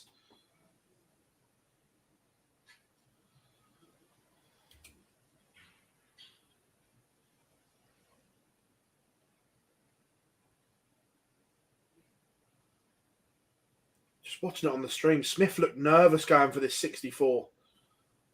He missed 2 as well because he hit the treble 16. They both hugged the wire. But he looked nervous in the setup. Nil point. I love the fact we have 4 streaming boards now so we can see more. Yeah. It's 4 screens I've got to have open. I haven't looked at individual games for a full Pro Tour day for a long time now. Streaming. Anyone know when Ross Smith's Unicorn darts will be released? All manufacturers have a launch between now and sort of like November. So yeah. I don't know when the Unicorn one is, but they all have them.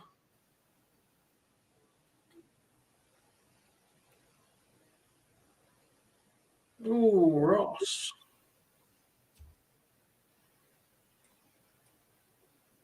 Feel Kevin Dukes, you've bust 36 twice in 2 visits. Oh, what is going on? They're not playing very good. No good. Sometimes very good, sometimes very shite. It wasn't me. There we have it. Our last 8 lineup is confirmed, and it will be Kevin Dukes against Gabriel Clemens, Jermaine Watermano against Mike Decker. One of those 4 players will be in a Pro Tour final. Callan Ridd against Rob Cross, and Luke Humphreys will take on Michael Smith.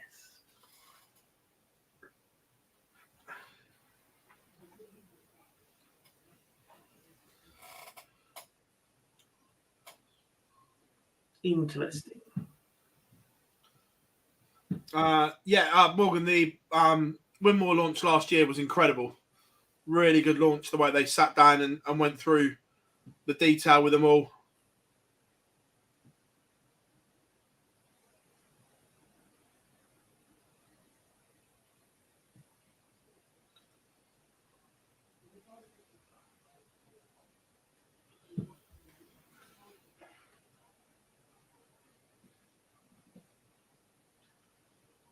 So, chat room, who wins from here? Your last 8, Kevin Dukes, Gabriel Clemens, Jermaine Watermina, Mike Decker, Callum Rids, Rob Cross, Luke Humphreys, Michael Smith. Who wins from here?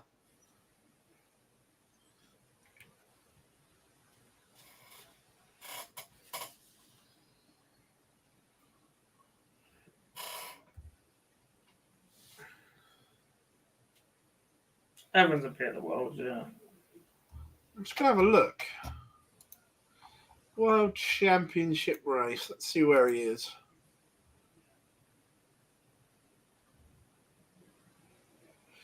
Right now, he sits in 20th. So he's in at the moment.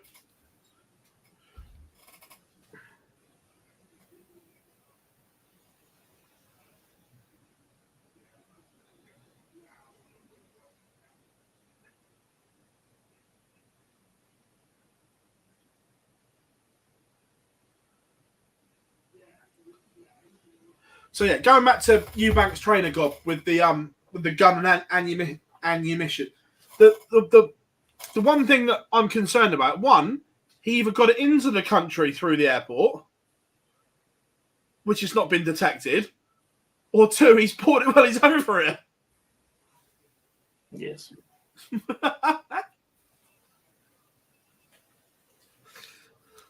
not sure which one's worse. I'd dread to think. I'd love to see his training regime. Ready? When I say dance, It's a bit like Saudi-owned football club's end of season performance reviews.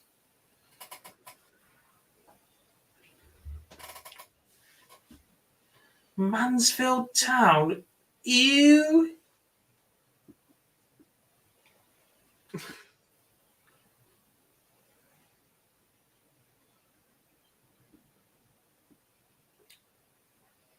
I like Robin Burns. Yeah, Robin played really well at the match play this year.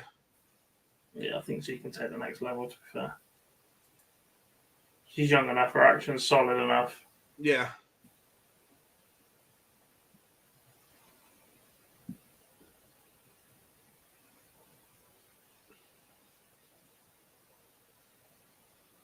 I found the women's match play a little strange this year.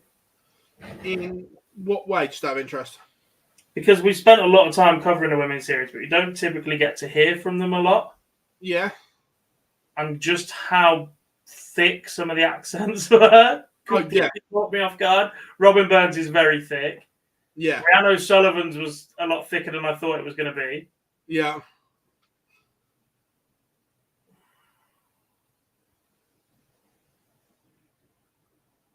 Who do you think wins the Rugby World Cup? South Africa, France final for me. Ireland losing the semis.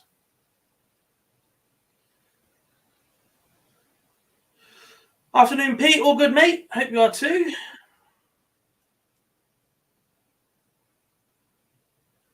Not quite Chesterfield. I live in Nottingham and used to work for Notts County.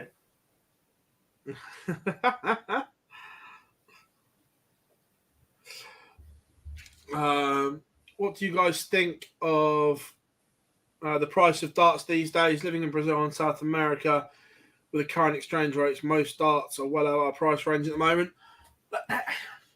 Are they expensive?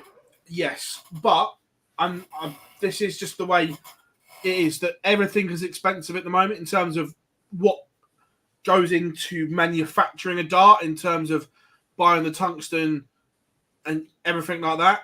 So I think, yes, there has been a price increase, but the manufacturers of costs have also gone up to produce them. So hence they also have to put that on as well. Yeah, like when Luke Littler's darts were launched, probably the best example of that. Everyone was kicking off going, how can you charge that amount for a 16-year-old's darts?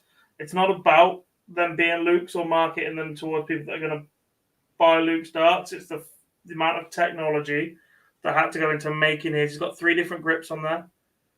In terms of like pixel radial and whatever else they've got at very different points. And once you put all of that into the machines to manufacture them, plus the materials to do it, his darts come out very expensive at cost. Yeah. Oh, yeah, completely. Some of the milling and grooving that are on darts full stops these days are ridiculous, incredible at the same time.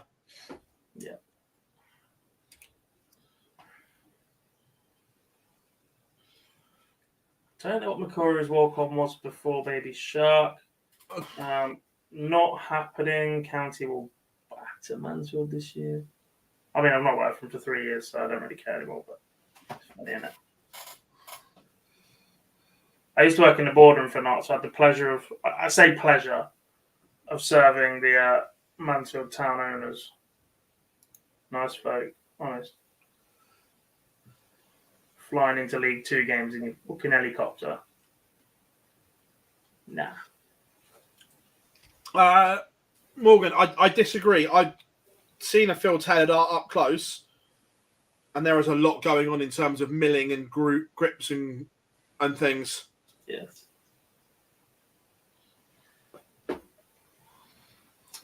Streamer board 1, Callum Ridge, Rob Cross. Streamer board 2, Luke Humphreys, Michael Smith. Expect Dukes Clemens on 3, Watermain and Dedecker on 4, maybe? I'm not. Wasn't Callum Ridge on stream board 1 for his groups? I might be It wrong. was. Michael Smith's literally just played on 1 against Rock in the previous round. Then put him on 3 or 4. But they're bigger games, so no. Who's the face of Unicorn now? Still Gary, really. Yeah. 2-time world champion.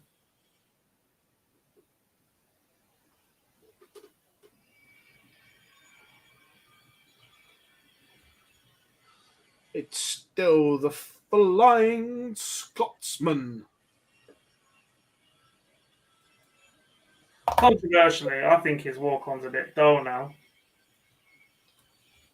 Yeah, but he hates walk-ons. He'd just walk on the side of the stage if it was up to him. Yeah.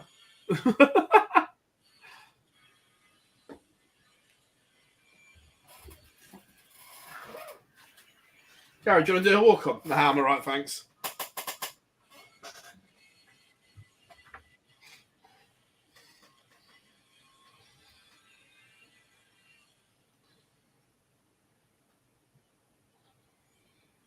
Would Barney play in the seniors? Probably.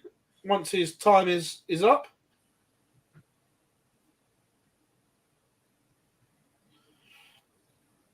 I'll take your word for it, Morgan. I can't.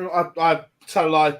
I haven't used or bought a set of unicorn darts for. I can't remember, so I don't know. Is the honest answer.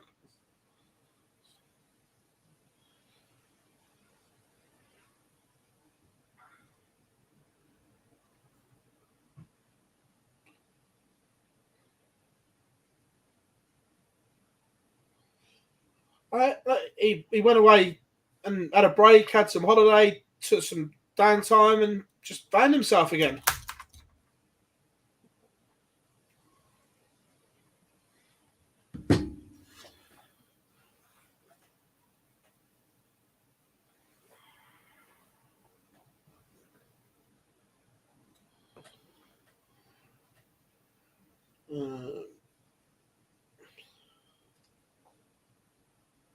Not sure you'd ever find them. You could drain that lake, and I don't think you'd find Gary's darts. Oh, yeah, drain it, and then you just fucking dredge it. There's probably at least 2 or 3 sets of Dream Boys in there that would be worth some coin. Yeah. Not just Gary's, to be fair. There'd be some darts in there, full stop. I think Bo gets more world titles than Barney. Ones that count.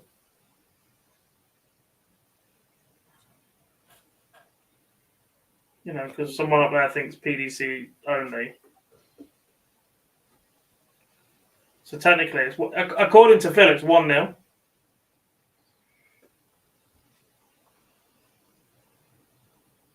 No, because the BDO was credible back then. 1-0, mate. However, do I think the WDF may host 5 years worth of World Championships for Bo to win them? Possibly not. Gob's like, here we go again.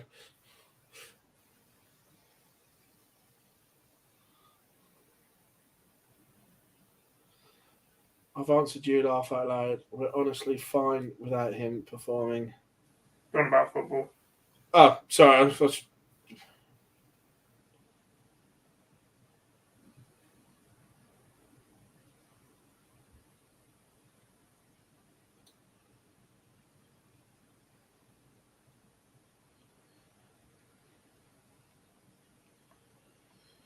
Do you think players like Martin Adams and Tony O'Shea? What do you think? I think Martin Adams would have had a good career if he'd have gone over. He'd have been top 10 in his era. Yeah. And the other thing would have been borderline 16, I think.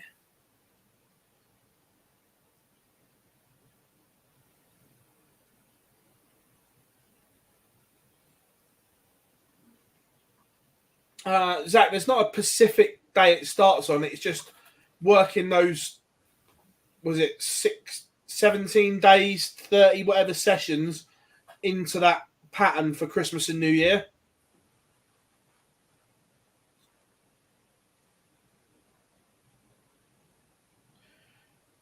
Kevin Dukes was the last game to finish, yet he's first to start. Oh. You need to scroll down a bit.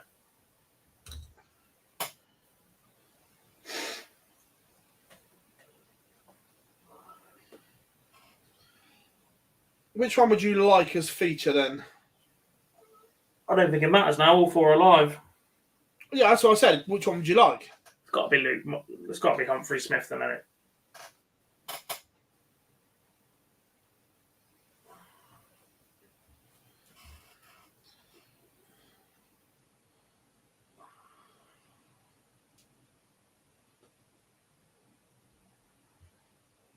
Who would you say was the last truly top-class player that came over from the BDO? Does it? Does it, yeah.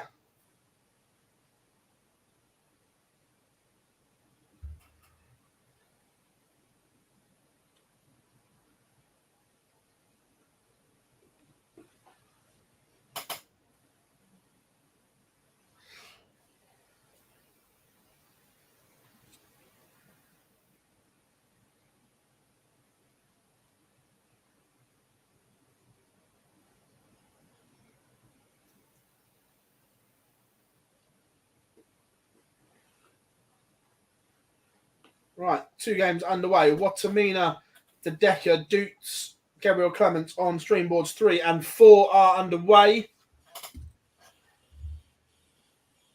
The grafters are underway. We're just waiting for the prima donnas to get ready. That is tongue-in-cheek, by the way, in case anyone...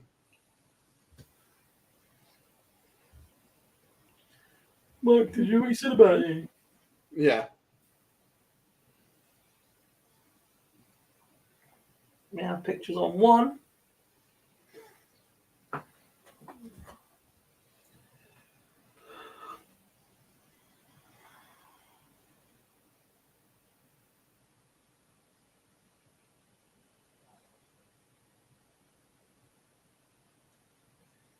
Typically, we're sat here with less on screen for longer because the one game we picked is on last. Standard. I'm good at that, me.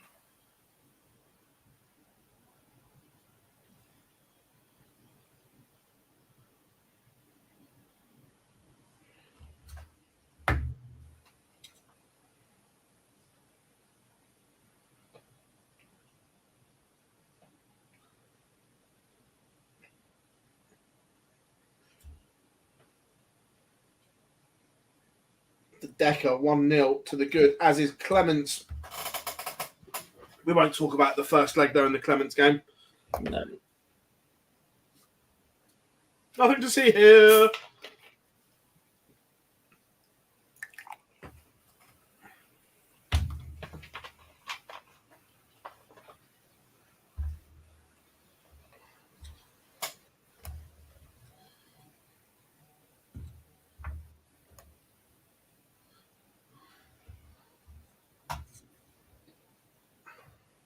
There is a live lounge today. We'll be here from 8 o'clock. Yep. Literally shut one stream down, set the next one up. Yes.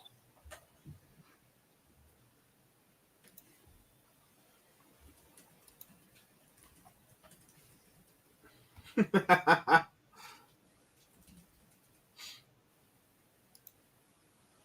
will be asking Borty about the football results later. Although I was with him when we went and watched the second half yesterday. He leapt off his chair when I thought it. In fact, same in the press room. Webby was loving life until it was disallowed. Then we got a whole load of obscenities, and then Declan Rice scored, and yeah.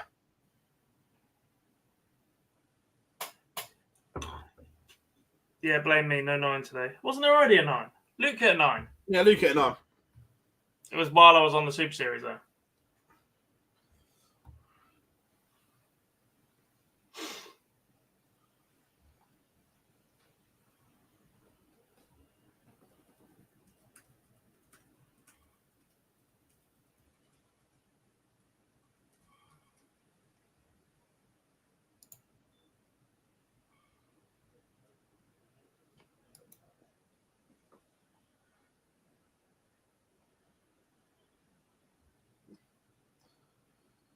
When you click on the wrong page, Are you done? open up a Facebook post by mistake. Someone had tagged me in.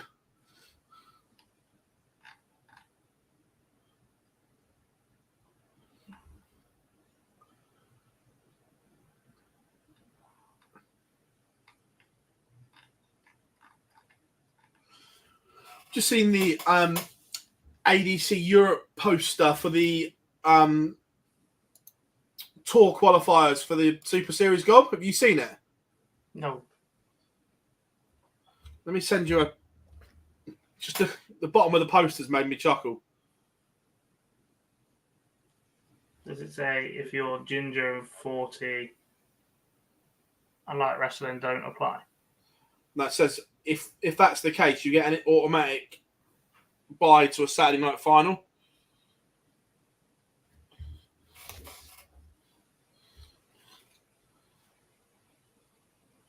Oh, friends.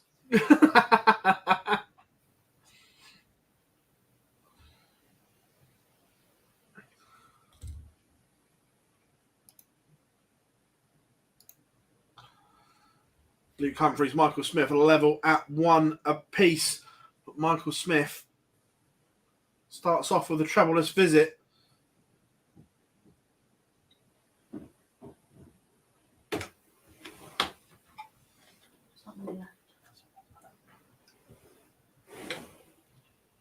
What a delivery. Kevin Dupes is in a good position here. 3-1 up on the German giant.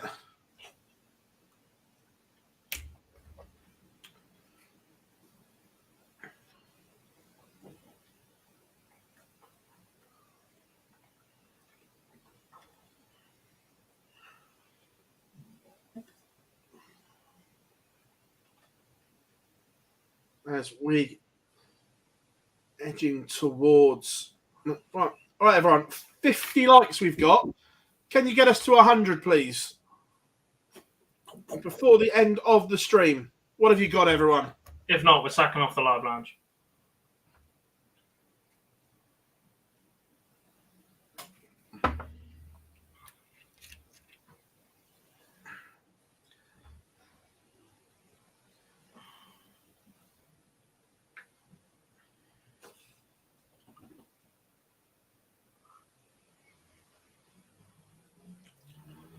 Prime for prime, Chris Mason versus Paul Nicholson.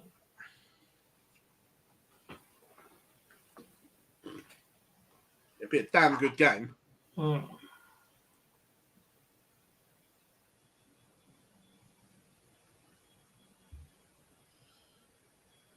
Decker 3-2 in front. No, you've got to give an answer so someone can tweet them and then they can talk about it tomorrow. I'm just saying, damn good game. No, that's fencing. We don't do that shit here. Mason, because of his scoring power.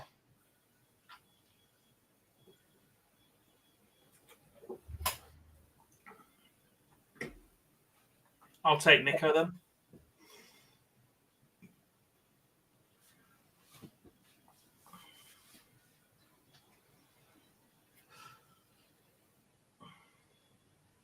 because he would wind Mace up, something rotten.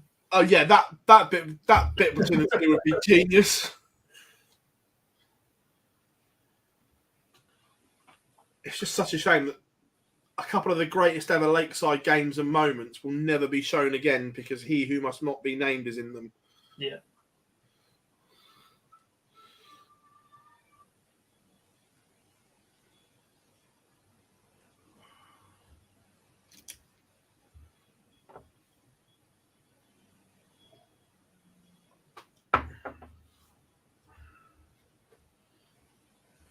Callum Ridge 3-0 up on Rob Cross. Smith and Humphreys locked at 2 apiece.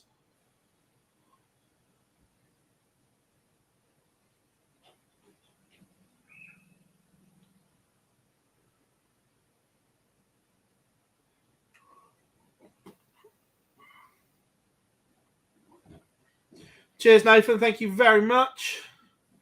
Harrison says, nicely the new version of Ridge. Yeah, it's refreshing because at one point I was worried that he was going to jack it all in Godman. We wouldn't see him again. Yeah. He has been struggling a fair bit, but yeah, it looks completely different now.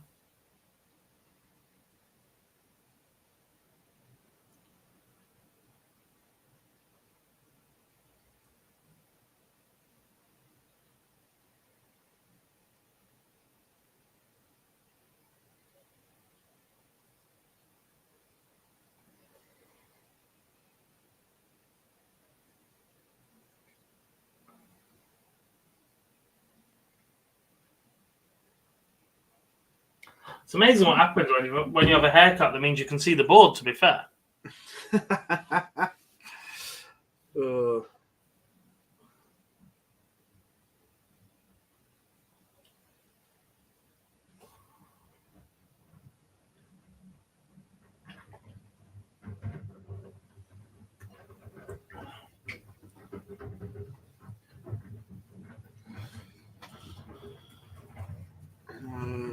How long has Cullen used these darts? Oh, Callan, sorry. This weekend's the first time they've been out in public. So, some inside info that I managed to obtain. He was struggling with his dart.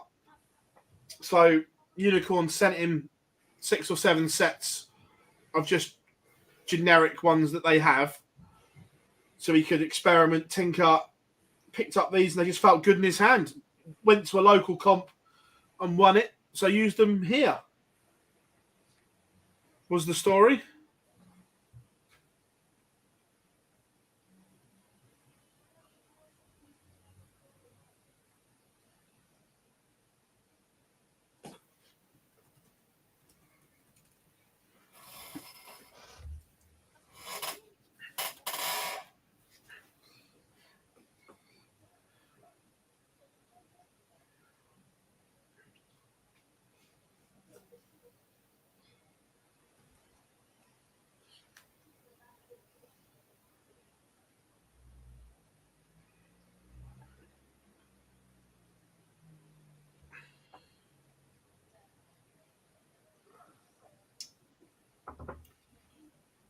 Big moments here. Luke Humphreys has daylight between himself and Michael Smith.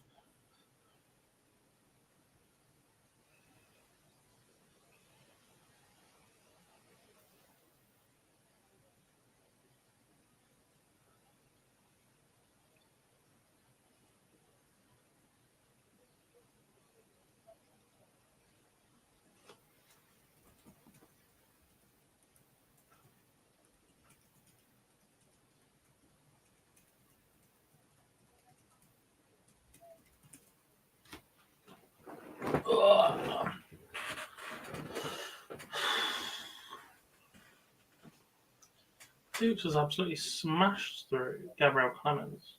Yeah. Mike did Decker one away. Also, it looks as if he's going to lose, but this run from Wasamina's kind of come from nowhere as well. Yeah. That draw just opened up an awful lot, didn't it?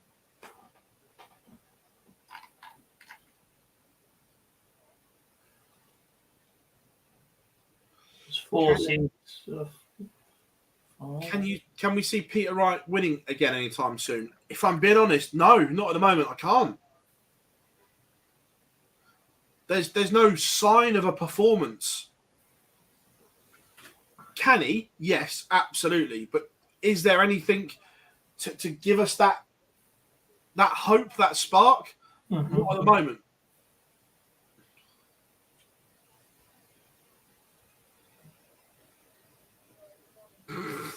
Yeah, Rob, we can't read that out, but yeah. As far as I know, both have finished their sentences. Correct. I believe they have as well.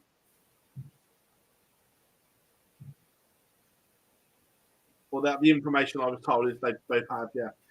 Mike Decker is through to a semi-final. Sees off Jermaine Watamina 6-3.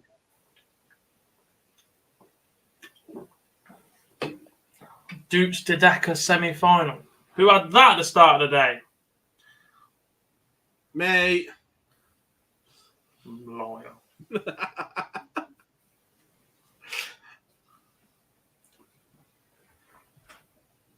Good performance here from Luke Humphreys. He's on the cusp of victory as well. Cross and Rids have crossed paths here. And everything about the game has as well. So now Rob Cross in the ascendancy. There's a huge gap in the averages, which were the other way around at 3-0 to Rids.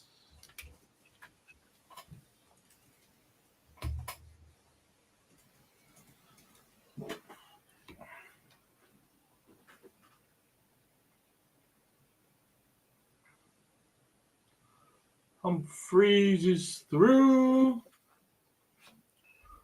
Quick reminder at this point that when the chairs that are up there, they've been around for a few years. No one really sits on them, sort of scattered about. So I picked a chair up. I walked down the hill. I positioned the chair where I thought would be a great place to be interviewed. I sat down, I crossed my legs and went straight through the chair, which is now over there about 36 pieces. Obviously, everyone who was sitting outside had enough, just started laughing. I think he's tried that, Rob. He's gone back to darts that he's had success with, and it's just not the level that he wants or expects from himself. Yeah. Feels like Lucas averaged 100 in every match. It was just 99s constantly. 99, 102, and I think it's 99, 99. Yeah. Fourth 99 average of the day and a 102. Solid, isn't it? Yeah.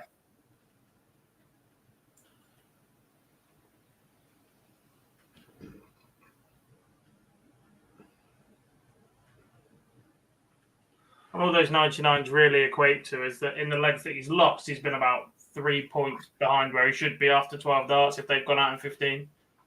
Yeah.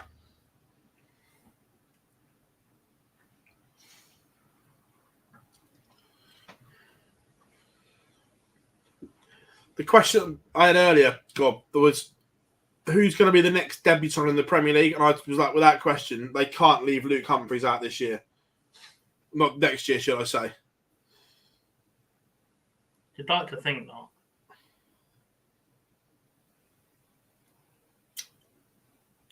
But if anybody can do some daft shit. Also, do you want to know what this last game was feature? Yeah.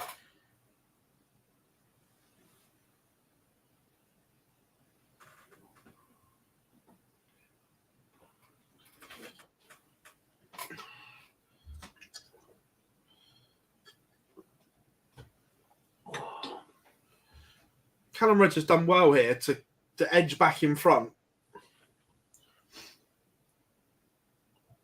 He has. Because he's been under the cosh here.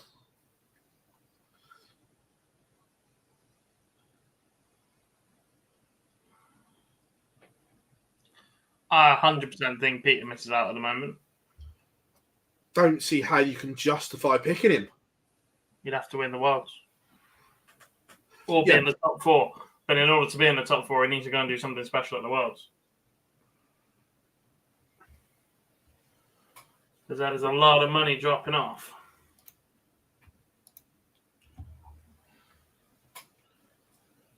As we stand right now, he's provisionally world 14.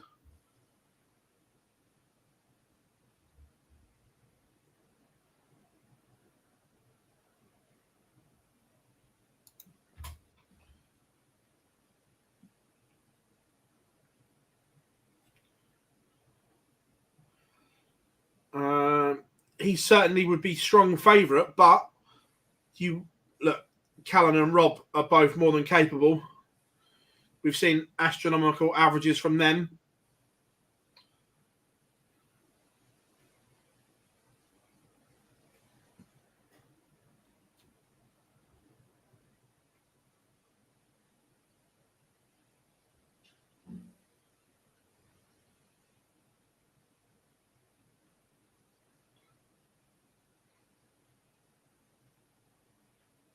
Cross needs at least a 140 here to put a bit of pressure on this 86 from Callum Ridds.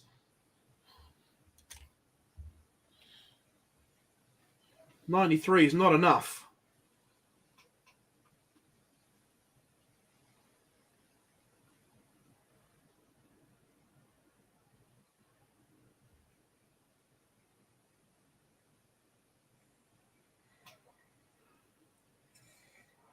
What's the like count up to? 68. It's gone up, but not enough.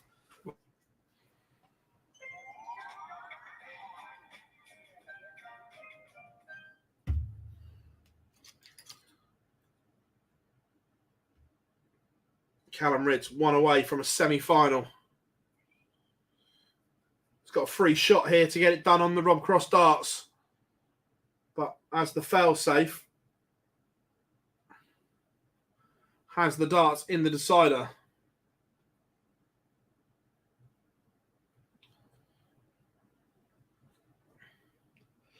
Could Wright be the fastest ever to drop out the top 64 in history in his current form? Don't think so. Because effectively, they all do it. Whoever drops out does it on a 2-year period, don't they? Mm-hmm. But in terms of fall from grace, you mean from like world number 1 to dropping out, possibly? Yeah.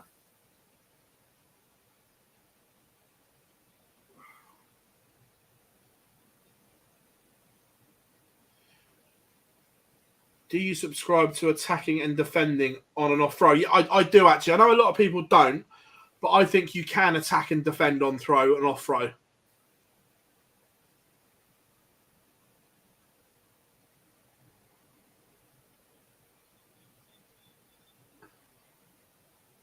Where are you on that, Gogs? I know some people don't buy into it, but I do.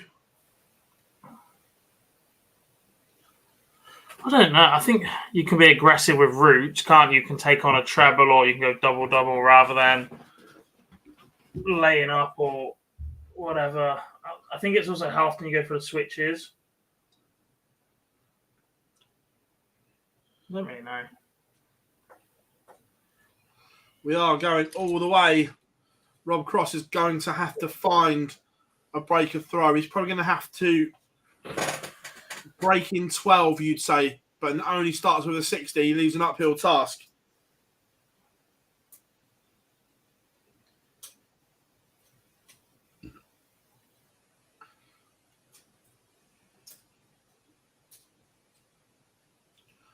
What a response from Callum Ridds.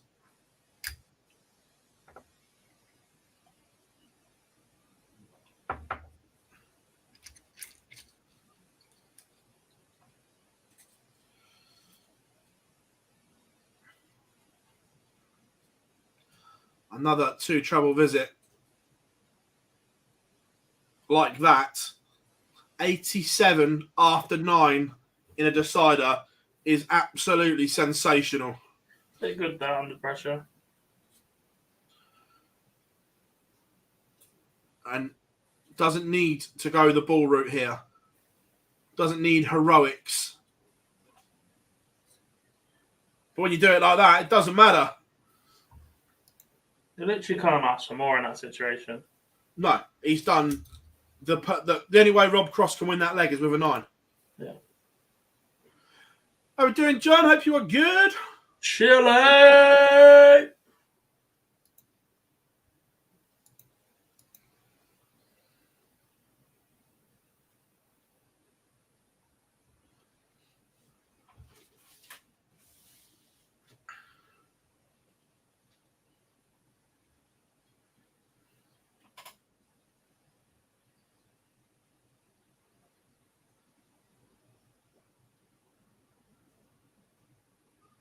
I think Rob Cross wins the Grand Prix, personally. Heard it here first. He's back. Guess who's back? Back again. Gob's back. Don't tell a friend.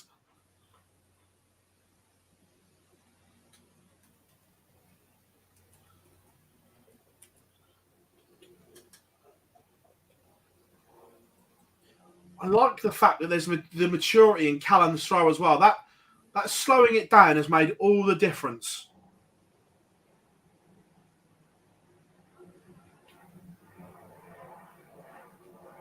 Do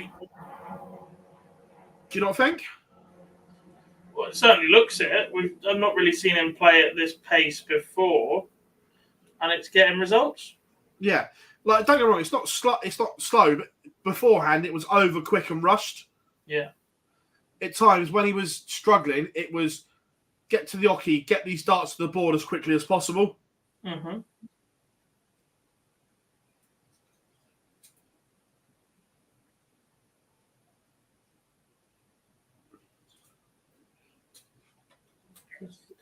So, semi-final lineup, chat room. It will be Kevin Dukes against Mike De Decker, Callum Ridds against Luke Humphreys. Who wins? In fact, don't tell us that. Phil's going to send us to an ad break, and I'm going to put a poll up. We've not done that for a while. Yeah. We can have both games on screen at once. We can. Right. Ad break. See you on the other side of this.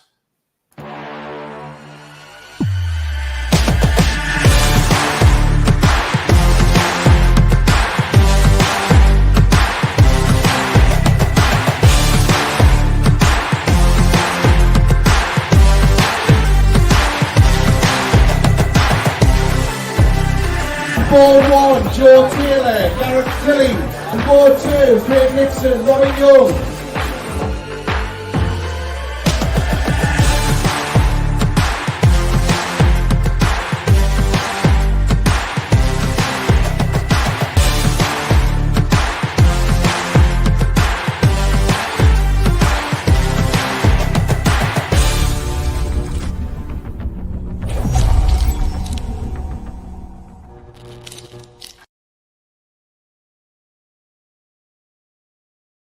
That was a nice little new one, I thought.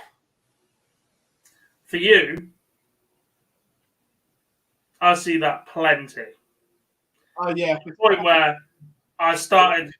There's one bit where there's actual talking in it, and I know the words. Yeah, I'm with you. Poll is up. If we get more votes than we do likes, we're ending the stream straight away. 2 seconds. We'll be back to normal in a minute. I'm just swapping laptops to do the...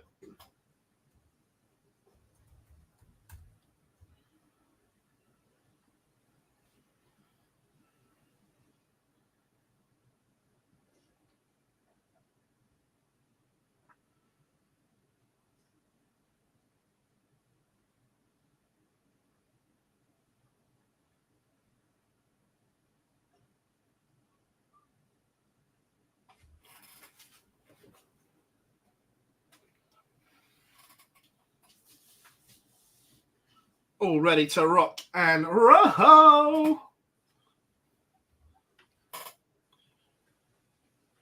Semi-final action coming soon.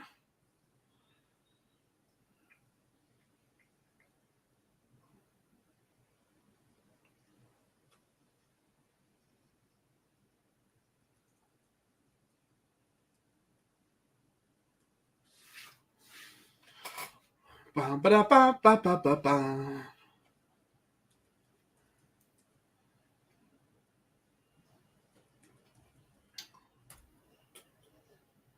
Oh, how did your disciplinary meeting go with the local darts council? Nothing happened. Did it? Wasn't us. We weren't the ones making threats. We're just on last warnings, didn't they? I wasn't allowed to attend. Were you not?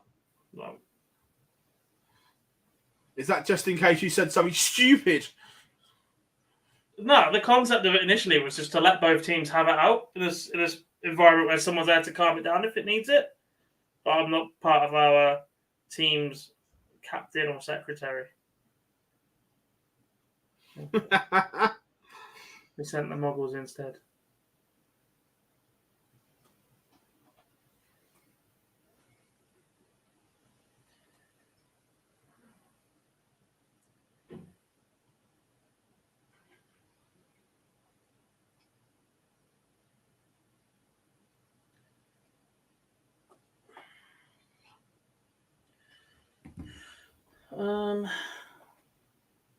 No games, not even warming up yet. Ping the iPads.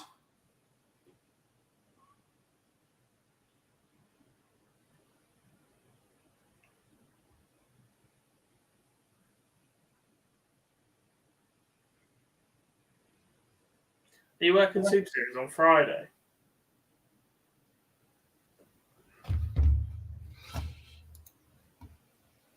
Let's have a look. I think so.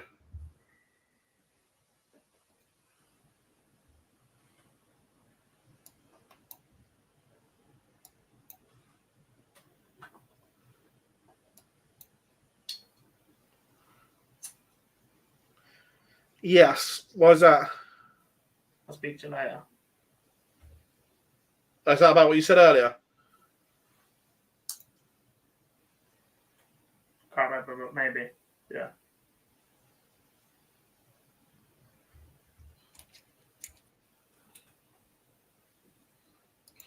If someone brings them to the studio, I'll make sure you get them. Oh, no, not that one. Oh.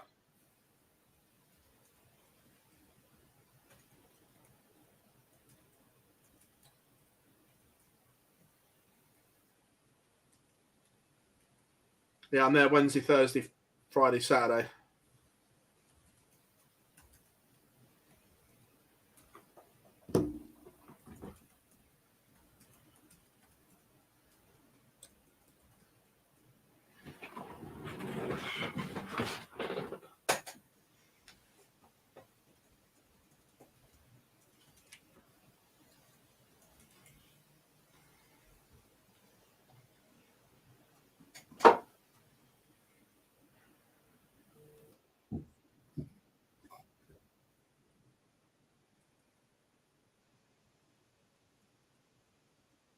Waiting for them.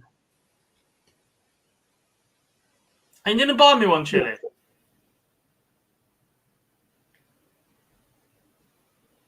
Do you not get a bonus for marking 9 darters yesterday? Yeah, we know it was you.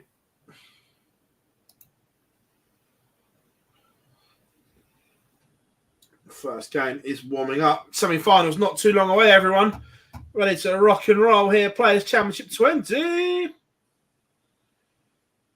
Is Barney in the Grand Prix? At the moment, he's in a spot.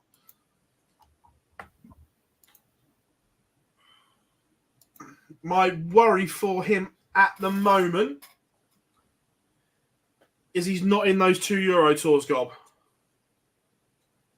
Yes. That's the worry. If he was in at least one of them, 100%, I think he's there. Do I think he ends up there? Yeah, I do. But right now, I don't think it's guaranteed just because of those 2 Euro Tours. Yeah. They are worth some serious wonga.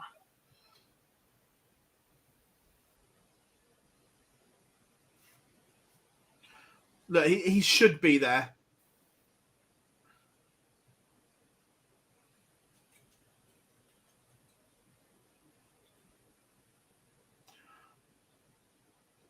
Could Rids go back-to-back? Look, he's 2 games away from going back-to-back, which is an incredible achievement.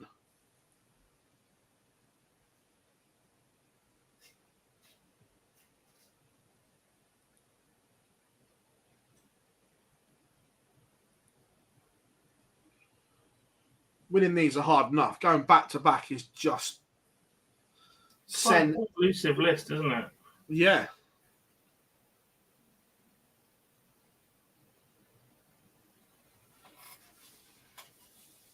Very exclusive.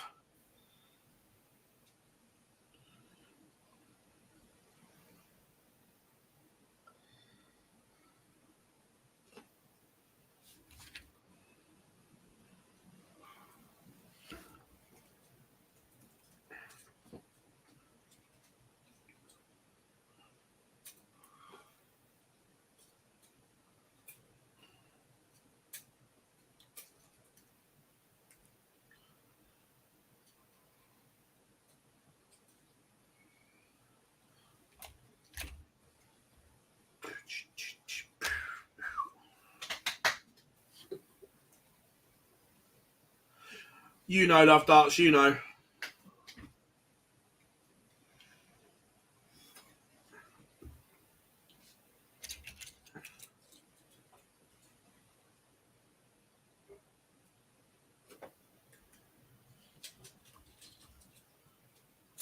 Oh, we have a game underway.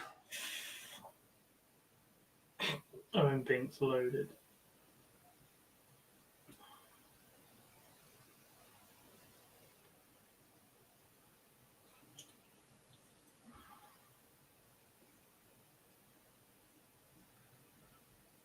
So, there we go.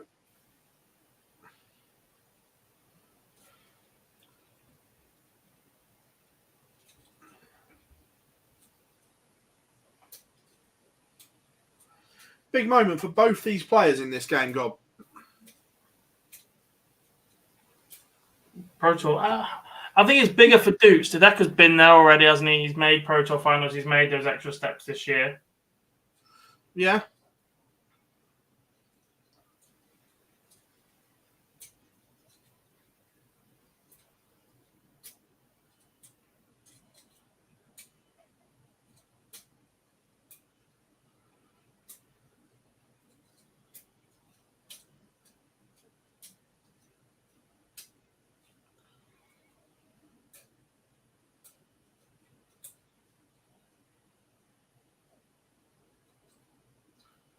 And the other one is now at least warming up. We're not far away from all the action being underway.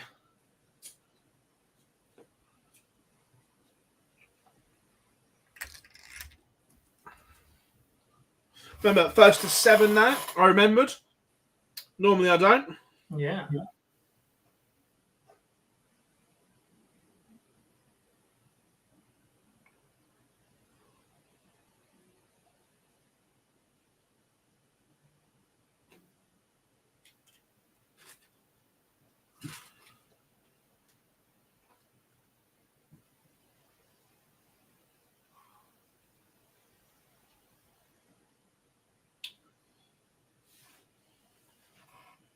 Duke is behind. The Decker holds.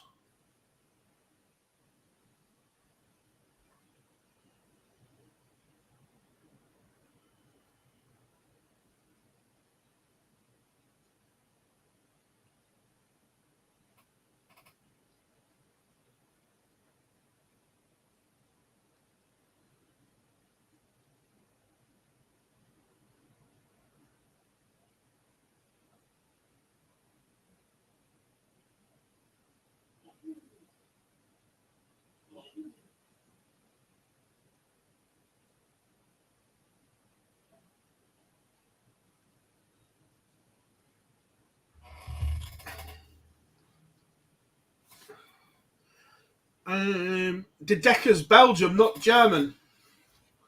Yeah.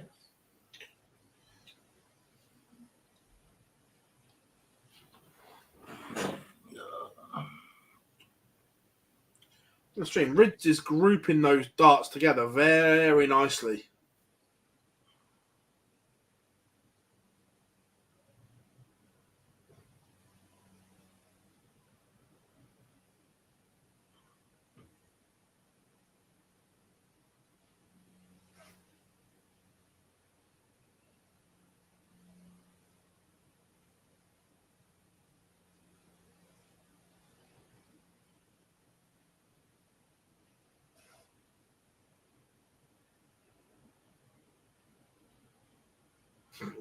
"42-year-old man arrested after allegedly headbutting Roy Keane at the Emirates." Yeah, did you not see it? I've seen the stills of Richards pinning him up.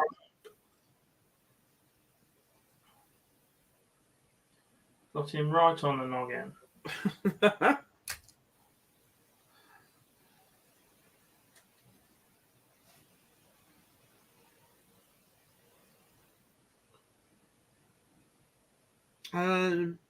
I think, isn't the Decker third on the Belgium? Dimitri, Kim, De Decker? Yeah, I think so.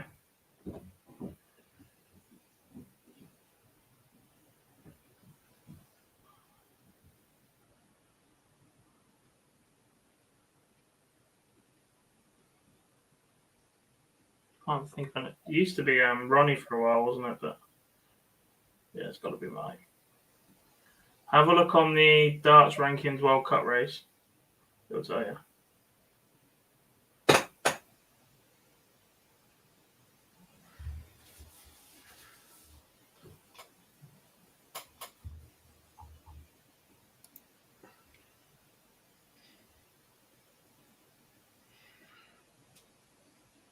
They haven't got a World Cup race up yet. They're taking it down while they wait for the next cycle. Yeah.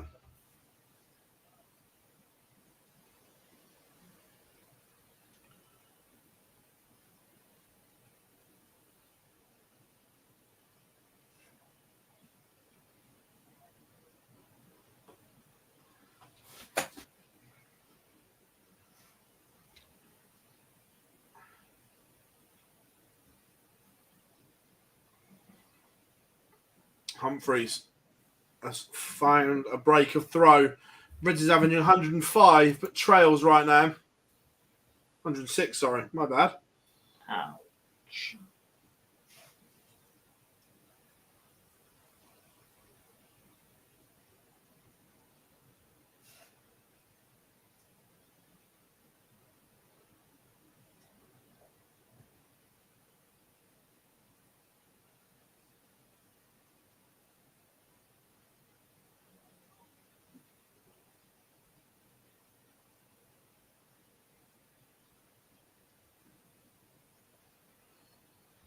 Decker leads Doots 2-1.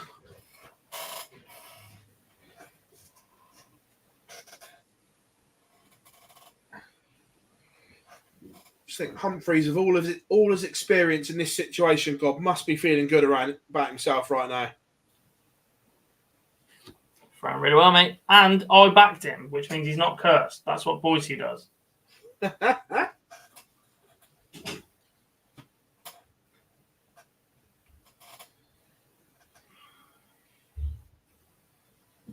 To be fair, it'll definitely just be a dart show tonight, won't it?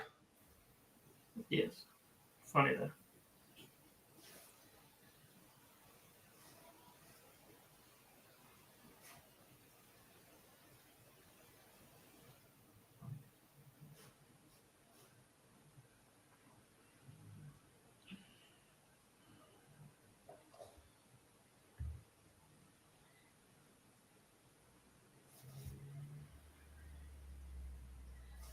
Mind you, the whole Sancho thing was funny yesterday.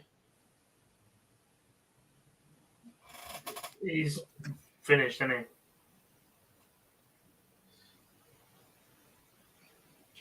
Part of me quite likes it, the fact that he stood up for himself, though. If he genuinely thinks that he's done nothing wrong...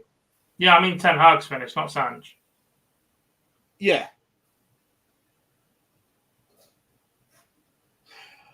Yeah, we're still going to live lounge at 8 tonight. We'll finish on here. Quick turnaround. Yes.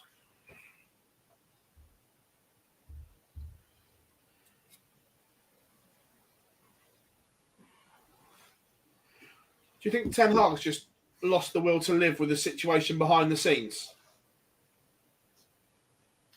I mean, he's not actually done a great deal different to what Ragnick was suggesting they needed to do. When you look at it,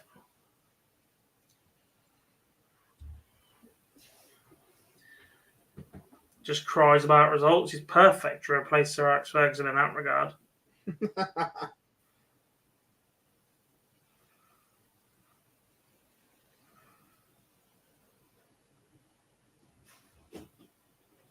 I am very tired now. It's just hit me like a wall. Yeah.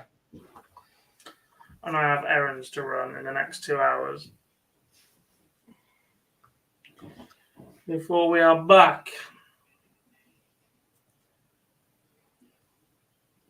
Yeah, literally, as I got to bed this morning, it was, when it's just starting to get light on the horizon.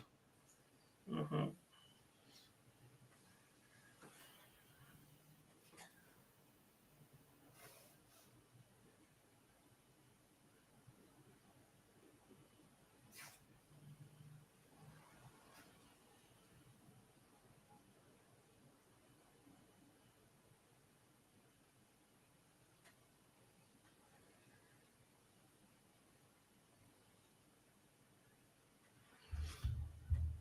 The Decker in control of semi-final number 2, 4-1 up. Luke Humphries is seemingly about to do the same. Callum Ridge doing nothing wrong here. He's just running into Luke Humphries, averaging 103. Super stuff from Cool Hand.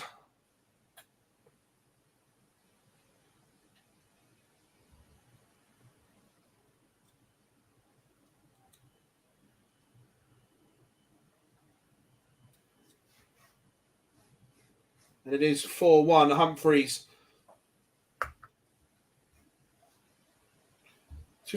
Callum's averaging near on 101 and getting absolutely no change at all. I had to average 106 yesterday and didn't win a leg. Yeah.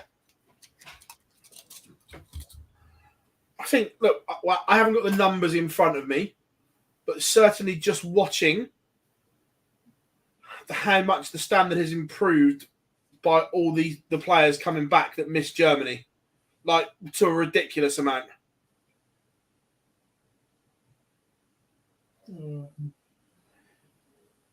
It just feels so much better. That being said, the players that missed Germany are the ones that missed out round 1 and 2. For the large part.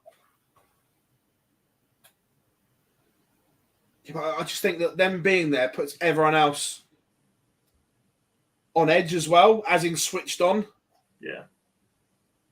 But when they're not there, that next group of players underneath all of a sudden start thinking, oh, hang on a minute, I've got a chance here. Yeah.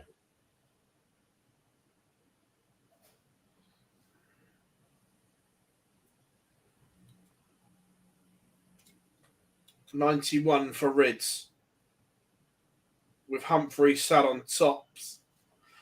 That says to me he's missed 2 darts. I think he's gone the aggressive route. We'll see in a minute. That says to me he's gone 51 first.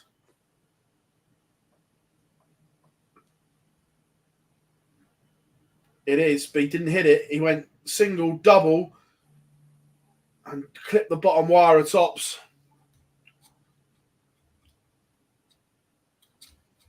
And Humphrey's cool as you like. 1 dart, bosh, right in the middle of tops.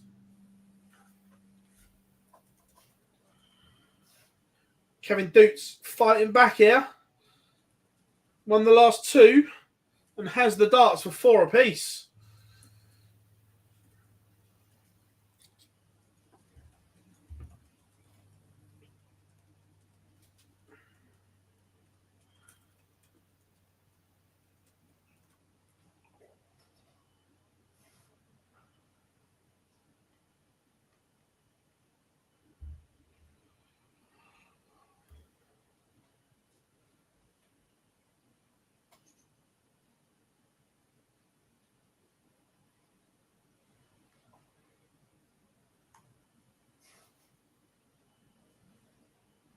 Dark Connect says yesterday's tournament average was about 3 points higher than the Germany ones. So the standard was better, I was right. Yeah. Doesn't happen very often, mate, but well done. Give yourself a pat on the back. Thank you. And That's all. To be fair, I did say I didn't have the numbers in front of me, but it just felt better having watched them all. Did Dukes just take out a fish? I think so. You sir. Just watched it on the stream, he did. Oi. Oi. Savaloy.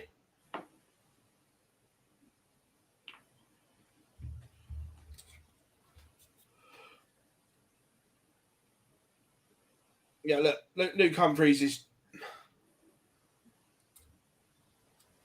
He's the next one that win... He's the next debutant to win a major for me. Yeah. So strange he hasn't got one in it because he's been close already so many times. Yeah. And I tell you what, so I'm just looking at the tour card race at the moment. The top 8, look, we know that this can change because there's prize money all over the place. But the top 8 in the world has a real fresh look to it as it stands at the moment to the start of 24. Michael Smith, Michael Van Gogh. Okay, not so fresh. Aspinall 3, Humphreys 4, Price 5, Noppert 6, Clayton 7, Van Dyvenbode 8. I don't mind that. Look, MVG is within striking distance of Smith, and you'd probably say Luke Humphreys 7-1. Callum Ridge has played really well there and got nowhere near him. Going to take something special to stop him, though, wasn't it? He was exceptional. Yeah. He's been brilliant once again today. Luke Humphreys has had 4 averages of 99 and 1 of 102, and he's just gone, do you know what? I need more than that. I'm banged in a 107. Yeah. So, as it stands, MVG's 40 grand behind Michael Smith, but at this Worlds, Michael's only defending, is it second round money because he failed the COVID test? Yeah. And this is what's even more remarkable for me about MVG being second in the rankings at the moment. The fact he's second on 900 odd thousand without a world championship win in there. Over the last 4 or 5 years, we've had Price, Wright twice, and Smith all 1 and 2 with a world championship 500 grand on their rankings. We called him poor over that time as well. Yeah, that's the when you look at it now, it's even more remarkable that he's 2 in the world, provisionally 2 in the world, without 500 bags, or is it 5 or 600 now? 500. But without that on his ranking.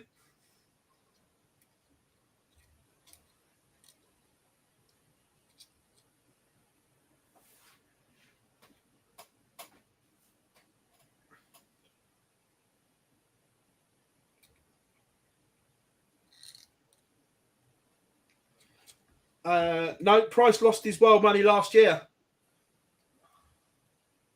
So, at the moment, Price is provisionally 5, but he's only 60 grand behind Humphreys.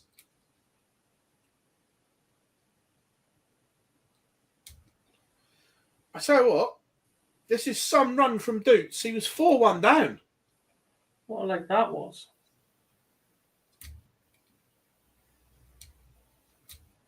It was 4-1 down, and he's just found the afterburners. You click on his screen instead of the other one. So it brings it in front. There we go.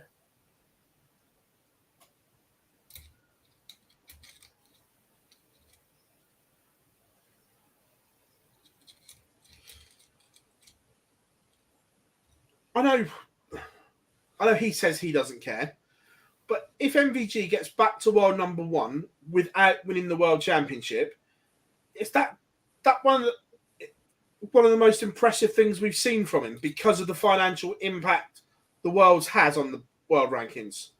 Potentially, but I also think it has a negative impact for absolutely everybody else. Yeah, that's why I said, is it might still go and beat world number 1 without doing that in a 2-year cycle, then the argument that the prize money is too far skewed just doesn't stack up. Yeah. That's why I said from an MVG point of view, not everyone else. For a long time, with the 2-year rolling system, the world number 1 has held one of the 2 world championships included. Yeah. If someone goes and does it without that, the callings for bridging the gap between the world's prize money and other major tournaments,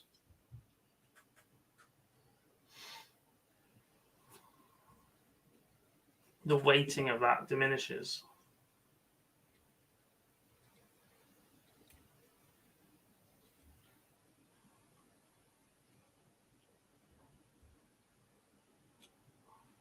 Deuce is feeling it a bit now, though.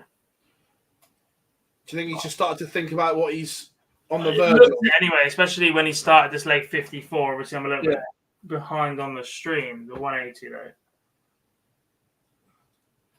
I think he's it's one of them. He's just so relieved to see that first dart go in because you can follow it. I'm relieved to see that now.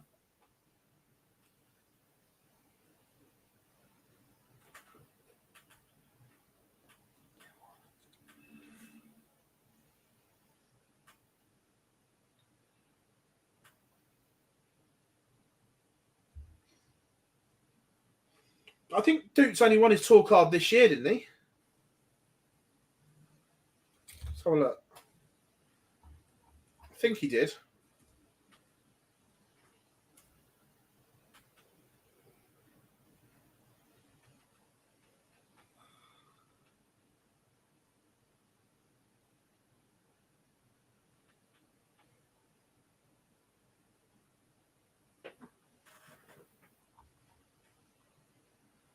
Where is he? Where's Dukes?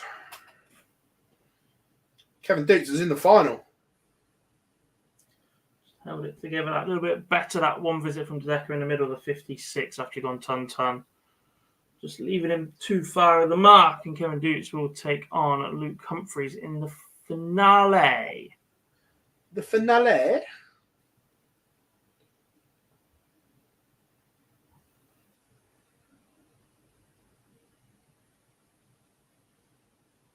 No problem. Great having you on board with us. Thank you very much.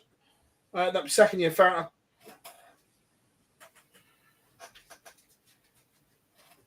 In that case, where is he then? I was looking too far down. Where is Dukes? Because I've got darts ranking open on my Windows thing that I don't know how to work properly. I know all the shortcuts on Mac. Yeah. I mean, search is still the same. It's just Command or Control F. It's fine, isn't it?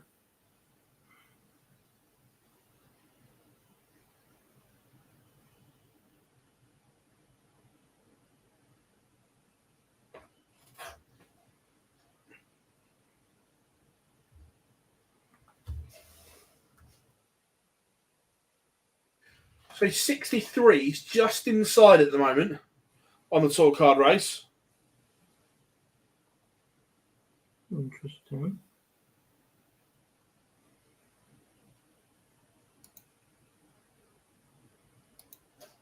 But we have a final. It will be Kevin Dukes against Luke Humphreys. Now, is this a bridge too far for Dukes with the way Luke's played all day? Luke's looked untouchable all day, as did Callum, to be fair. There were plenty saying that was the final, but it doesn't always play out that way. No?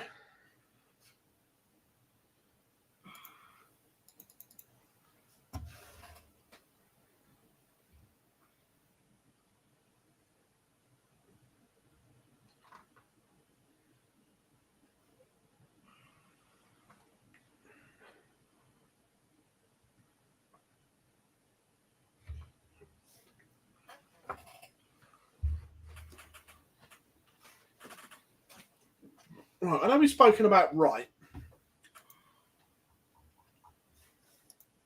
Here's Players' Championship Finals race.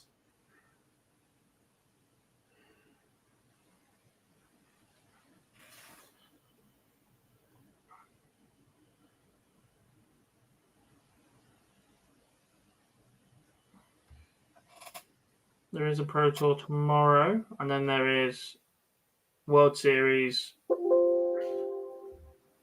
qualifier on Wednesday. I think that's also, I think it's the Associate ET qualifier. Possibly. So, on the Players' Championship final race, we've spoken about Peter Wright a lot, that he's got work to do. But also, Nathan Aspinall, 91st. He's got to turn up. Well, there is that.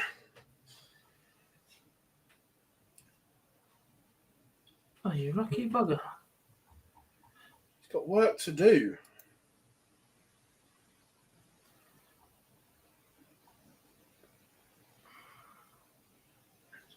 I love that the seedings for this are absolutely all over the place as well. Oh, carnage. Yeah. Which is daft, because seeding should reflect ability.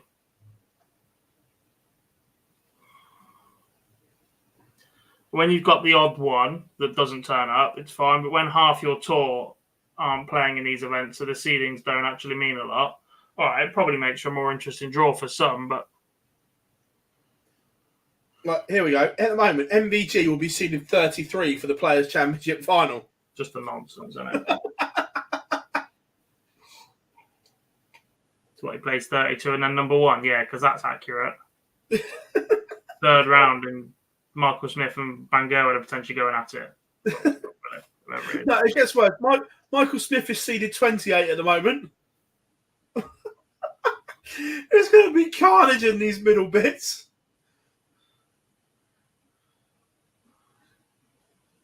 James Wade seeded 16. Yeah, Can't wait for the number 1 seed to play on board 2 all weekend. No, it gets better. So the way it breaks down, obviously 1, 8, 16, 32 all go against each other, don't they? The way it works. Seeds, so 32, 16, 8 and 1 are all in the same bit, aren't they?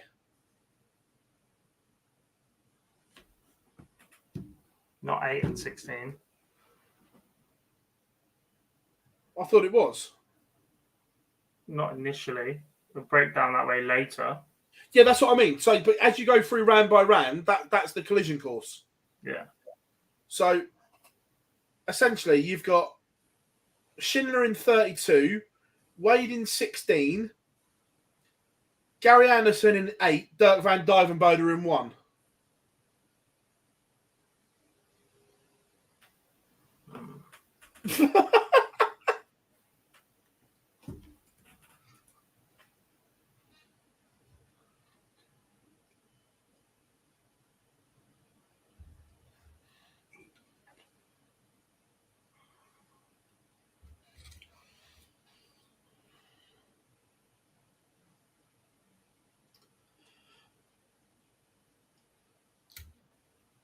Why can't there be more darts events with doubling starts? Makes it more interesting. To a point, but also what makes it unique and interesting is because we only see it once a year.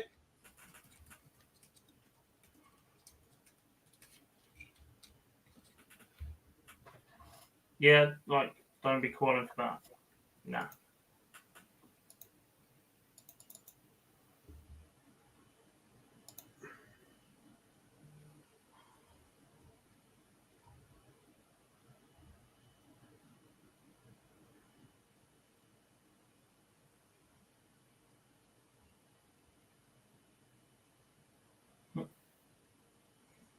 What are you laughing at? There's a bit of drama going on in the ice hockey world. What's going on? So the Nottingham Panthers have signed a load of French players this year. And the Steelers, who are their biggest rival, they got their like chairman or owner or whatever to record like a video ahead of the preseason friendly next week. Where basically they just started saying all we do is speak French now, use Euros, and the fact that we are now so French is even more of a reason to hate us and want to beat us. Just some casual racism chucked in there. I don't mean I'm not meaning this in a bad way, but are the French good at ice hockey then or something? Ish. Because it's not a sport that you necessarily associate with ice hockey. With France. A lot of the Canadians speak French as well. Right, okay.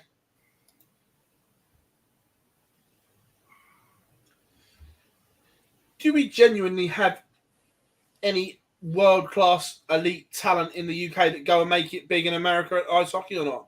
One went to the draft, signed with the Coyotes, but he ended up in mainland Europe 18 months later, Liam Kirk. Right, okay. Other than that, not really. Yeah, I was saying, it's just something I don't follow, so I was just like, I know that it's huge in the States and Canada. Yeah. Yeah, Kirk was the closest. He might get another shot later on, but I think he's too old now, like really, if he's not in a program already. Even in like a minor league. We're making more of an impact in the NFL. I think there's 5 British players signed to teams this year. A couple of linebackers. I think there's a kicker somewhere, a punter somewhere, maybe.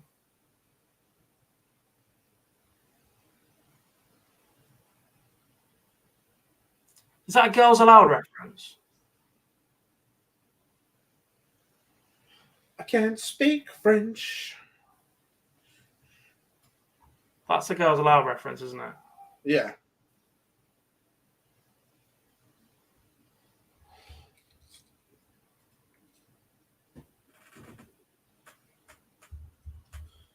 What great knowledge. If only I was putting it to use. Sands of the Underground. How we doing, Jar? Hope you're good, mate. So, chat room, who are you going for? Dukes or Humphreys?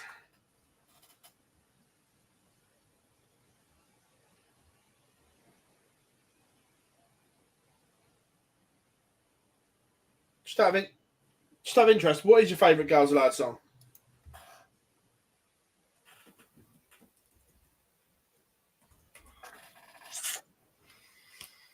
Ooh. I'm going to have to look on Spotify now, see what they got. Just so I don't miss one. Chat room, you can get involved in this as well. Everyone, what's your favourite Girls Aloud song, chat room? Don't say we don't give you alternative content here.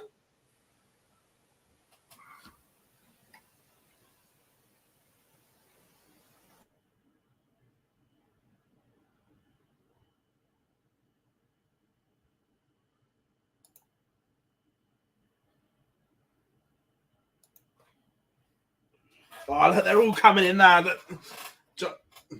Just Better Love Machine. To be fair, it's up there. I'll give you that.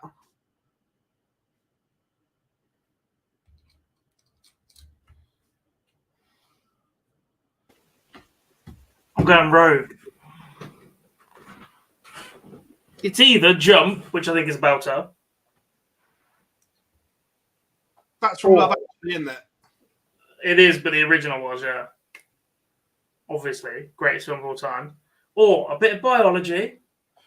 But Biology is right up there. Yeah. Let's get my biology. Nailed that note.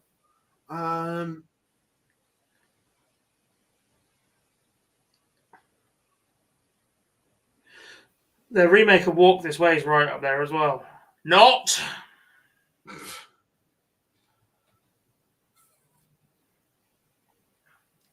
Have you got any dart shops near you? I have been to the Shack in Derby. I've been a few times. My friend used to play Super League with the owner. He lives in Shepshed.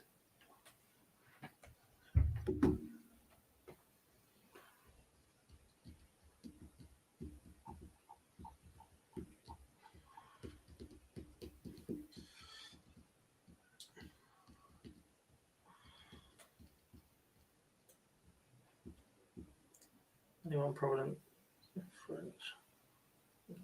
I'm not getting involved in that. I've not been to Tamworth. I've been to Darts Power in Worksop. I think that's about it, really.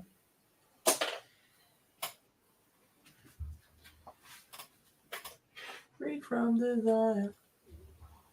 La la la la la la. Will Griggs on fire. That was the original. That's when it went crazy, innit? Yeah.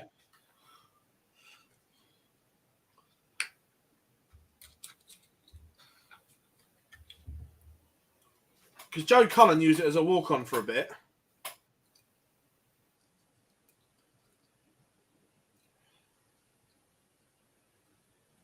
Right, Owen says, have you been to the... Yeah, I have, Morgan, but it was a while ago.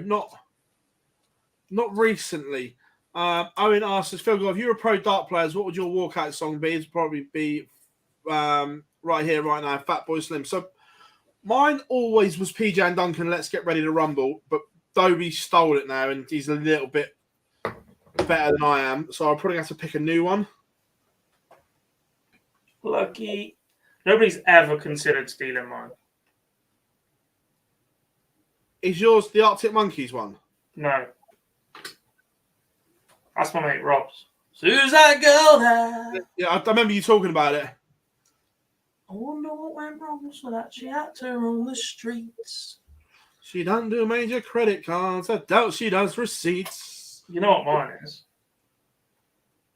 I literally played it in the press room yesterday. Yeah. Oh, 5. Correct. Yeah. Everybody get up. Ha ha! Everybody get up, singing. Yeah, mine always was PJ and Duncan, let's get ready to rumble. I did use Robbie, let me entertain you once. I think that's massively underutilized. And I did do DJ Oxy, Hey Baby a couple of times because my uni used to sing Hey Gobby instead. That was pretty cool. If I had to pick something else, I think I'd go down the Bon Jovi route. I would either go for, I think, either CM Punk's or Cody Rhodes's. Whoa! I just think if you got that right, it would pop at darts. Yeah. There's also a chance if you get it very wrong, you're like an absolute moron. 100%, I'm with you. But look, Yeah. I think the risk is worth it. We've seen worse walk-ons recently. Some of the more common ones I've seen. I know 2 that use red light spells danger. That's up there. I like that. Plus Ross Smith uses it now. Yeah.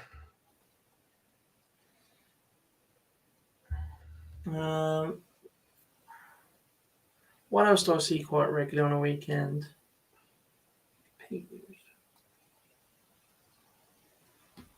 Sweet Caroline. Just for an absolute giggle, I'd quite like to walk onto Baby Cakes. Yeah, what belter?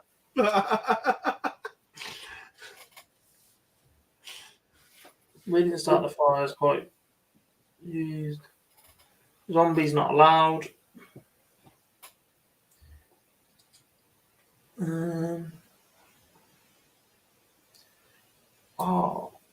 What's the Queen one? Fat bottom girls. Like,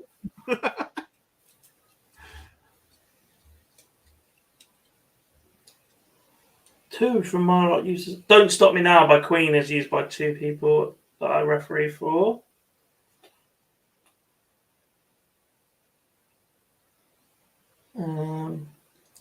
The most annoying walk-on I've ever heard, and he always plays towards the end, so it's always stuck in your head, is a man called Nigel Daniels. Plays for Derbyshire Men's A. But he walks on to Barbara Streisand by Duck Sauce. Oh, I hate that song with a passion. But instead of when it says Barbara Streisand, he's got the Siri voice to say Nigel Daniels. Oh.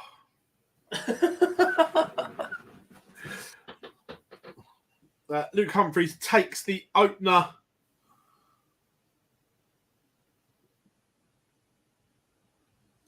Zoe Jones used to walk onto the Pink Panther at Lakeside. Yes.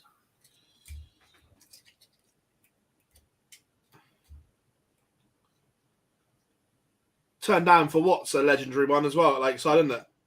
Mm-hmm.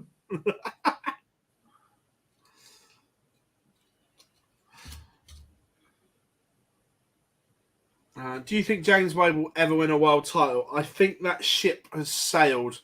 I just like we were saying earlier, he just don't think the format and suits him. Yeah.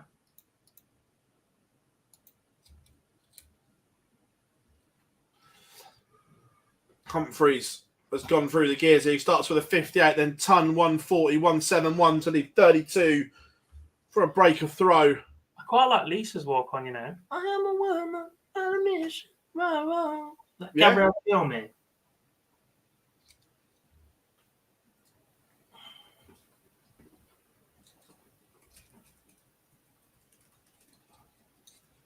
It is Gabriella Chumley. Oh, what knowledge. We Will Rock You, I think, is too slow. Hi Ho, no. Doesn't Yozzy use Hi Ho Silver Lining? I think so, yeah. One of the Black Country lot definitely does, I'm sure. No, what you were going to say is one of the MDA. Kim Hybrex used to use it, yeah.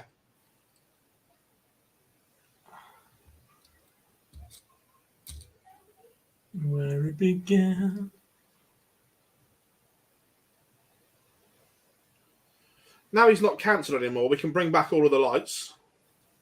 Great tune. Yeah. When he was temporarily cancelled, it was not allowed. I'll tell you what, just a production line for potential walk-on songs. Fallout Boy. I played it yesterday, didn't I? Sugar We're Going Down.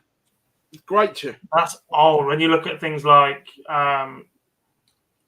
you frame me there.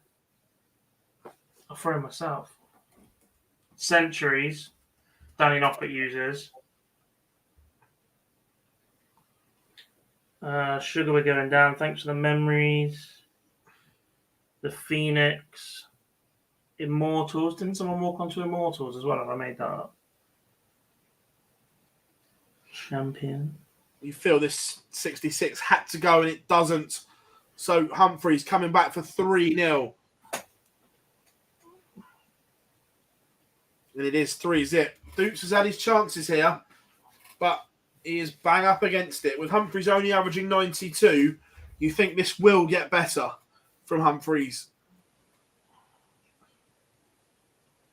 At the risk of calling my mate out, who made his county debut this weekend as well, the Edges walk on. Yeah, that's superb. Lingus. Yeah. Is quite common.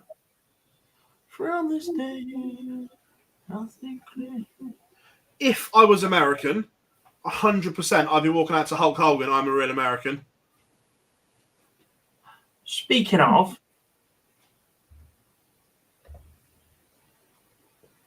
he was on the phone last night. Yeah. Naughty man. I told you that. Yeah. The game, Triple H's walk on, yeah.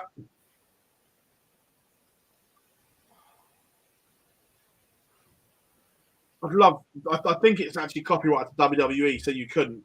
But the Stone Cold one where the glass shatters and the dunna.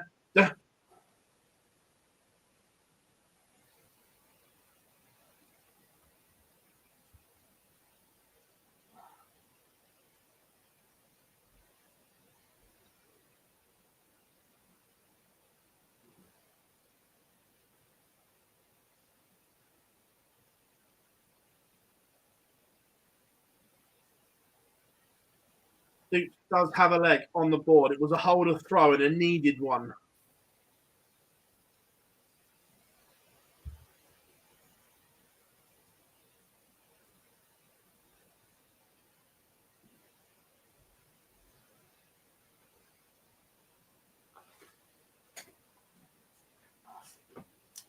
We can stop with the wrestling references now.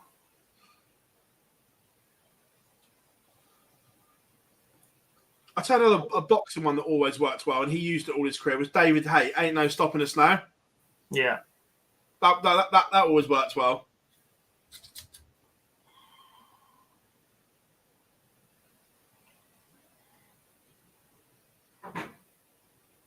Dukes is making a fist of this.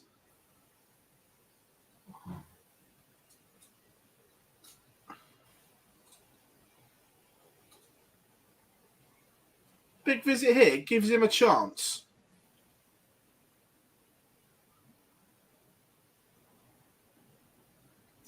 I think we had a champions is a bit slow and bold if you haven't won anything yet. I was thinking about this the other day. Literally, well, last night as we were driving back. See, that used to be the absolute norm. Anybody wins anything, and the first thing you do is play Queen. We are the champions. Yeah. And actually, events have started to just play, if it's an individual sport with a walk-on or song or associated with it, they just started playing that. Yeah. Big moments here. This 58 has to go. Dukes is on a double to get the break back, and Humphreys has missed. Is this the opportunity that Kevin Dukes needed? It is. We're back on throw. Now then. I do like as well when at the top of the walk-on they use the start of the Fuji's Ready or Not into a walk-on song. Yeah. Luke missed the big number, only got one at tops. Ooh. Dukes from 132 the visit before went 25, ball 25 to hit the ton to leave 32. Very interesting sequence. To be fair, Shirt's good for that, for the seniors. Some of the loops that he uses, like Lose Yourself before a song. And The best one's the Lose Yourself loop at the top. unbelievable. Yeah. Yeah, 100%. That's the best loop, is the Lose Yourself one. Tell you what, I don't want to give Neil Duff any praise after the comments that he made towards me this weekend. Arse. But his walk-on is... Frankie is quality as a walk-on. Yeah. Two Tribes is solid. I'm going to be back in a minute. Kevin Dukes is in pole position here to get us back to 3-all. That's a big visit from Luke Humphreys. Needed that 140. But the 120 goes, and Kevin Dukes has wrestled this one back. Humphreys raced into a 3-0 lead, but the young Dutchman is making a fist of this. Chat room, what are you saying from here? Can Dukes do it, or Humphreys power back?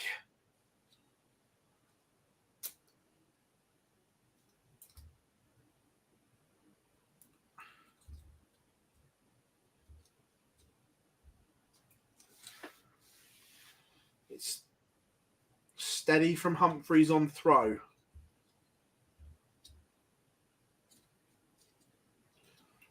No treble for Dukes.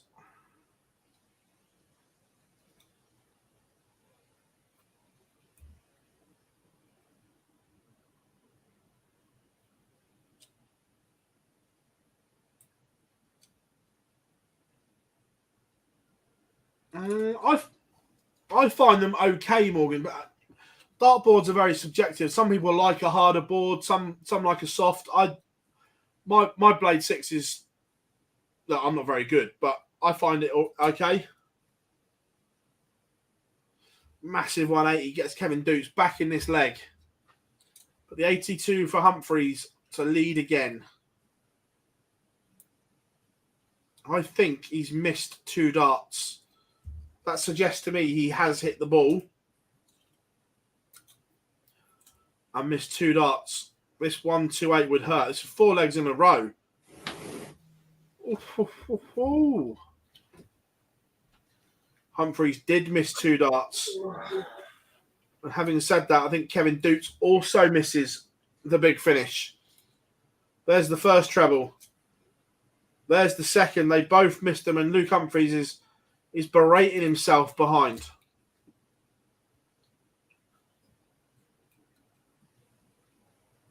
Big leg that.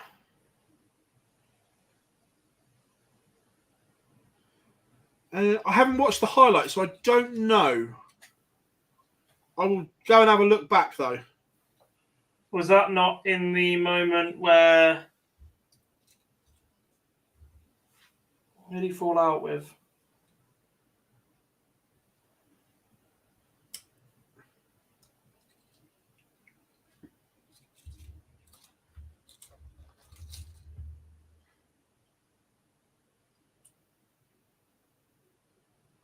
We watched it. I'm sure we did.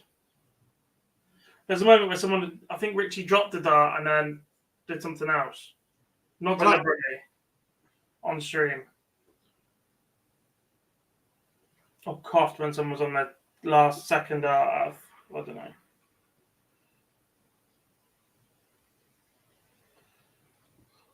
What a response this is from Humphreys.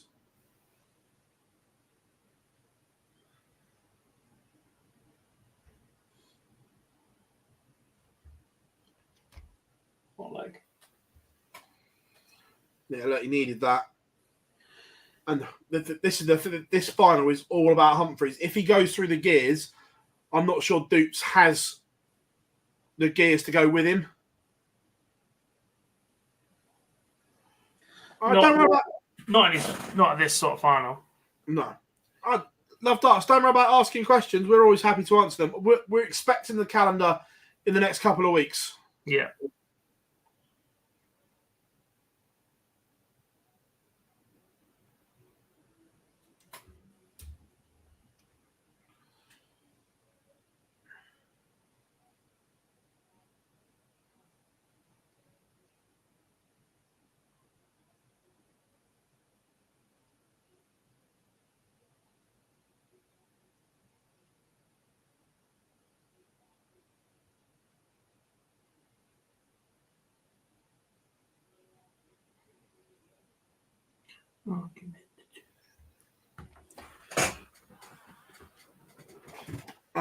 I'm not sure, James, because I wasn't there.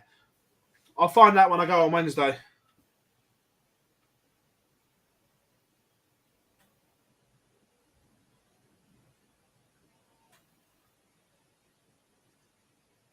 Luke Humphreys, 76.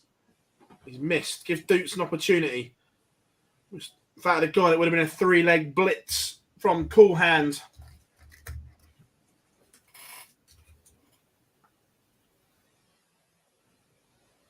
That's big. Great 115 from Kevin Dukes. And we're back on throw. It's not going away, Hawkeye.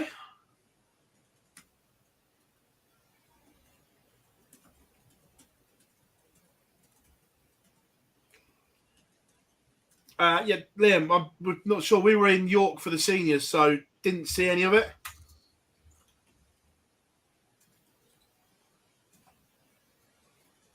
And that's not a diplomatic answer or anything like that either. We just didn't watch it, did we, Gob? Because we were in York. Yeah.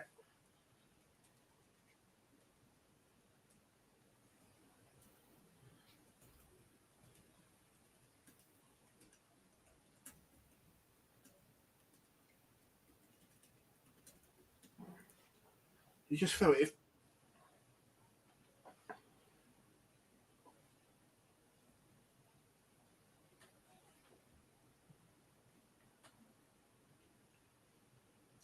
I can tell you exactly what Boyce has to say about the offside goal, Morgan. This is a dart show.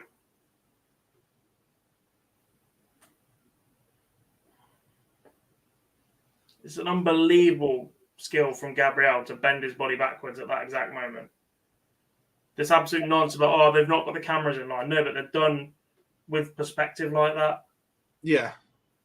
Like, you've never had to have a camera directly in line. That's not been an issue for the last 2 years while they've been doing it that way. Where they were drawing the lines was an issue.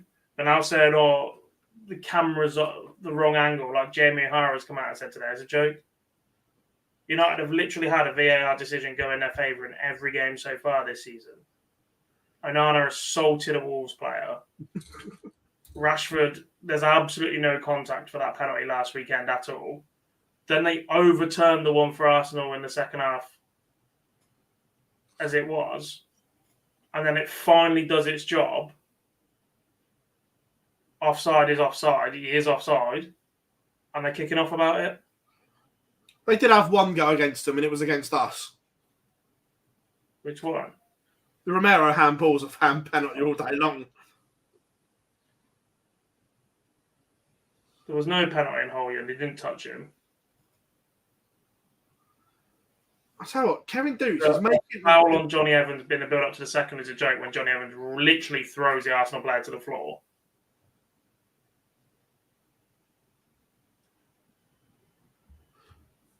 The longer this is close, the more irritable Luke Humphries is going to get.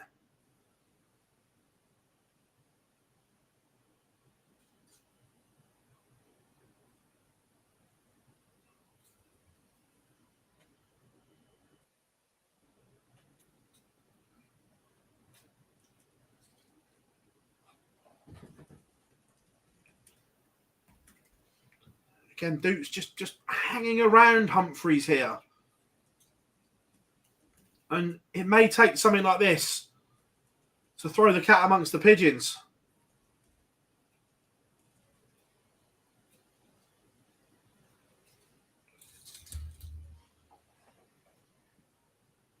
Humphries back in front.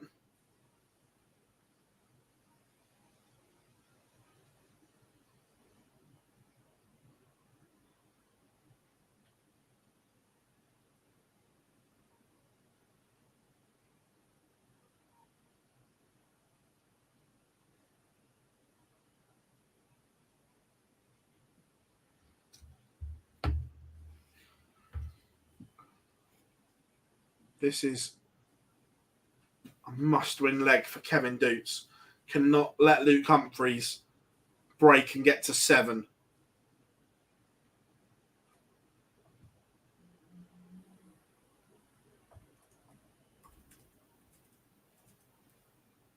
What a response from the young man.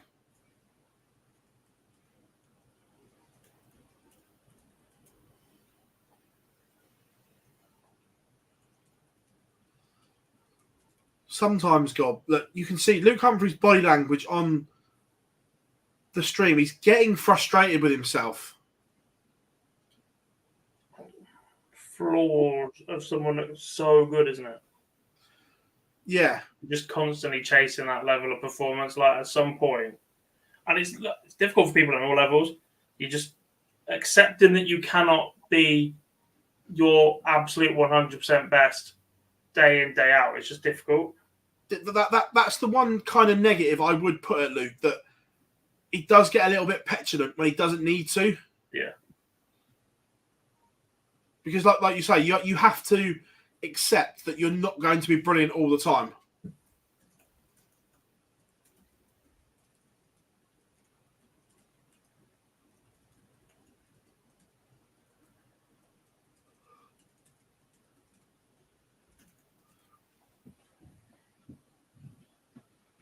All of a sudden, the Humphries throw is under a bit of pressure here.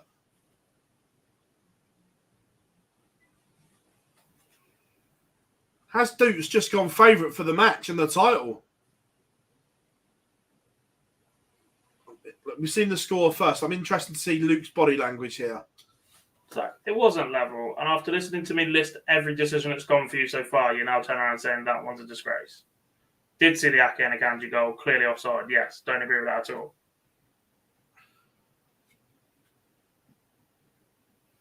But saying that the one that's gone against you is a disgrace, or the one that's gone against Man United is a disgrace.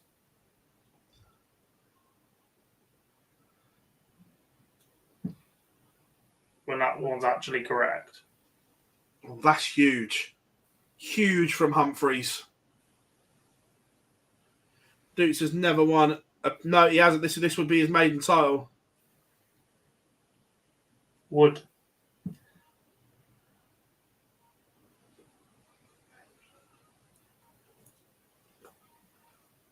Tops for Humphries, by the way. That's why he's got special things in the locker, isn't he? Yeah.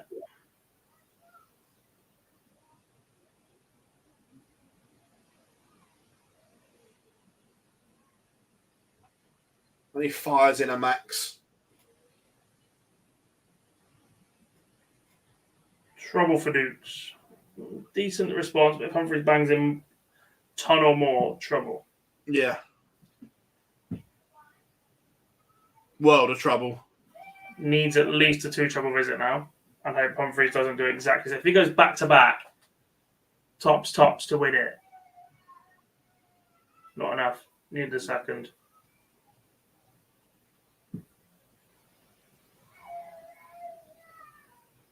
Shut up.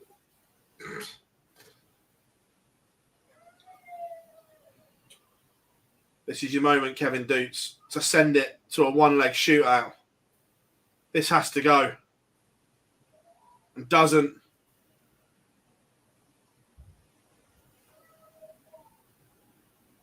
Luke Humphreys wins Players Championship 20. It is Cool Hand who takes the honours, Gob. I've got one right.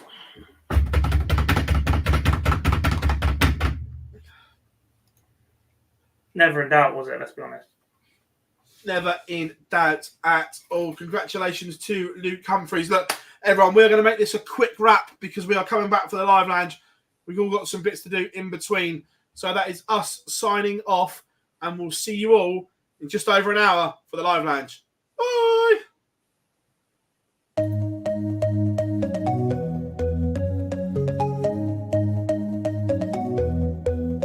Take me home, take me on a ride. I got a good feeling about the colors lighting up your eyes. Take me home, take me